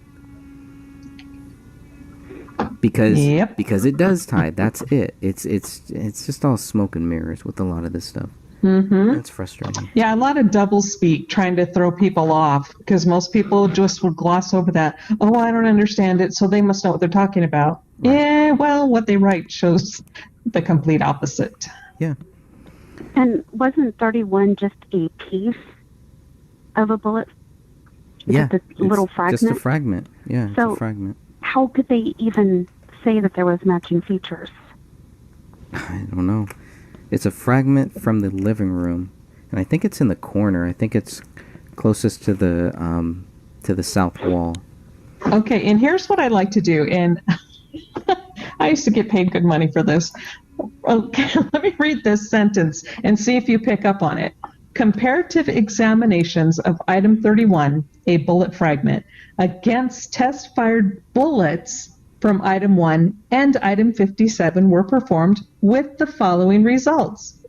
Item 57 against item 31 showed the presence of matching features. This means that item 1 fired item 31. Wait, come back. Come back. You left my page I was reading. Okay, yeah, there we go. So have you noticed? Did you guys catch that? Yeah. Mm-hmm. So, yeah, you don't sound too sure, Greg. So, they compared. They did not find matching matching features with item 31 and the known test-fired bullets from David's gun. But yet they somehow were able to find matching features against item 57. Right. And somehow and therefore, that means yeah, so that means that David's gun fired 31, although 31 didn't match anything with the test bullets from item 1. Right. So I'm like, really? Okay, you guys. Oh gosh, this is why I read these reports and I cringe. I'm like, do people really not catch what they're saying? It's so blatant. Oh. It reminds me of that card game with 3 cards, and it's like find the lady, and they're flipping around and hoping that you don't catch the card. Oh gosh. It's like a sleight of hand. I'm not explaining it right. It's like a magic game. Mm-hmm. Yes. Sleight of hand. Yeah, we see that a lot. I was trying to see. The shell game. There you go. Shell game? That's a better shell game. Oh, shell game. Oh. Look at Dan with the big words. Right on. So Dan knows the game. But I mean, seriously, it's like every time we turn around, and it's like we could spend so much more time just taking this apart line by line, going, okay, this is what you said, but yet your tests show this to be the exact opposite of what you're saying. It's what I call carefully crafted words done a specific way to on purpose. Yeah, it's so funny because, but for what purpose? For what purpose? To trick people. Well, it's doublespeak. Yeah. So that is not a case, Greg, that's just done by mistake or poor work or sloppy work. That's an indication if it's carefully crafted words like that done on purpose. Is now you're in the realm of a cover-up. If Correct. They were done that specifically phrase that phrase to get them out of it, get them off the hook, to tell you something without saying it, that would be your indication. Because that's not something that they would do on purpose. That's too carefully crafted. Right. Too much. It's over the top. It truly is. And this is why, you know what, if for any young people that are out there, whatever job you're doing today, even if it's not what you think you'll be doing or needing later in life, learn all you can from it. Because I learned how to read documents like that from attorneys that I worked for. Because legalese is known for its doublespeak, left and right. And so I had some really good bosses that were attorneys that taught me how to read between the lines of what is said versus what they really mean. And I had no idea back then in 1979, I'm dating myself, that what I would learn on one of my very first jobs is something I'm now using in 2019.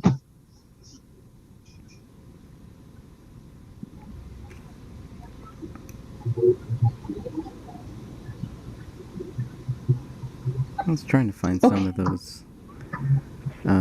of those good shots of the bullets where they do some comparisons. I think I skipped it. Yeah, you need to go back. Somewhere around here. So they have around page 176.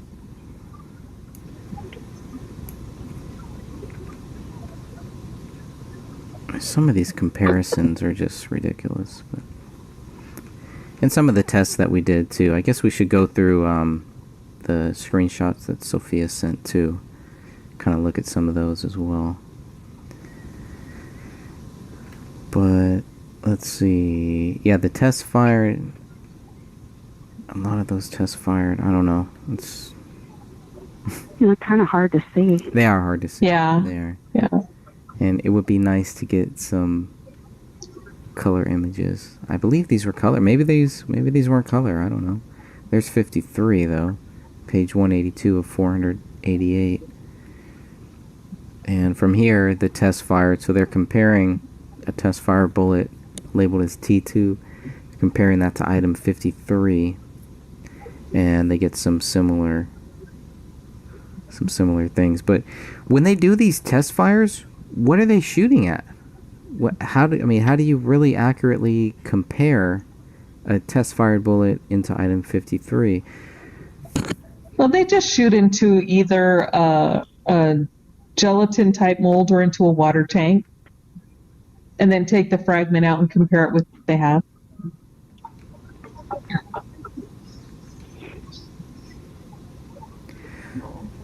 And they're basically looking at the ridges on the bullet that the gun barrel leaves. Okay. So here's on page 183 of 488. This is another test fire. This test fire is against item 57, and I guess they're saying this matches. I don't know. It doesn't look that similar to me, but yeah, it doesn't look like it matches at all. If they moved it down a little bit, yeah, maybe. Look at that. That does not match to me. Yeah, but then I don't know. I don't know how to read these, but if they're trying to prove that it matches up, it's like, yeah, no, it doesn't.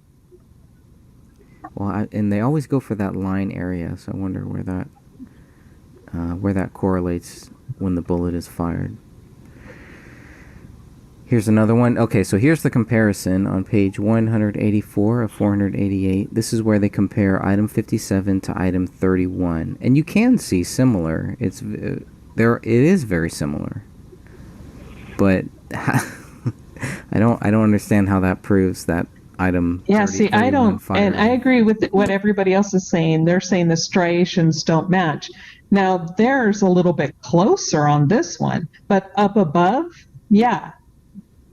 Oh, look, so 57 and 31, they match. But 31 did not match item 1. So it's like, what? What? You guys are crazy. And 31 didn't hit. 31 is part of the fragment that... No, is it part of the fragment that goes into the basement? I don't remember where 31 was found. I'm going to look that one. It was over by the bookcase by the window. Right, oh, that's right. That's right. Thank you, Sophia. And that's when they pulled the carpet up. Oh, look at that.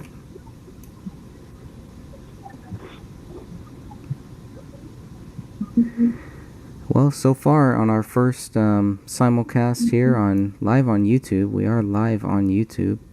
I haven't had any drops, so I love that. My internet issues appear to be fixed, as long as I'm not using Windows. I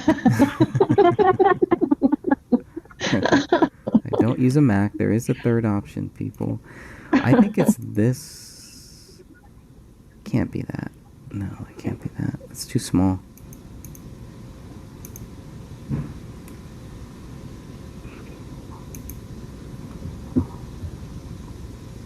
I'll find it.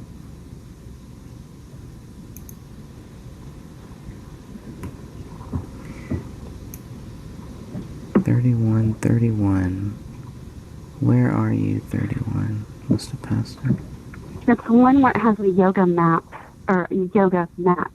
Excuse me. Okay. Yeah, right by before they pulled the rug back. Must be in this one here.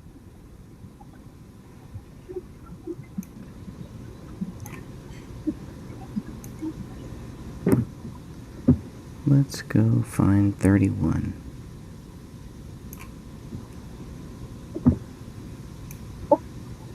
As a side note, do we know if Detective Gumbert is back on the force, or is he still on his leave of absence?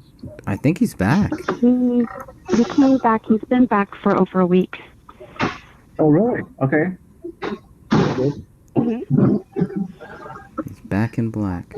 Well, I'm glad he's back. I, just would hate to think something was wrong, Even though I don't think he's been very nice to me, but still, it's like I don't want him to be sick or anything. That would not be cool.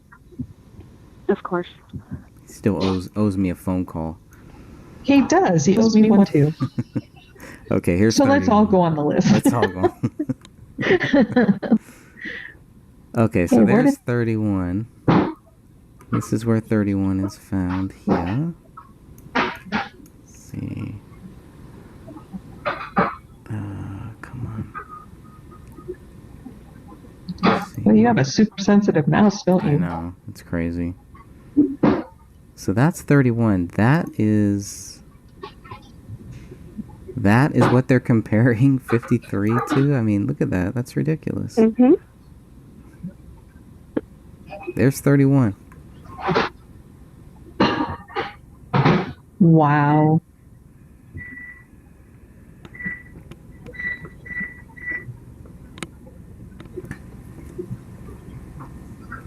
super tiny. Yeah, and you're not kidding.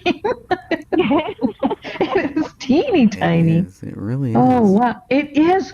You're so right, Sophia. Look at that. It's just a fragment of a fragment. Mm-hmm. Wow. Just a baby.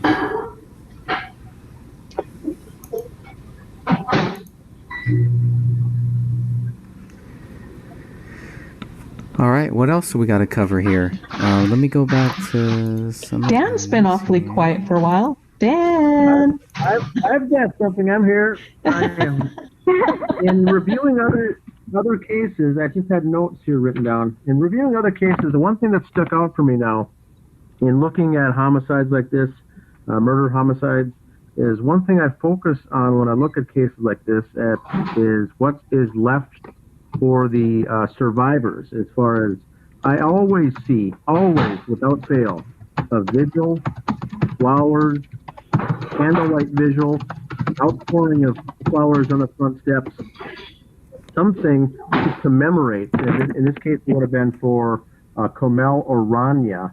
Everyone assumed David did this, so there wouldn't, of course, be anything for him. But there was still none of that, and that still strikes me as odd that there was never an outpouring of the community, neighbor, family, and friends. It was all just quietly hushed under in this case. And that's my other tip-off. I think that there's something goofy here because we never did see mountains of bouquets of flowers for the young child, this young woman, this mother of one. We didn't see it. There's no big, piles of flowers and bouquets of flowers and, candles lit and people hanging out at the property looking for, answers.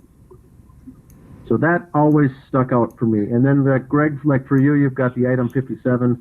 For me, it's still Rania's arm missing, being pulled out of the socket. Yeah, that's our red flag. Yeah, you're right.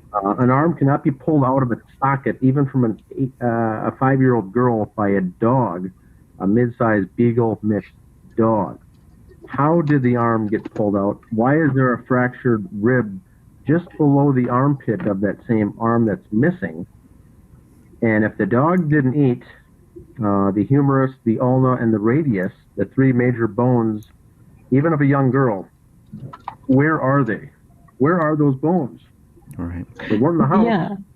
Yeah, and you know what? And that was something I did specifically ask Dr. Kelly, and I know we haven't talked about him for a while, but I did ask him if a dog could pull that arm out of the socket, and he emphatically stated no way.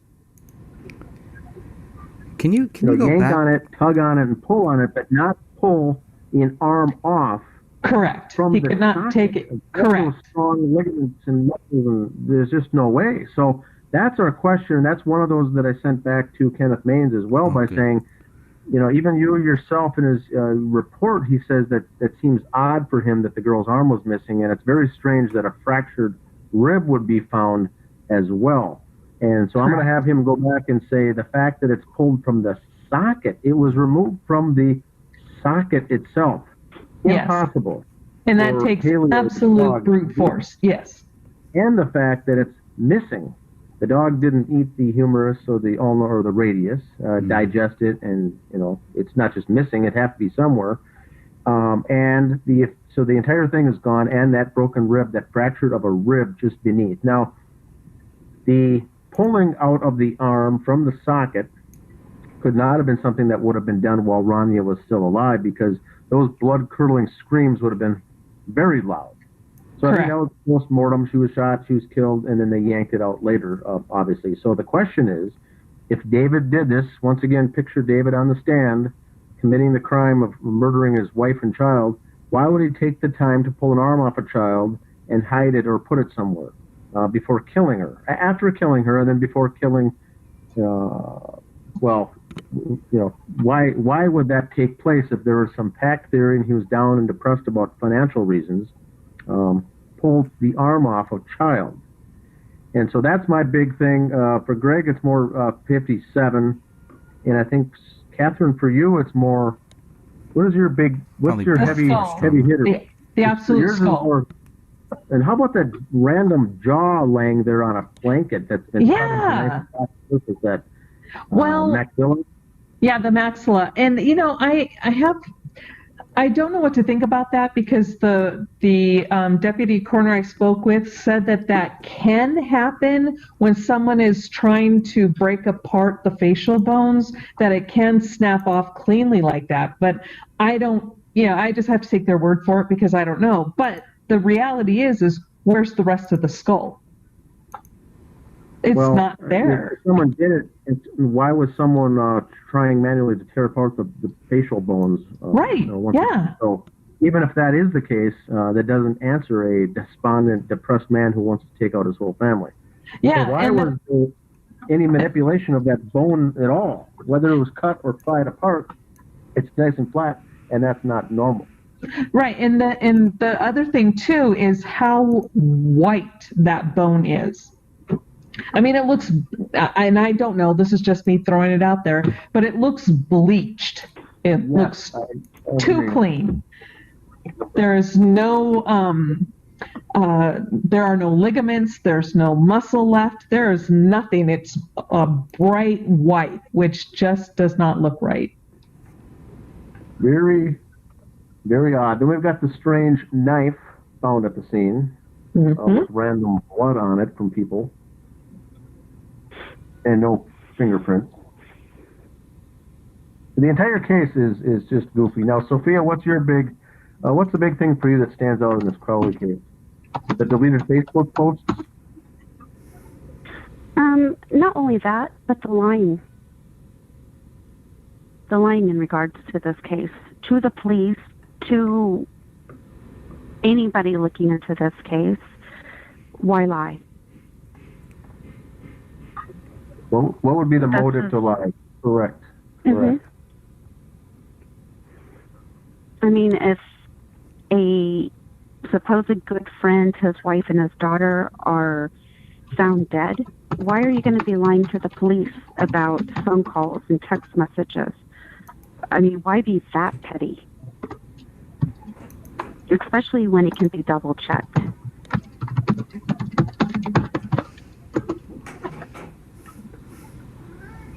Yeah. I also think that those Facebook posts that were deleted off is David Crowley's personal Facebook wall. While that laptop was in custody of the Dakota County Electronic Crimes Unit, also that's the Shane Klokonos connection. Was that deleted by someone in the police department? Was that deleted by someone who hacked into David's site? David's Facebook page. Now, Sean Wright has said several times that, he left his passwords out. Anyone could have seen them. Well, those passwords were not out, and the photos were not released till a year later, when the general public was able to see all those passwords. Yeah. Why would Sean Wright make a statement like that? Yep. So, Only if he saw was his photos. account hacked? And I mean hacked, even if it's by his brother Dan Jr. or his own father Dan Sr., that account was not their rights to get into that account. Someone hacked in or had access to that account, or it was the police themselves who deleted those posts while that laptop was in their custody and already logged into Facebook. I'm assuming that they wouldn't require a use of a username or a password. It would have been just logged in. And the posts that were deleted were all posts that were making shedding David in a positive light, and posts making him look to the future, forward to the future. Those are the only ones that were deleted. Yeah. And can I want to jump in here real quick, and thank you, Greg, for showing this. I remembered the maxilla all wrong. In my memory, it was all white. Look at that. It's not all white. You clearly see it's not white. Yeah, but in my brain, it was white. So thank you for showing that photo. It's very, those teeth are very, very... Oh, the teeth are amazing. They are amazing, yeah. Yeah. This whole image here is just, there's a lot of stuff here. This is BCA 4768, and you can clearly see that blanket, and it does, those spots on there. It looks like maybe some old blood. You see some of the. I don't see any old blood. Yeah, if you look down here, I don't know if my cursor. Can you guys see my? You can probably see it. Oh, that's pretty cool. I see shades and shadows. Oh, you mean Right like maybe here. on the light blue? Yes. So on the Yes, light okay, blue, you can clearly see it there. But I do Yes, think I some see of it these now. other areas, like I'm gonna go to right here, so just maybe point to some of the other possible areas here that I think that there might be some blood, maybe old blood. I think the carpet really makes it difficult here. Any idea what these two bone pieces or whatever these are that are next to the teeth? Kind of in the upper corner there. And this is a lot of hair. A lot of hair. Yeah. Well, when I talked to the deputy coroner, they said that those two pieces actually fit on that maxilla, and they do come off cleanly like that. Again, I don't know. I don't know if it's true or not. I can only repeat what they said to me. Yeah, I also think this might be David's leg here. Yeah, right over, right yes. corner, right? In the upper right, correct. Which is another weird thing because the blanket is over him? Uh-huh. It's under Kamel and over David. And then you see her brown sweater on top of him as well. But the dog did that, remember? Oh, he also tucked bones and stuff underneath the blanket, too. Yes. So, he did, yeah. And he also put the hair and the debris under the knife. So, hey, that's a really smart dog. Yes. Very, very talented. Right? What this little blue thing is here in the corner there. I hope people understand we're being facetious. We are not being serious. Probably not, but that's okay. You never know. I'm going to look in some of the YouTube comments. We have a lot of people there right now. Thank you, everybody who is listening, who's watching this. This is our first time doing this like this, so yeah, there's a lot of good comments in there. A lot of good researchers. I think that's why that's been the biggest challenge is we have so many great researchers, and they, some of them take a couple looks at this case and are like, this case is toxic to the point where they don't even want to look at it. They don't want to talk about it. And I've had people get angry at me, family and friends for talking about this case. I didn't even know that they even knew about it, and it's just like they just don't want to hear it. They don't want to hear about the David Crowley. They don't want to hear that. And I just don't understand it when this is a slam dunk case. It's a clear cut case where you can see that there is something totally wrong here. There's just way too much.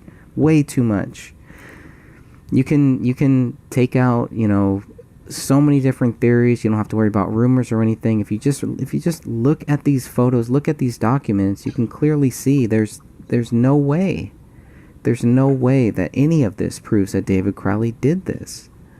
No way. I agree. Can I address Patty Barbie's question? Yeah, that's in the chat. It says, what about dental exam references? Now, the coroner, supposedly, Dr. Lilinski, right? Mm-hmm. That was her name? Mm-hmm. Yeah. She supposedly compared dental charts of Kamel and David to the maxillas found in the house. And she said that they were able to identify them positively using the dental radiographs. So, but that's Correct. All we know. Correct. Right. That's right. And for their tattoos, right? Tattoos and dental records. Yeah. Yeah, but it's so funny. My friend who was a deputy coroner said tattoos are faked all the time, and I'm like, please don't give me any more ideas. I don't need more ideas in my head. Yeah, we're trying to carve it down, right? We're trying to sculpt it down to whatever it is. Tear it down to its rawest form. To just say, look, we're not trying to tell you what happened. We're not trying to say that we know what happened. We know what didn't happen. And anybody with a brain can see what did not happen. David did not kill his wife and his child or himself. It's really clear. There's nothing wrong if people think that. If they want to create conspiracies on that, if they want to create in their own head that they truly think that happened, which I think sometimes family and friends do, because they don't want to have to deal with the fact that after everything that David was talking about, after all the stuff that David was researching, after the movie he was making, after all of that, if he was killed, this would make all of that true. And it's very hard for people to understand that these things do happen. It doesn't mean that the government killed David or anything like that, but things like that do happen. And I think it's, some people are they're scared. They're scared. And a lot of people who are involved in this case, I believe, they are scared too. And they're the ones that I pray for. I pray for them because if they're not willing to admit what really happened here, they're in danger. They can't talk about that. They're not gonna go and say, well, okay, maybe you guys are right. Okay, maybe we can't prove it. They won't even go that far. They're scared. And so I think we just got to keep pushing forward on this. I think we're on the right track. Yeah, I think we are too. And I don't care who gets there first. I don't care what gets us there. I do not care. I want to get to the truth. I want to get past phase 1. All right, this is 5 years now. I'm on phase 1 still. We got to get past that, and we can't do that until we can get somebody to really look at this and say, you know what, you guys are right. David can't be proven guilty. Okay, maybe we should change those records. Would that really hurt that much? People are still going to speculate. People are still going to think whatever they want to think. But the fact is, nobody can prove David Crowley guilty. So why is anybody acting like he's guilty? Why are we the bad ones for asking questions, for looking at all of these things and saying, wait a minute, you guys haven't looked at this, you haven't considered this. It's frustrating. It's frustrating because from the very start, we were told if we just had the information, that would show us everything. From everybody.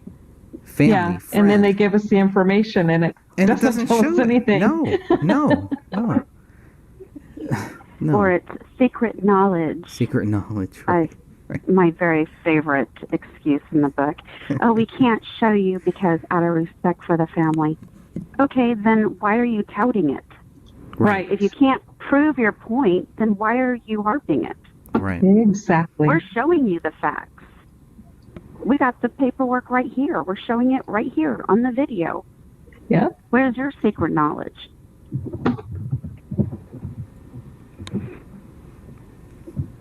It's a lie.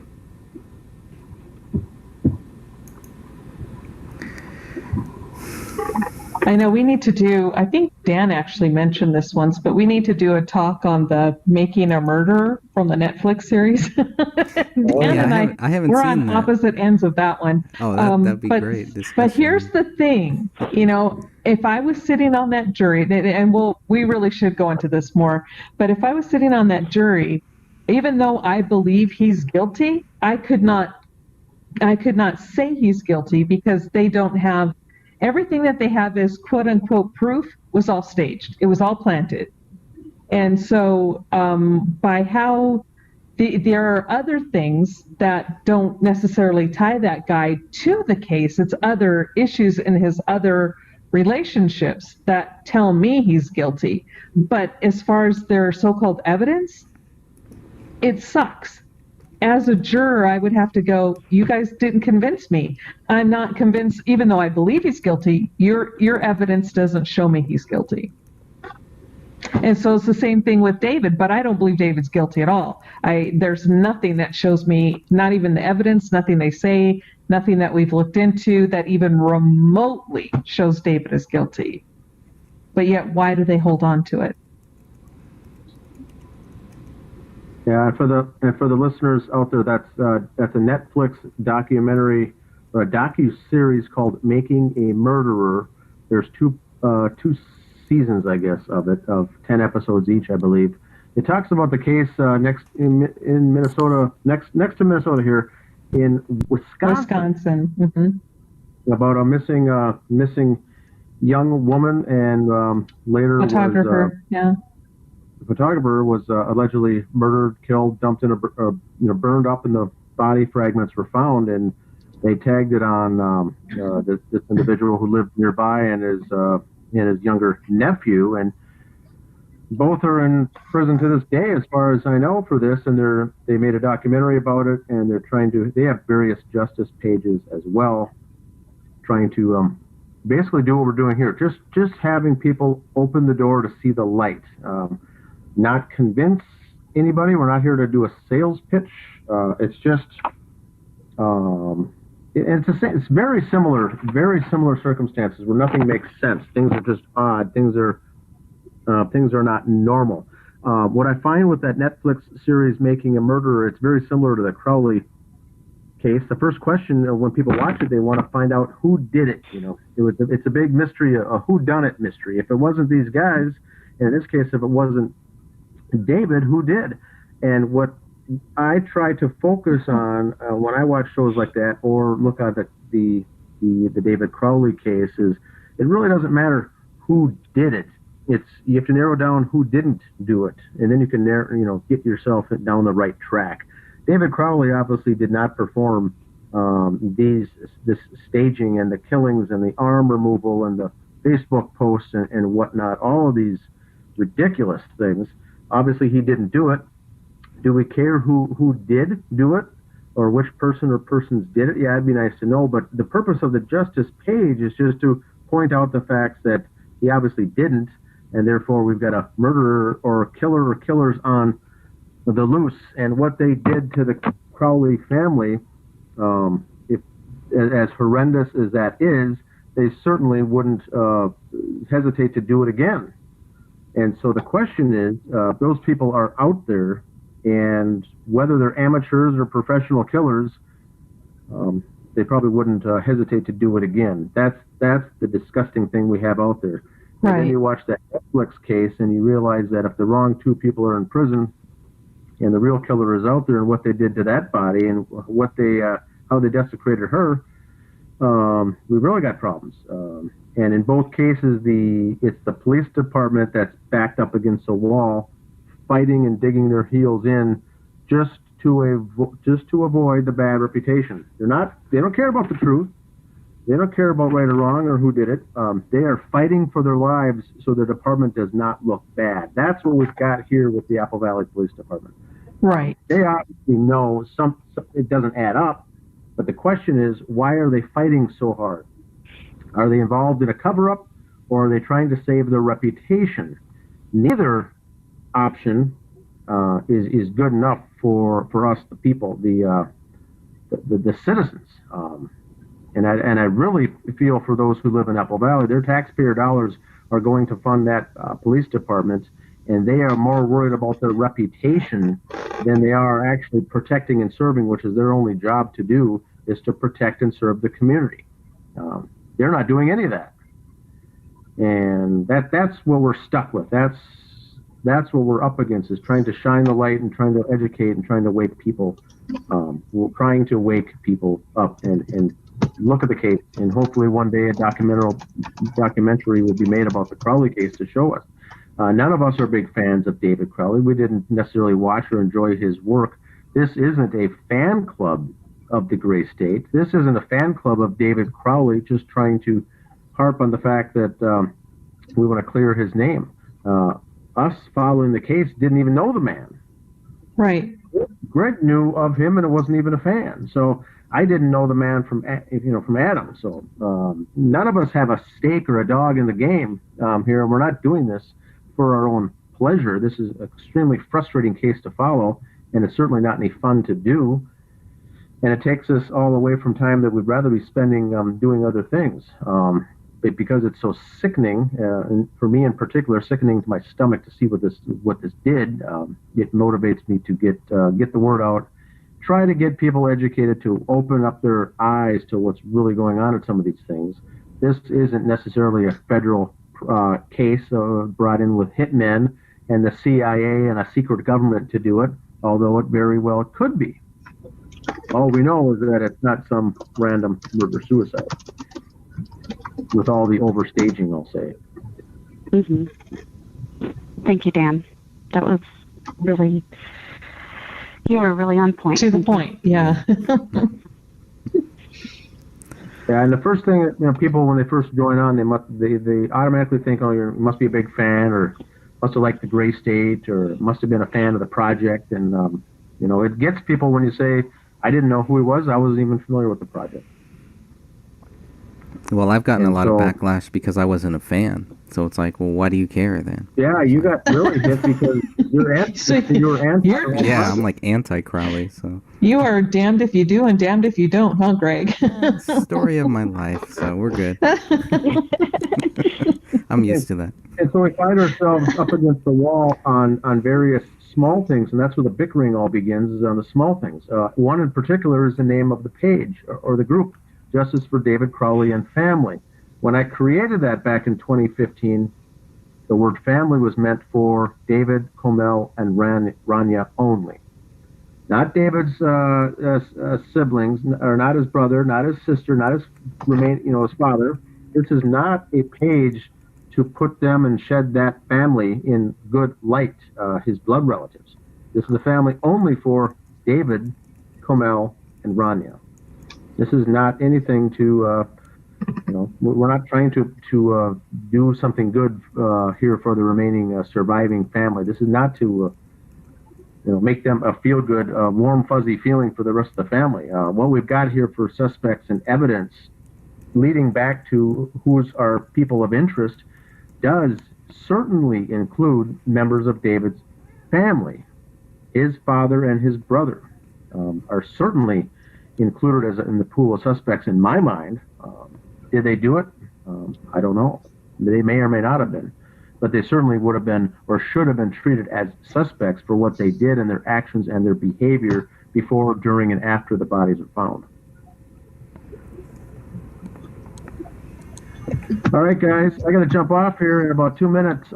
Anything else to go over for tonight? I don't have anything else. Do you guys? No, I don't have anything else.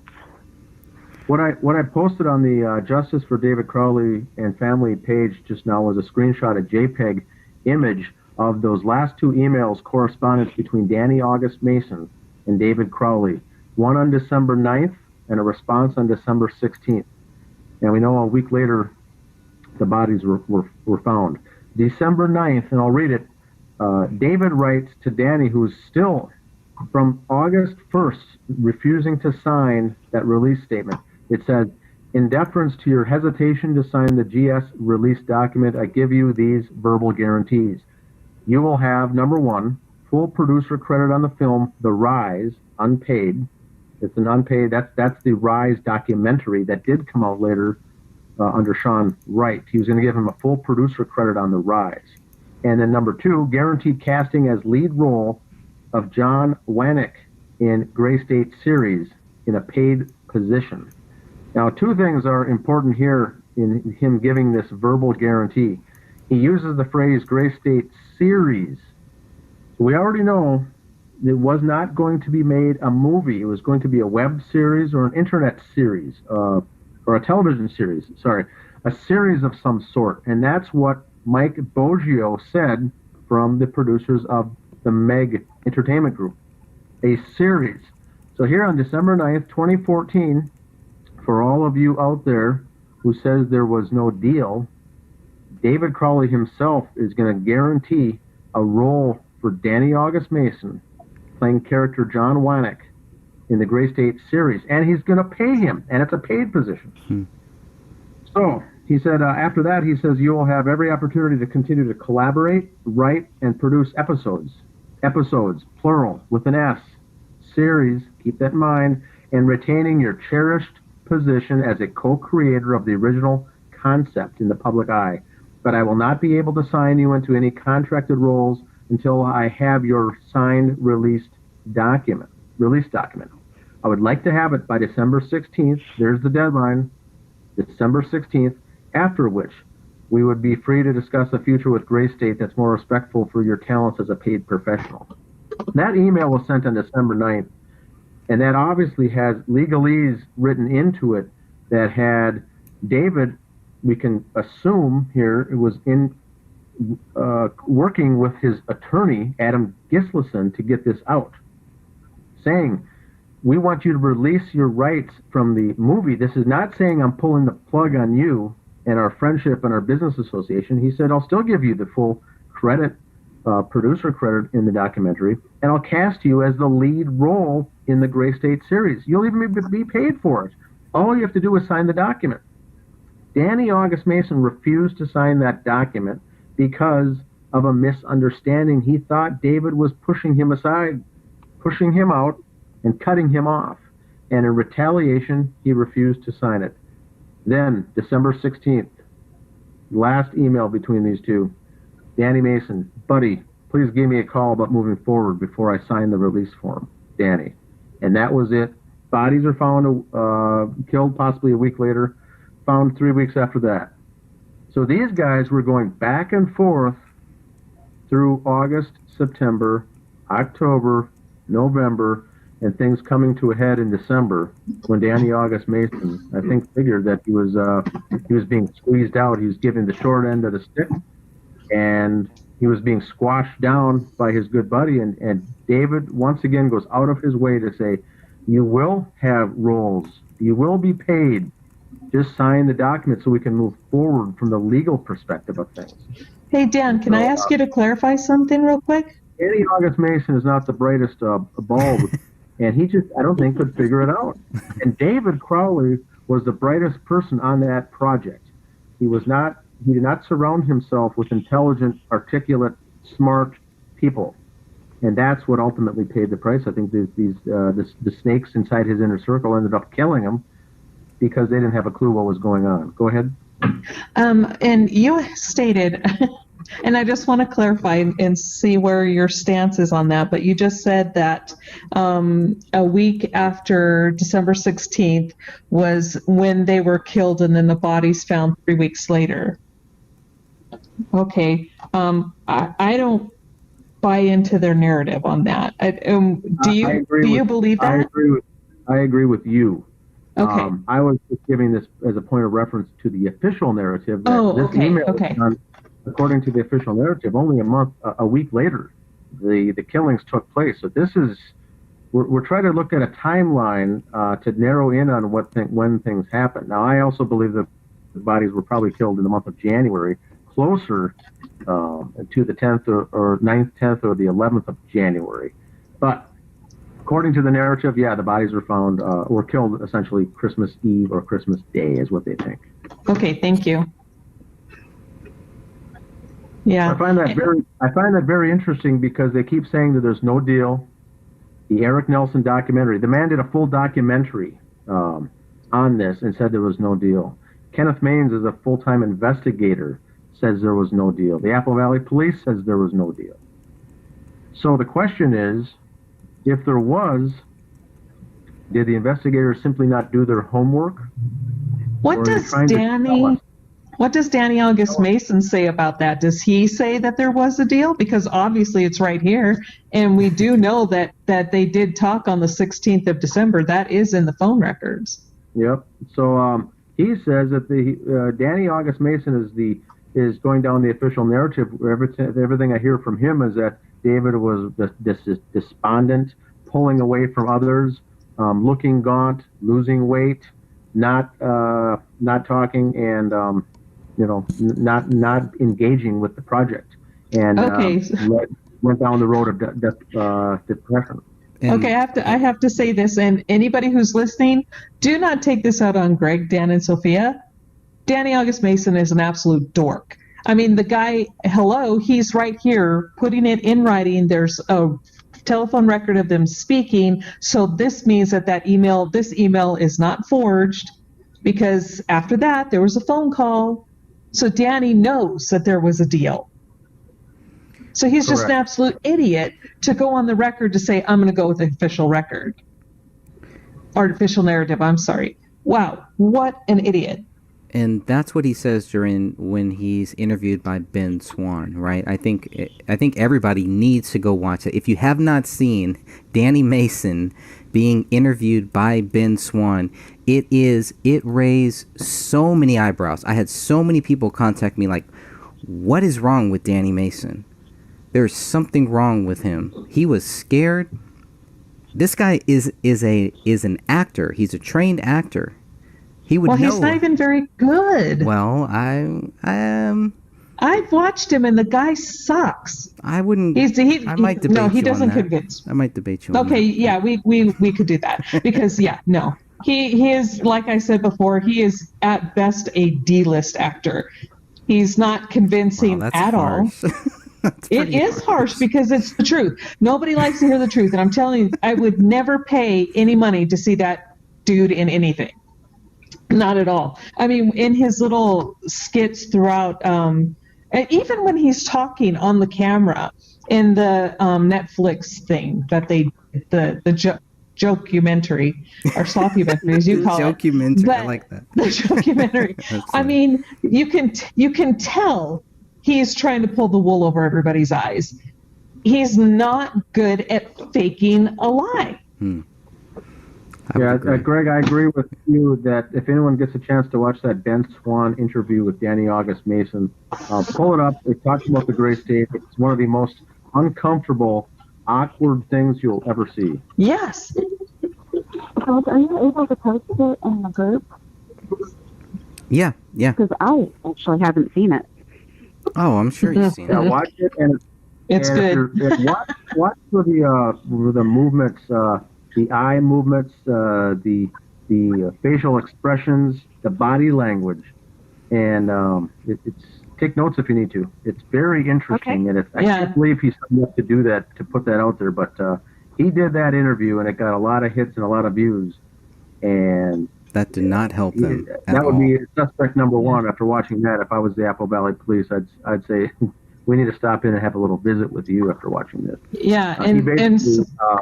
Yeah, he basically put a target on his back after doing that interview. Yeah. Now he's left the state, living in Austin, Texas, and subsequently shut down his business called Gray State Universe LLC that's no longer active, and he took off. Yeah, when you watch it, Sophia, so look for the people associated with Gray State Project. Yeah, look for those who have left the state, and our list is getting large. People who've taken off. Yeah, and when you watch this, Sophia, it's definitely a must watch. Okay, Dan. Bye, Dan. Bye, Dan. See you soon, bro. All right, see you guys. See ya. Thank you. Bye. But definitely watch his micro movements. Just how barely the eye will twitch, or the face, a slight smirk, or a slight tilt of his head. Sometimes it's imperceptible unless you're looking specifically for it. And when you start watching it, you'll start catching on to every time he does it, and you're going to go, wow, you suck as an actor. Suck. I would say he doesn't even have a Wikipedia page. I found that very odd. For somebody who's an actor, you don't have a page for yourself, right? But he's got the IDBM, right? He's got the movie. Yeah, but everybody has the IDBM. I know. Apparently, I do. I didn't even know I had one. Ooh, we know a superstar. Well, I also found it interesting that David didn't even have a wiki page. Yep. So, I mean, people can start those on their own, right? I really don't know how all that works. I've never put too much stock into it, but I have used them for sources because they will, they'll give you links to different sources that you can go and research. So, but it's just a public thing, right? Yeah, I think it is, and you can update it too. But as an inspiring filmmaker, you would think that he had a wiki page. He doesn't. Yeah, I'm actually shocked David doesn't have one. Actually, now that I think about it, but you know, when you watch Danny Mason, watch what he does when they ask him about that sliding door. When they start talking about the rear sliding door, oh, it's like it doesn't even want to go there. That was a big. It's like admitting guilt right there. There was so much. There was so much in that kept me going. Like, that interview was a big reason why I'm still researching this case, because I had so many people tell me, you've got to see this. Yeah, and can I comment on Inside the Caves post that they just wrote? Please do. Now, they write, it was so weird. It made me feel like I was watching the Chris Watts case. Oh, yeah. Now, Sophia, you saw interviews with Chris Watts, right? That was the guy here in Colorado who killed his pregnant wife and 2 daughters. No, I didn't. I'm not a big TV person. Okay, case. well, it was a huge case out here, and I heard a lot about it because my son actually worked with, is friends with the crew that Chris Watts worked for, and knows the people who own that land where he dumped the bodies in the oil things. Like, I can't speak today, but where they found the bodies. But anyway, I mean, when you watch Chris Watts, I mean, you could tell the guy's an absolute liar. I mean, he's just pulling stuff out of his butt and out of thin air. And that's how Danny August Mason is with oil tanks. Thank you, Laura Christensen. I'm telling you, what is she saying? It's oil tanks. I couldn't think of the word. So she's like, it was oil tanks. So thank you, Laura.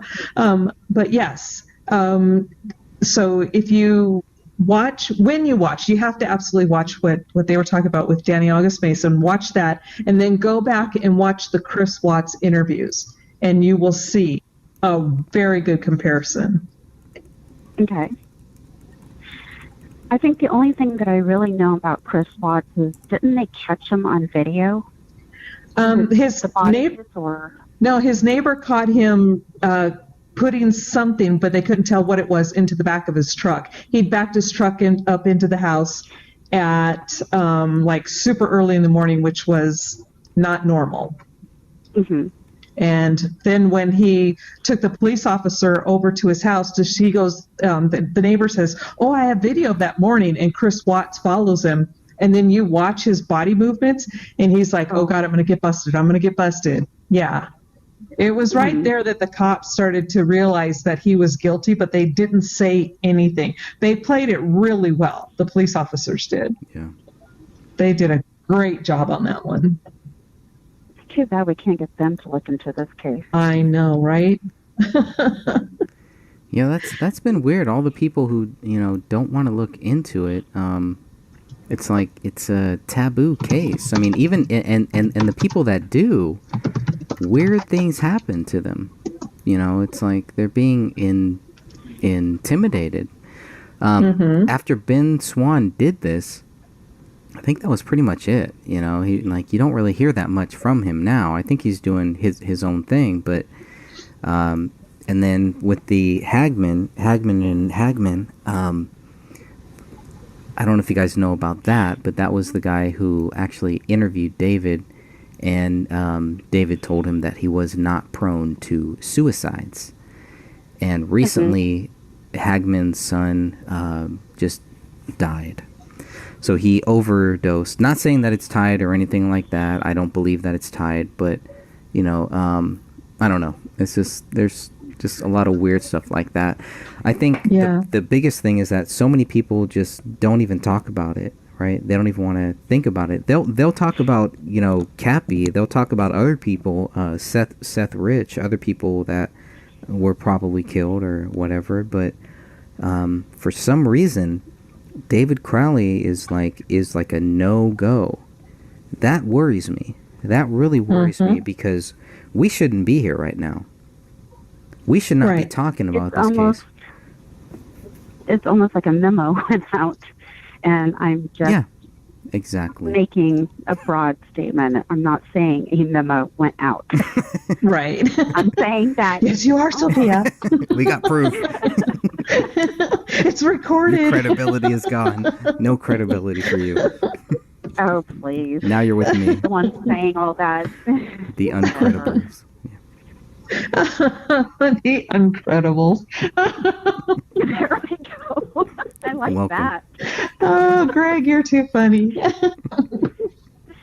Their secret power is their superpowers. Yeah. Or their secret knowledge is their superpowers. Yep. No secret knowledge for you. Okay, well, guys, I gotta jump off too. My brain obviously is shut down. It's quit working, so I Join can the even club. think of oil tanks. So it's time to get offline. That's great. And Well, you're I'm gonna glad have you're on some. the road for recovery. Yeah, Thanks. yeah. I am too, and I know I'm looking forward to it. I know many other people are looking forward to you putting out some more videos. I've been going Yes, through some I'm- of your old videos. I've been streaming some of your old videos too. So Oh, good. Thank you. Yeah, I've been watching your new channel, and so I'm going to be promoting that on my next video. I do plan on getting one out within the next week because it's time. I think it's time to get back into it, and God willing, it'll happen. Yep. If Okay, you want guys. any help, just let me know. Oh, absolutely. I will. Thank you. You're You guys welcome. have a great night. All right. You You too. too. Okay, bye. Bye. Well, And then there I were guess. two. yeah. So Well, I need to really thank you because you had brought that back. I don't know how it came up. I have no idea how it came up, but you had made me go back and look at what Mason Hendricks was saying. Mason Hendricks is an interesting character too, and character is the right word. I really think it is, because a lot of the stuff that he told me was just. It seemed like it was led to lead me in circles. It was led to just get me to question and question and question, to doubt. It was never to really help me understand why he thought that David Crowley was guilty. It was never that. It was always about casting doubt. And we still see that. We still see where we have a lot of people that are just, they are consumed with just casting doubt. And the whole thing is that this is a program that began when as soon as David Crowley was accused of being guilty, this program started, and we're still seeing this same program. And I just want to let everybody know, and we are going to close down here soon, but I just want to let everybody know, if you do your own research, if you look at all of the documents, if you have the time, if you take the time to look at everything, that's all that I could ever ask. And that's all that I ever wanted.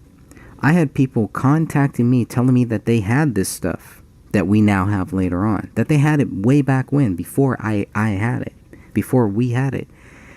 And it goes back to this secret knowledge. Well, if you just calm down, stop asking questions, don't post on social media, everything, we'll tell you everything. Wait a minute. Why now you're holding the truth hostage? Now there's a ransom for truth. That's not how truth works. So, I definitely kept talking to those people, but at that point, I understood what they were really doing, who they really were, and that they did not want to help us find what the truth was. Their goal was to confuse us, was to cast doubt. It was never to find what the truth was, because we know what the truth is. I would have to agree. And if you can't stand behind the supposed proof that you have, then why should we take your word for it? Right. And so at least we have people who are willing to research this case, and they do it without anything in return, which is, I just have to say that the time and effort that everybody puts into this case, we notice it and we appreciate it.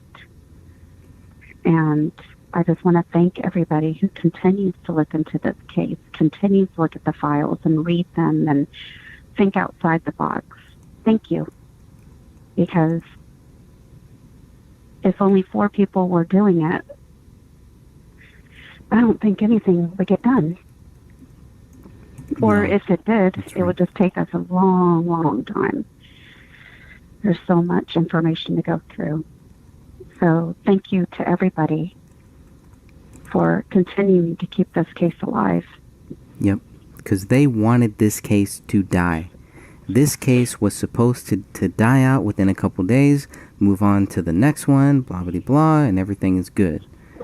And there was no way that we were going to let that happen without some clear answers. I couldn't live with myself.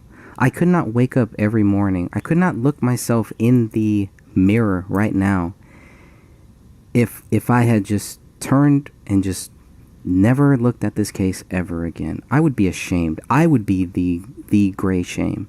That's what I would be right now.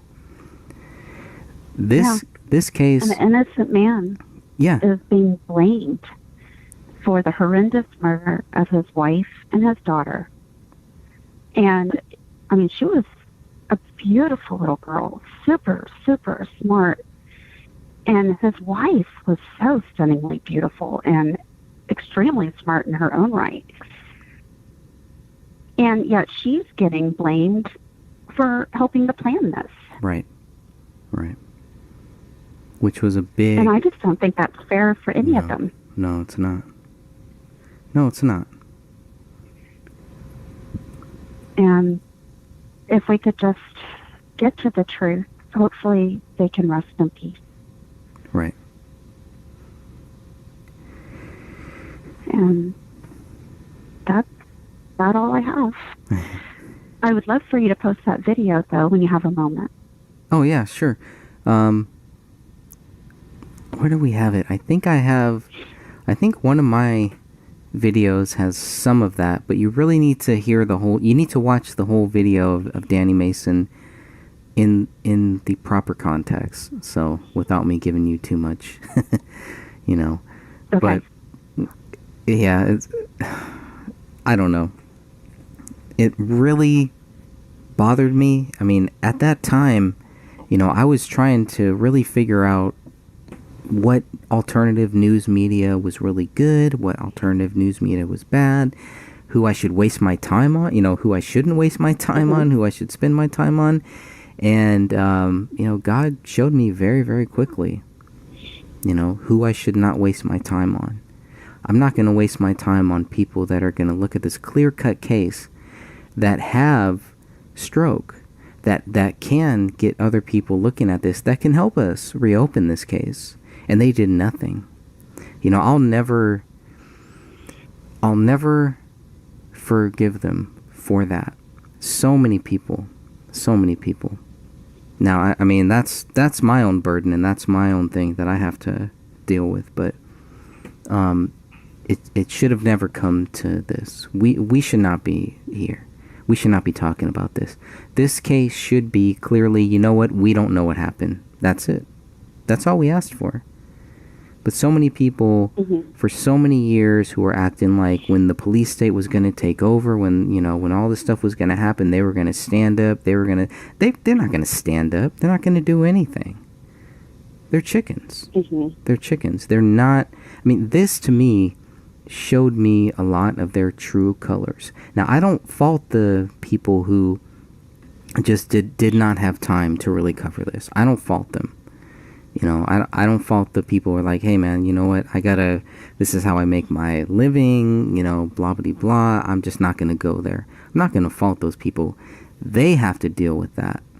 They have to live with that guilt. They are scarred. by this case. Anybody who has ever covered this case and thinks David Crowley is guilty, you are scarred by this case. That's a burden you have to carry for your whole life. I don't have to carry that burden. Sophia, you don't carry that burden. We don't carry that burden because we know that that's not what the truth is. They're lying to themselves. It is one thing to lie to everybody else. If you're lying to yourself and you're okay with that, you got some big, big problems. And that's not people that I want to be tied to. That's not people that I want to deal with. So I stay away from them. And they have to answer to their conscience, and they have to answer to God eventually. Amen. Amen. Well, all right. This was a great conversation. Thank you so much. Amen. Thanks for joining us here. And wow, we've gone about 2.5 hours. No drops, no nothing. I think we've solved all of the audio issues, so I'm hoping we can come back here and maybe the next time we do something like this will be a conference call where everybody can join in. We'll ask questions and we'll try to pay more attention to the chat room. There was a lot of good things in that chat room that was going on, so that will all show up in the live feed video that we will post very soon. Any final words here? You know what? I want to ask you one more question. I do need to go, and I know you need to go here too, but I do want to ask you one more question. Okay. When did you get involved with this case? I got involved December 2016. Yes, at the end of 2016 when the documentary was on Netflix. I finished watching it and I was like, I never had this feeling before. But after watching it, I just said to myself, I was just lied to. And I saw, I don't know if it was mentioned. Yes, it was mentioned in the documentary because you and Dan were in there. I was like, I gotta find this group. And so I immediately got on Facebook and checked you guys out and asked to join the group. And gosh, I don't think I really started researching until maybe February. And that's when I started seeing so many things that were not even mentioned in the documentary. And I haven't been able to stop researching since. And it's not, I can't say it's exactly one thing that kept me involved. I mean, I really don't, I guess it's more difficult than I thought. It is. There's so many things when it comes to this case. And to me, it's more of a puzzle that you can't solve. And so when you're sitting there cooking or something, you're trying to say, I'm thinking to myself over and over, okay, trying to put the pieces that I can't put together. I'm trying to rearrange it so that it fits, or how to make it make sense, I guess. And so I don't really talk about it with my family and my friends on Facebook. I just don't. Yeah. And I might talk about it every now and then. Rant about it is the better word to my daughter, but she just rolls her eyes. And that's about it. I mean... Yeah, I mean, I try not to talk about people that I know are going to be nervous about it, or if it's going to stress them out, like, or if it's people that I know don't want to hear about it, fine. Mm-hmm. I find that a lot of police, just local police and things like that, they're kind of fascinated by that. They're kind of fascinated by this case and by what the police did wrong, because they don't want to do that wrong either. So even if it's just, a case where it's like, hey, you guys, make sure you don't do this, make sure you look up, make sure you don't leave the house without as many bullets as possible, blah, blah, blah. Those simple things, I think, have kind of helped some of the local cops make sure that they don't do what the Apple Valley Police did. And, some of those things, I think, but I've never, ever come across any cop, any active duty cop or anything that has ever said that was normal, ever. So when Kenneth Main says that, it cuts me deep. It really does, because it's like, who trained you? Who trained you to think like that, to think that that's normal, that that's okay? That, this happens. Like, that should be a big, big deal. And I don't know. Yeah. Anyways. You would think that you would want your best when you go into a crime scene, that you want to solve it for the family and to get justice for them. Mm-hmm. And when it comes to Kenneth Mains, I really see it as he doesn't want to burn his horses and his bridges, because he might need them for something else, so he doesn't want to go against that. Right. That's just how I see it. Somebody else might see it a different way. Sure. But I think he was just trying to go with the flow. Good graces. Yeah, and not burn the bridges. And sadly, Dan is out of $7,000. Well, and I keep hearing that, but I don't think he's out of $7,000. I see it as he invested $7,000 into the truth. And everybody who tried to help, they invested into finding what the truth was. Even people who could not ever give one penny but wanted to, they also helped. We all helped. We all helped, just making sure that we're still looking for the truth. And so I still see it as, I don't see it as money lost. That's easy for, I can say that because it's not my money. Mm-hmm. But, I don't see it as money lost. I really see it as time spent to do the research, to do all of the things that we really need to actually do. And I think Dan has been leading that way. Dan started this group. He started a Facebook group and then ended up taking over a Facebook page because the guy who started that page didn't want to do it anymore. I don't know why. Mm-hmm. So Dan started a group and inherited a page, and he's still going forth, and he's doing all of these other things. Dan has his own podcast, and I've talked with him. I'm like, why don't you ever, tell people about your podcast? Why don't you ever tell people about all these other things? And he likes to keep them separate. He really wants to just make sure it's focused on those topics, which is great. But I'm like, man, Dan does a podcast every Friday live. I don't know how many people know that he does that, where they can listen in, where they can watch in. If I get home on time on Fridays, I'm going to try to stream it here so people can actually watch it and listen to it, because he's been a big help. He's been the lead researcher on this case since day one. So, okay, my rant is over.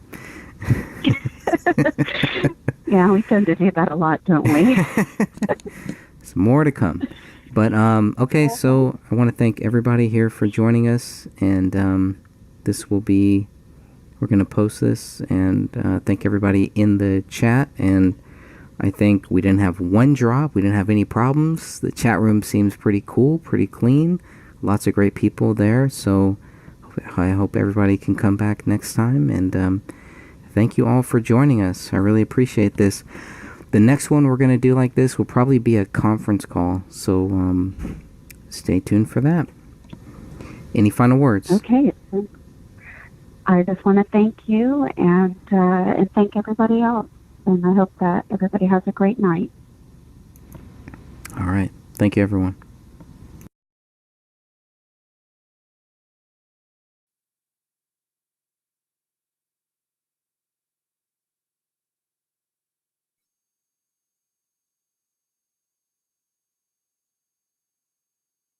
I guess first let's go with your conversation that you actually had with the father and where everything got lost in translation after that. Yeah, just to expand on that, it was the August of 2015, after the murders, I attempted to reach Anjum Alam, the father of Komel and Sidra. And later that afternoon, I got a call back, and certainly enough, it was Mr. Alam, confirmed that it was him, and it certainly was, and we spoke for 35 minutes. A nice guy, easy to talk to, was very pleasant. We had offered... he had made the comment that if money wasn't an issue, he would look into hiring an investigative team, and do some research to bring to what really happened here in this case. I had offered directly on the phone and said, at any time, if you want to do that and give us the green light, we'd help you with fundraising efforts or whatever would need to be done to do that. To bring the truth out, but he was very pleasant to deal with. I enjoyed talking with him, and he's very, very nice. Sidra, in communicating with her, the younger sister of Komel, also did reiterate that the family opened up their arms and accepted David in, and had good times with him. Sidra said David, in fact, taught her to drive. They had hung out and watched marathons of the television series The Office, and had a good time. When David and Komel came to visit in Texas, the mother, Nyla, would make Arabian food that David loved. She would cook for him, and David and Anjum, the father, would play pool and talk and hang out. And so they all got along just fine. There had been some rumors or discussion that the family in the media. Now, the media had always said, I guess from the day one, that David was at odds with the family. The Alams were not pleasant, not happy with their daughter marrying a white veteran Army military man from the United States. So I never got that perception myself. From what I heard firsthand from the family, is that they got along with David just fine. They may not have agreed on everything, but they had agreed to disagree if that was the case, and moved forward. So I'm not sure where the rest of this is necessarily coming from, but we have always on both of the Justice for David Crowley pages. One was the group, and one is the page. As Anjum, I think, would be a good, important key to this case if he were to come forward and express his views. But I'm not sure where it came into that anyone was slandering or going after the Alam family, or whether it be Nyla and her cancer treatments, Anjum with his background and what.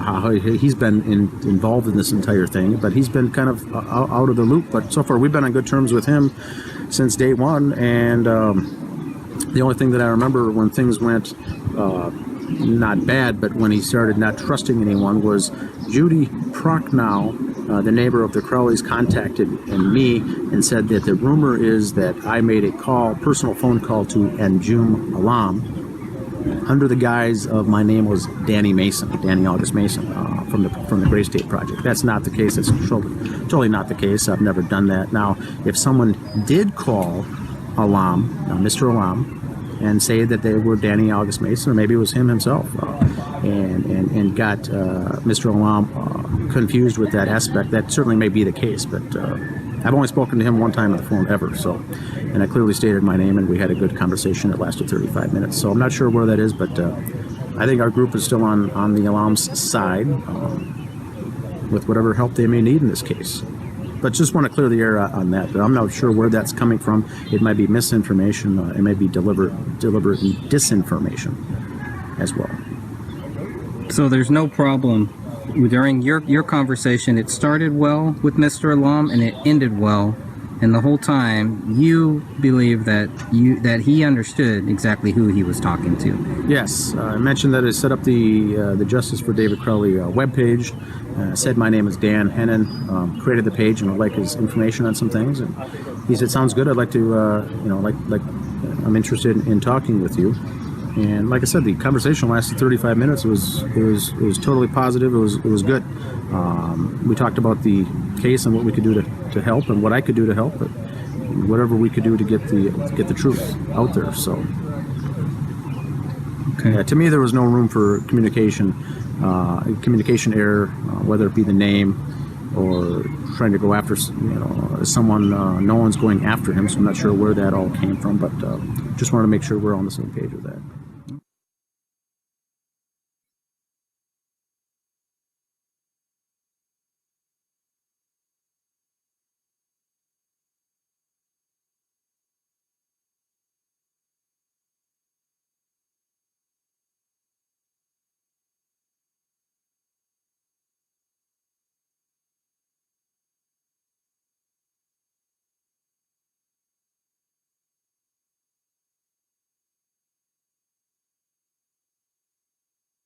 What I've seen after the New Yorker article came out, and then what I've seen in the interviews relating to the documentary that Eric Nelson directed, called A Gray State, is the common theme that I'm seeing in both of these things is the concept that David Crowley came back from the war, started understanding how things work from the big picture, and then the theme that I'm seeing is that they're pushing that he saw a niche market that he could exploit.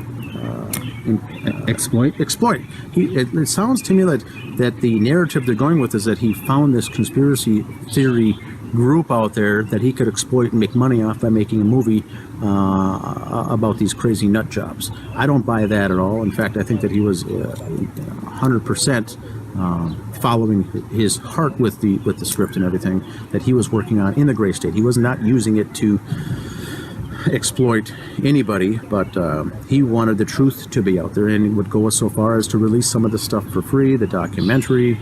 He was more, I would look at it as educating and giving people information that they could judge for themselves, but helping educate the American public, not something that he could exploit for a quick buck because he was trying to hustle someone. And that's the feeling I got after reading the article and watching the several of the interviews for the documentary, that they're trying to put a spin that he was trying to make a quick buck, is what it sounded like to me. What do you think about the demonic angle that they're going to try to push? Well, I think that it's with what happened in that house and what we've seen, it certainly seems plausible that if there was something behind that angle, it could have been the case. We know that David Crowley would not do this. Any normal person would not do this in their right mind if they were clearly thinking. Now, if he was under some kind of hold, under some kind of possession, perhaps he was, and perhaps he did this. But if that's the case, you still have to get around the angle that if a silencer was used to carry out the killings, why would you need a silencer if you were under this demonic possession of some entity so no one would hear the shots? That's the one thing people have to remember about this case. The homes are close together. In the wintertime, shots of that caliber weapon that David allegedly used without any kind of suppressor or silencer would have rang through that neighborhood. So if you want to play the demonic possession card in this situation, although it's plausible, you still have to get around that fact that a silencer or something was used as no one in the neighborhood heard anything. We've heard that neighbors heard something, but it didn't line up with the dates and times that this obviously happened in. So you still got to explain that scenario, because that still has to be dealt with, and that hasn't been yet to this day, a silencer or a suppressor. Any final thoughts here before we go? No, I think just to summarize, I think that once a documentary comes out, we'll be able to see that, whether it goes on to Netflix, whether it goes on to I think it's A&E Films owns it. They're going to try to, I think, submit it. Some other people have requested it for some various film festivals to get it entered here. But I think after 6 to 12 months, whether it gets accepted or not, they'll start airing that on Netflix, maybe free for download, free movie to view. It might be on cable release after that. But it would be interesting to see what was all contained in that video footage of David doing those home videos. And I believe all that was legit and true. But to tie it into why he allegedly did this, that's a pretty giant leap, I think. The video footage that he had obviously happened, but the Eric Nelson and the film crew here took that footage, those 1,300 hours or 1,300 photographs, along with hours of documentation, and they basically needled it down to certain things that happened, and then tried to then make the viewer of the movie make the leap that he indeed did carry out this crime. Right, because that's what we keep hearing, all of these things. Oh, it was strange, but this is where they prove, this is how they're going to prove that David Crowley is guilty. To me, that always seemed very, very strange. Yet, at the same time, they're like, well, anybody else's theory is just as good as ours. So. Yeah, and I agree 100% right there. This doesn't prove anything. If this is just homemade videos and pictures taken by David on his cell phone, the things that he did obviously happened because it was videotaped. But to make that giant leap that this was the reason he did it, and now this proves that he did it, is nothing less than I wouldn't say a joke, but you cannot make that conclusion. Okay. All right. So we'll just wait for the documentary to come out, and then hopefully we'll do another show, maybe a few shows on it. Who knows, depending on how bad or how good it is. Death of a Dystopian by Alec Wilkinson. He writes a 7-page article in the New Yorker, and I find it fascinating what was missed in this article, all the different things that were not covered, yet what he chose to actually cover in this. Now, in speaking with Alec Wilkinson, it took me probably about 30 seconds to realize that this guy did not know very much about this case. Didn't know about the bullet hole in the living room that the police missed for 1 month. In this article, you're pretty much given two choices, okay? You can either believe that David Crowley is guilty or that the government killed him. That's pretty much all of the choices we're given here.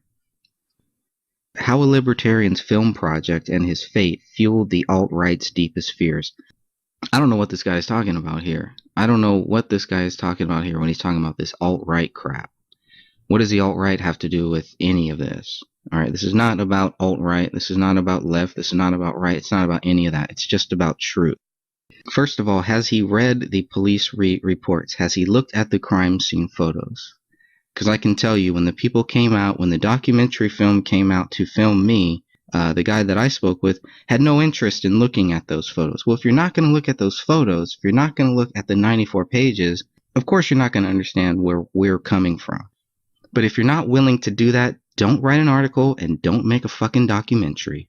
This is serious stuff. Now, if you have looked at these photos and if you have looked at the 94 pages and you still don't understand where a person like me is coming from, I don't know what to tell you. Here's what I can tell you. I don't know what happened.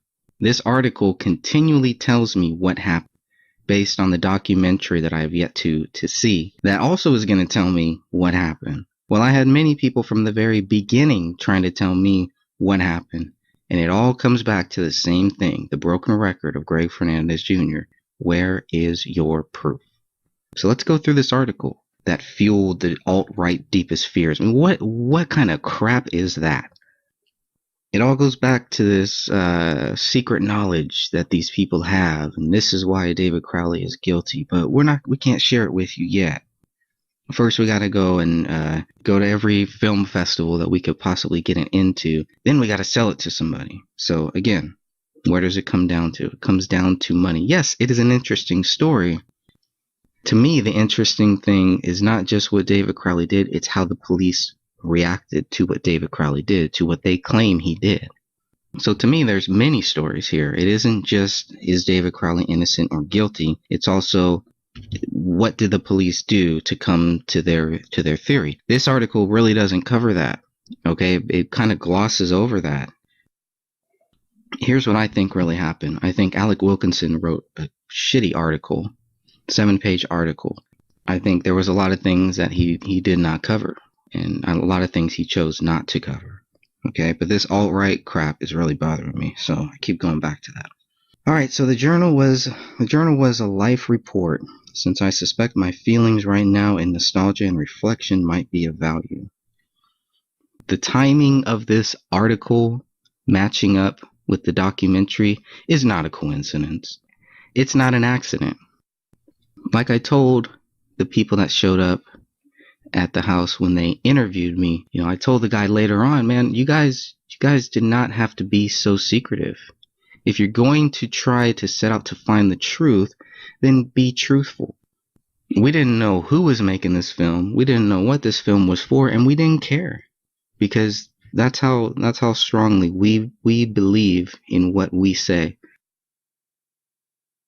But on Facebook, there is a page called Justice for David Crowley and Family, which says that its purpose is to, quote, help to clear the good name of David Crowley. The page is overseen by an accountant in Minnesota named Dan Hinnon. He and Greg Fernandez Jr., a tech worker in California, conduct long discussions on YouTube in which they find fault with the police investigation and ask why someone whose future seems so promising would kill himself.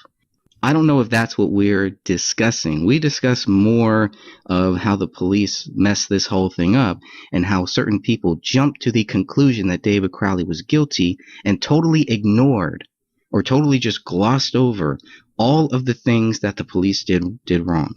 That's what we're talking about.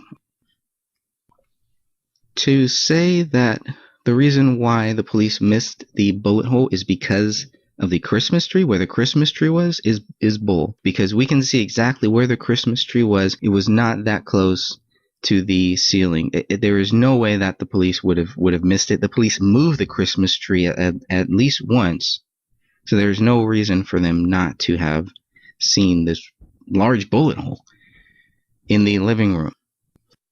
Alec goes on to say the journal is dominated by Crowley's notes as he wrote Gray State. What he wished for it to be, his anxieties about whether he could manage it, and the audience he imagined it would reach. He also wrote about his ambitions in general, to have a screenplay produced by 2016, to be a millionaire by 2017, his feelings for Kamel. And here's a quote from David. God, I love that woman. Strong, beautiful, ferocious, and deadly intelligent. And his determination to be a good father. So he's writing about his determination to be a good father, and then he goes ahead and kills his daughter. So as the entries go on, I guess, it starts to get darker now, okay? Where David Crowley writes, I'm expecting to wake up somebody else. Vast personality changes are happening too fast to write about every day. I am being prepped for some slide into oblivion or destiny. This is what it comes down to. And this is what Alec Wilkinson says. David Crowley was losing his mind, and he didn't seem to know it. Somebody's feeding that to Alec. This guy does not know David Crowley, okay? This guy, that's a huge, huge statement to really say. Somebody is feeding him information that will lead to that conclusion. Journals of people overtaken by psychosis are rare. That's the very next sentence. So David Crowley was losing his mind and he didn't seem to know it, and this is a rare case. It's pretty much what the guy is saying. I hope this guy's not a journalist. This guy cannot be a journalist. I took 2 high school journalism classes, and I know there's certain things you do and certain things that you don't do if you are a journalist. I'm not a journalist, but I don't know if I don't think this guy is either, so I guess we're in the same boat. He goes on to say David Crowley owned a number of self-hypnosis recordings meant to overcome his insecurities. Again, somebody's feeding him that. The reason I say that somebody's feeding Alec this is because the guy obviously has not done a lot of research on this case. He thought that the convulsive things that were happening to him were the result of his endeavor to become more confident, poised, and commanding. He thought he was developing a new self. Where are all of these strange things? And where are all of the conclusions, the rush to judgment? Where is that in this article? It's missing. The only one who knows for sure is God. And that's good enough for me. Okay, in 2007, David was transferred to Fort Hood in Texas, and in 2008, he met Kamel at a bar in Waco. The next day, he introduced her to another soldier as his girlfriend. Kamel, who was a senior at Baylor University, lived with her mother and father, Nyla and Anjamalam, and her younger sister, Sidra. 3 years earlier, they had come from Pakistan. There, the girls and their mother had each had a driver, and the house was run by servants. In the U.S., they had to learn to manage for themselves. Within weeks of meeting Kamel, David found out that he was being stop-lossed. That is, his service was being extended without his consent. Furthermore, he was being sent to Afghanistan. He immediately asked Kamel to marry him. Kamel told her father that she was serious about David. So this is what Anjamalam, Kamel's father, told Alec Wilkinson for this article. While I was talking to her, meaning Kamel, David comes to the house for the first time. He came in and he was ready to fight with me. So Kamel told Anjum that they were getting married in 2 days and that David was leaving in 2 weeks. Anjum said, I was completely in shock. Finally, I said, fine, if you guys love each other, who the hell am I to come between you? So even though David came in there ready to fight, Anjum goes on, and it seems like he and David eventually are on good terms. So David so resented being stop-loss that he told his commanding officer in Afghanistan that he couldn't be responsible for another soldier's life, and he was assigned to deliver mail. Kamel got pregnant in late 2008 during one of David's leaves. When he was finally discharged in June of 2009, he was disgruntled, and he told Kamel not to come to the ceremony for returning soldiers. Instead, he had her wait outside in the car. I don't want the army controlling how I reunite with my wife, he told another soldier. Rania was born in August of 2009. In September, the family moved from Waco to Minnesota, where Kamel knew no one. For the first 6 months, she was miserable, her sister said. She would call crying, "It's so depressing here and it's always cold." Okay, the gray state began in the summer of 2010 when Danny Mason, whom David had met through a professor at film school, sent David an email with links to websites devoted to conspiracies and suppressed information. Conspiracies and suppressed information is very similar to the case that we're dealing with now. How ironic. According to Mason, he came back in 36 hours, having stayed up for 24 hours, and said, "You're on to something. Let's see where this goes." Before writing a first draft, David and Danny Mason wrote scenes for the trailer, which they shot with Mitch Heil in 2011. It is 2 minutes, 40 seconds long, and it cost $6,000. Over the summer, Kamel's mother received a diagnosis of cervical cancer. Kamel and her father argued over the phone about treatments, and afterwards, she and David decided that her family was trying to manipulate her and that she could no longer speak to them. The following day, though, David heard Kamel on the phone talking heatedly in Urdu and became angry. After they argued, she wrote, "I expected him to show me a little more compassion." She told herself that she would feel better in the morning, but she had nightmares. "I started experiencing degrees of separation between David and I," she wrote. "I guess I forgot we were two different people in two different bodies." All right, now here we go. And Alec then goes on to say, a psychosis can overwhelm and disable a person, or it can appear episodically in the form of disordered thoughts that are themselves an attempt to ward off a collapse. At the end of July, David suffered a psychic crisis that involved a deep understanding, stretching my mind past what my body can tolerate. He went on to write that he had undergone, quote, a 20-minute physical episode of visions of pure deep horror, long insight stretching unbroken like a panorama. The vision subsided, however, and he returned to his regular life, taking Rania to their sitter, having family dinners, reading and writing, and working out in the backyard with Kamel. The moment of my purpose has arrived, and if the universe awaits my consent for the go-ahead, then I say, do your worst, you filthy, sticky bitch. I know you're going to reward and seduce me before killing off what I love and burying what I build and destroying me as awfully as possible in horrible retribution for having thrust my abilities so far into your black void that generations hence will still be expanding on what I started, settling the void, conquering the dark, until the greater objective is served. Very interesting quote there. It's as if the writing and making of the gray state were a means to containing the violent fantasies within him. I'm going to read that again. It is as if the writing and making of Gray State were a means of containing the violent fantasies within him. And when the project faltered, they swamped him. So again, very similar to what Mitch Heil said, the Gray State killed him. The mics reacted as producers do, by considering the script's merits and difficulties. My first pass from story content was, this is kind of a roadmap for the next American Revolution, Michael O'Donnell told Alec Wilkinson. My second pass was breaking it down to what it costs. When David finally heard from them on September 26th, he said the Gray State might be better as a TV series. They did not offer him a contract he had counted on. David was devastated. Making Gray State was his whole world, Citra said. David began to have trouble sleeping, and for an hour one night he lay awake and cried. I guess the big weight created a lot of anxiety that needed a resolution the situation couldn't provide, he wrote. Hence the bad weather. I'm serious. Moment by moment for a long time the weather has been following my mood. He stopped saying that he was going to be famous. He didn't say that they were moving to California anymore either, a friend named Chris Peck told Alec Wilkinson. All he said was that was a pipe dream. As if to salvage years of work, David put aside Gray State for a documentary that he called Gray State: The Rise, which he assembled from interviews with himself, friends, and internet commentators, news footage, and a brief interview he had once filmed with Alex Jones. It expresses the belief that the Gray State has arrived. Working on it possessed him as entirely as writing Gray State had. And here we go. To further the brand, he planned to make the documentary available free. So working on this, quote, possessed him as entirely as writing Gray State had. So now David was possessed. He's possessed with, first he was possessed with making this film. Now he's possessed with a documentary. Possession, control, keywords, lots of keywords here. All right, so here we go.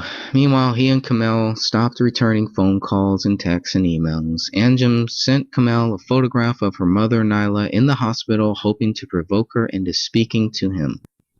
Immediately, he received a call from David who said that he and Kamel wanted nothing more to do with him or the rest of the family. Sidra and her fiancé drove from Waco to Minnesota to check up on Kamel. A few months earlier, Anjem had lent David and Kamel a car as a pretext. Sidra planned to tell them that he needed it back. She would leave her own car for them. So Sidra and her boyfriend at the time, now her husband, drove from Waco to Minnesota on October 16th. They drove for 16 hours, and they arrived at around 7 that evening. They knocked on the door, and Sidra said, "I'm here to see my sister." David apparently told her, "We want nothing to do with you. I thought I made that clear," and he shut that door. She knocked again. David said, "Go sit in the car." Vincent, the boyfriend, saw a shadow on the wall behind David and felt sure that it was Kamel's. When David came out to the car, he said that there was no way Sidra could see her sister. Sidra said that they had come to exchange cars.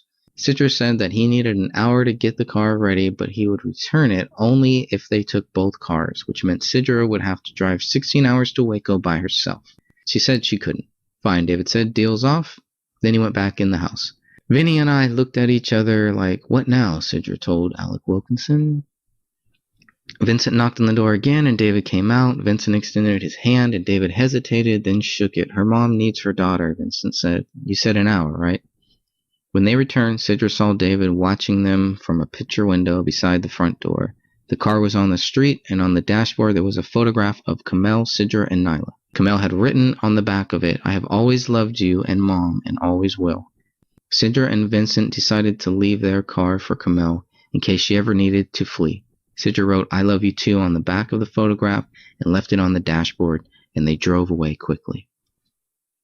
All right, so now we're going to get into the article where it talks about this pact, all right? You ready for this? A mania shared by two people, one of whom appears to be dominant, is called a delusion by proxy and is rare. Again, this is a rare case. But hey, let's not worry about too much facts. Let's just call it rare and create a story that we want to present to the public that will conveniently match the documentary film that's coming out that's going to say about the same thing. But hey, two different sources, right? Wrong. Okay, the treatment begins by separating the people sharing the delusions. David's entry for October 30th, 2014 cryptically says, Kamel got raptured today. She's still here. That morning he had gone to Home Depot, and when he returned, Kamel came into the kitchen and asked him to hold her. She said something was very wrong, something about "do not fear, sweet body, for we have felt this pain together," David said in a recording that he made immediately afterwards on his phone. He went on, paraphrasing her, quote, "Don't worry about the pain because you do not know how to feel pain. You will return to the dust in your dark slumber, and I will be gone. I have my mission," she had told David. She said she had heard a woman's scary voice and asked if he had heard it. Sounding distraught, she reproduced the voice. "I've warned you. I've warned you. Then I want you. Please come with me. Please come with me. Your place won't come to me. There's nothing left here." David went into his office and shut the door. This took a lot out of her, he said into his phone. He had held her while she began to shake and weep and howl, and then she said, "This is what rapture is." Kamel came into the room then and lay down on the couch. "You said you were Egyptian," David told her. "You said you'd come from very far to find me and Rainey, and I need to come with you, and there's not much time."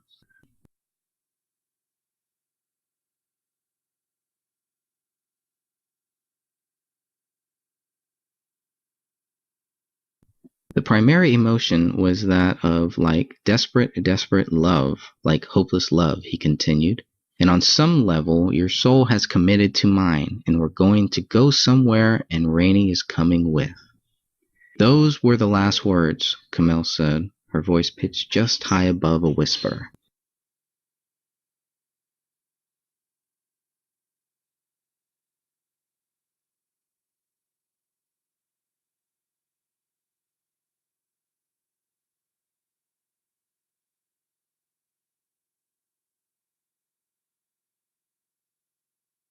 Demons don't just show up on your front door. You have to let them in.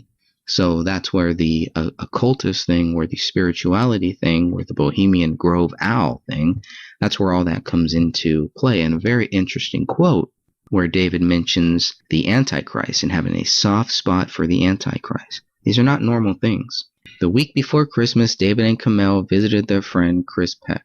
They were uncontrollably, zealously happy. David gave me some books, one about how to succeed in Hollywood, one about writing, and then he handed me a bunch of notes for a screenplay I was writing, and he gave me back video games I had lent him. He gave me back everything I had ever lent him. Kamel wished me Merry Christmas, and as quickly as they were in, they were out. High spirits, everything looks good, but somehow all of this is again leading to their downfall. This is 1 week before Christmas. They tell him Merry Christmas. They're celebrating Christmas. They're obviously celebrating Christmas. There's no doubt. All right, and Alec writes again, high spirits are characteristic of people resolved on suicide. Even though they won't leave a suicide note, you won't leave any indication of a suicide. Here they are talking about a pact. Okay, this guy is being very sneaky about his writing here because they're talking about a pact. But he's very clear. He's very careful about what he says. But we know what he's saying. It is why so many stories of suicide include someone saying, "We thought we had got better." The decision often gives people a feeling of being released from their troubles. Dan Luttrell served with David in Afghanistan, but he hadn't spoken with him in a while. Then late one night, a few days before Christmas, quote, "I was sitting on the computer," Dan said, "drinking, and I got a message from him. They discussed the Army and their lives in Gray State. Quote, he was drinking absinthe, and I was drinking whiskey and beer. After about 2 hours, Luttrell said that he was ready for bed, and David asked him to delete their exchange. His exact words, this is a quote from Dan Luttrell, his exact words were, "If you are truly my brother and my friend, you'll do it.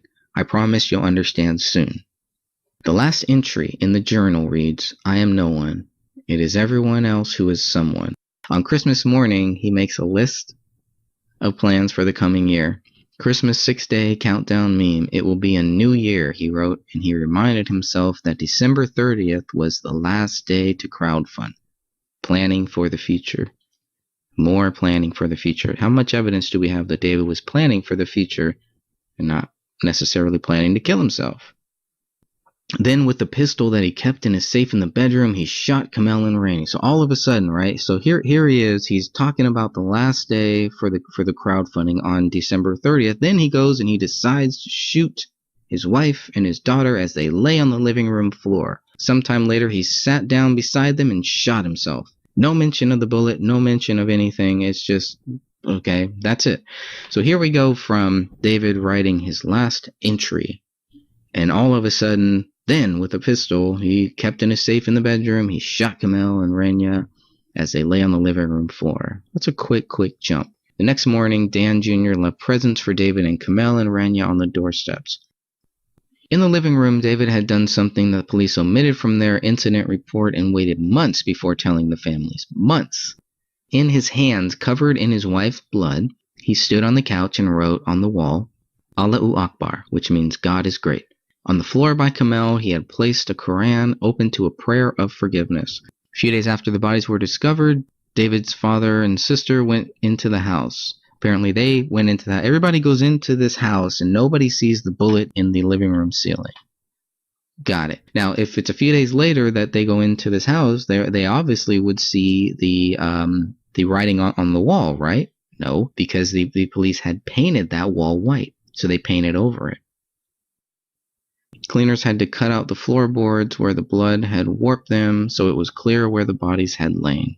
And then there was questions if some of that blood had seeped down into the basement walls, because on one of the basement walls, it does look like there is blood.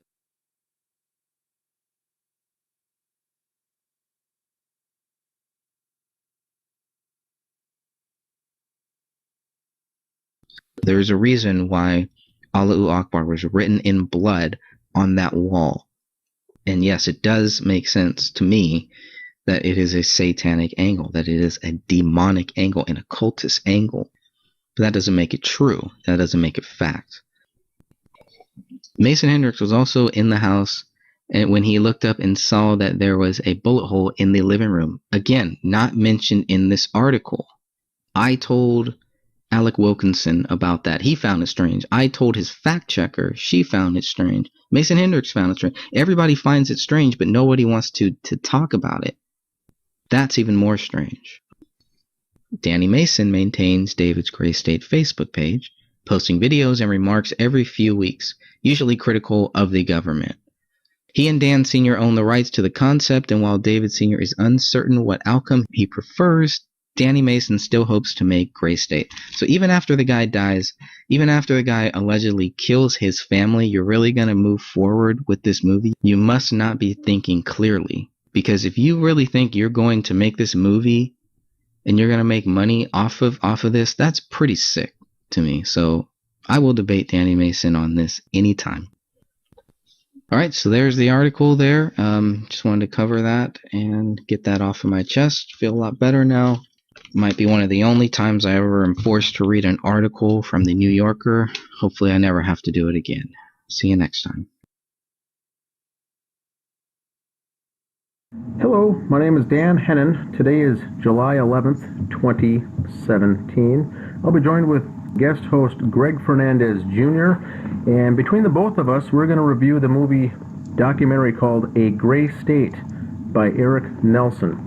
This is the documentary that Eric Nelson and his team put together relating to the David Crowley and the family murders and the project called The Gray State. It was premiered at the Tribeca Film Festival.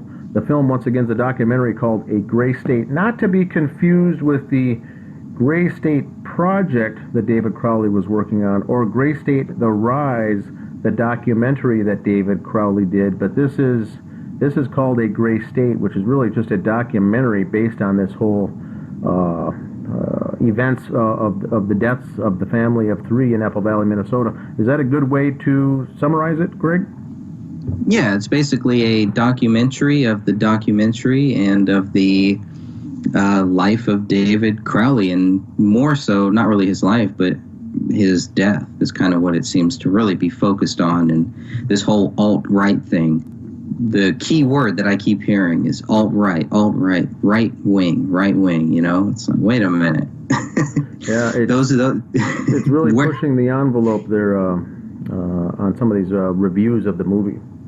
Yeah, and there's no facts to really back up any of this alt-right crap. So And the movie was the documentary that Eric Nelson directed was taking, I think it was up to 13,000 hours of different footage and audio and home movies and selfies, and David awfully seemed to film a lot at home all the time. Anything that came up, it seemed to film. So once they got a hold of all of this footage and video and photographs and video. They really went to town on making this movie, and it really brought out some new things. Now, I haven't seen it myself, and neither have you, but it just came out. It was previewed in the Tribeca Film Festival. Now, lately, it was shown in the Nantucket Film Festival, and then I think next month it makes its premiere in the Australian Film Festival. Now, tonight's show topic will really be the reviews that we're seeing on this website called the Rotten Tomatoes movie review website, and the reason that we're dedicating this section tonight for this episode is there's only 5 reviews out there on this movie, and all I think were added in a 1 week time period, and they all say basically the same thing with a little different verbiage, and then nothing's been added since, and all the 5 reviewers give it 2 thumbs up, or in this case 100% really on the tomato meter.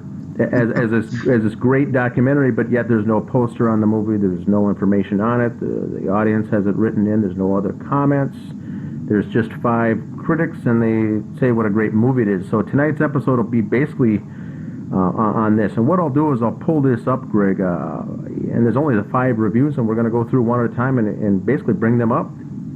How does that sound for you? Cool, sounds good.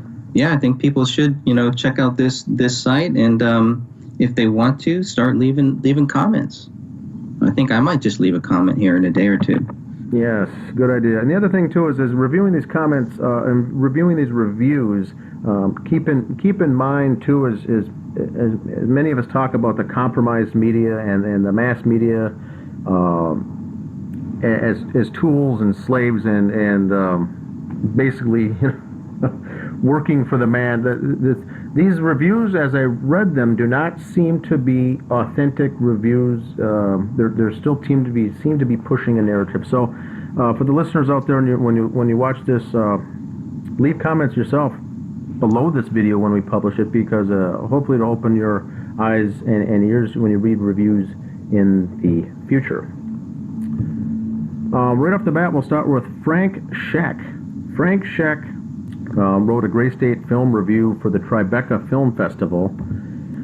Although several self-identified citizen investigators, he's referring to us here, by the way, attempted to prove that the family was murdered, the quote, credibility means nothing to me, one of them ironically comments. And that's a shot towards you, Greg, there. I believe I was wondering who that was about. That was exactly, and I'll get to that too, because this is a good one to start with, because I know exactly what you meant when you said that, but he obviously took it the wrong way. It goes on to say the film makes its case methodically and persuasively. Nelson, who's produced such Werner Herzog documentaries such as Grizzly Man, Herzog returns the favor by serving as this film's executive producer, clearly knows his way around obsessive personalities, and in Crowley he's found a compelling textbook example of obsession descending into madness. And so right off the bat, Frank Scheck goes in and makes a couple